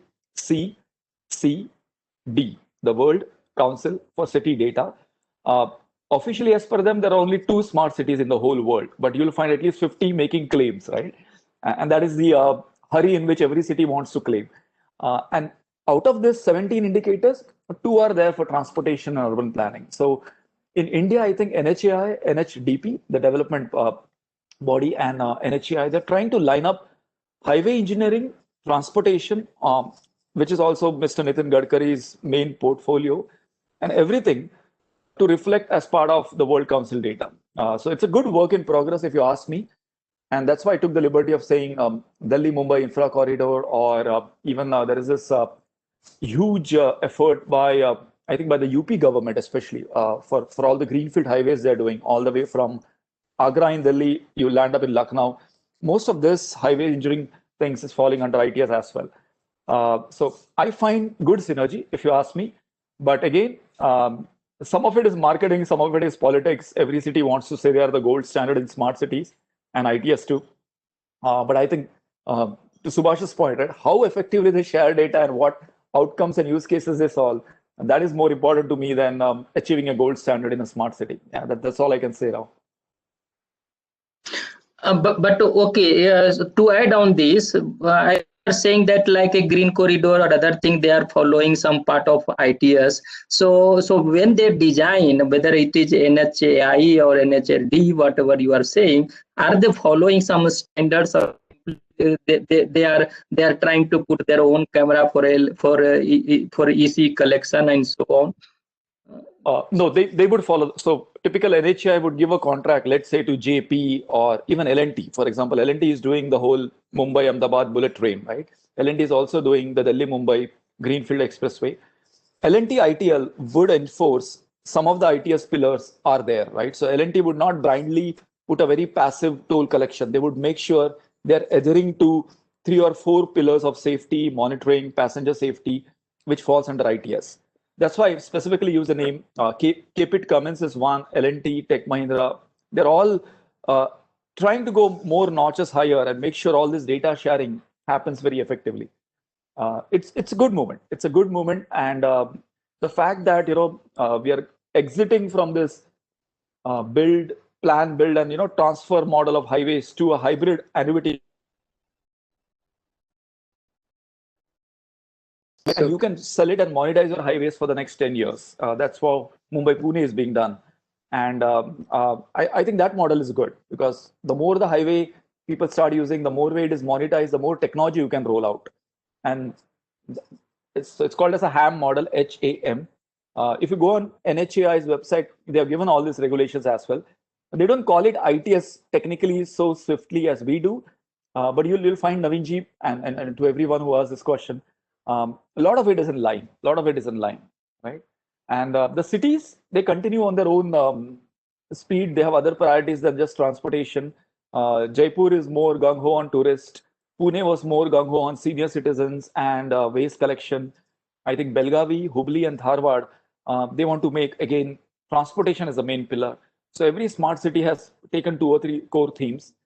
Sometimes just water and electricity becomes the core theme. Like Pondicherry is more on electricity and water metering, smart metering. So just giving those examples, yeah. So, okay, thank you so. Sure. All right, I guess we are at the end of 1:30. If there is no other questions to discuss, from participant, we haven't seen any additional questions. So I guess we could conclude the session. Anything else, Navin sir, Subodh, Sandeep, Nirant, Gana sir, Shailesh, Raj, Dr. Alok? Very fascinating 5 hours. Yeah. Thank you. Yeah, thank you so much. Thank you so much. A lot of information and knowledge, and yeah, what you shared. So great. Let's keep it up. Sure. Subhash and Navinji, thank you so much. I think the very fact to collect all this diverse set of speakers, I listened to most of Sandeep's and Nishant, yours, everyone's. And I think there's so much knowledge, there's so much common passion we all share. And we intersected everything, cellular, smart cities, frameworks, ITS frameworks. So I think these are brilliant opportunities, and the questions by all the attendees, especially Ravi, Jai Vignesh, all of you folks. So let's keep the connects alive, is all I can say. And Subhash and Navinji, again, big thank you, really. Thank you for pulling us all together. Thank you. Thank you so much. And till the next year's event, this is just a teaser. Through the year, let us stay connected, do a lot more than what we are doing, and let us make a difference.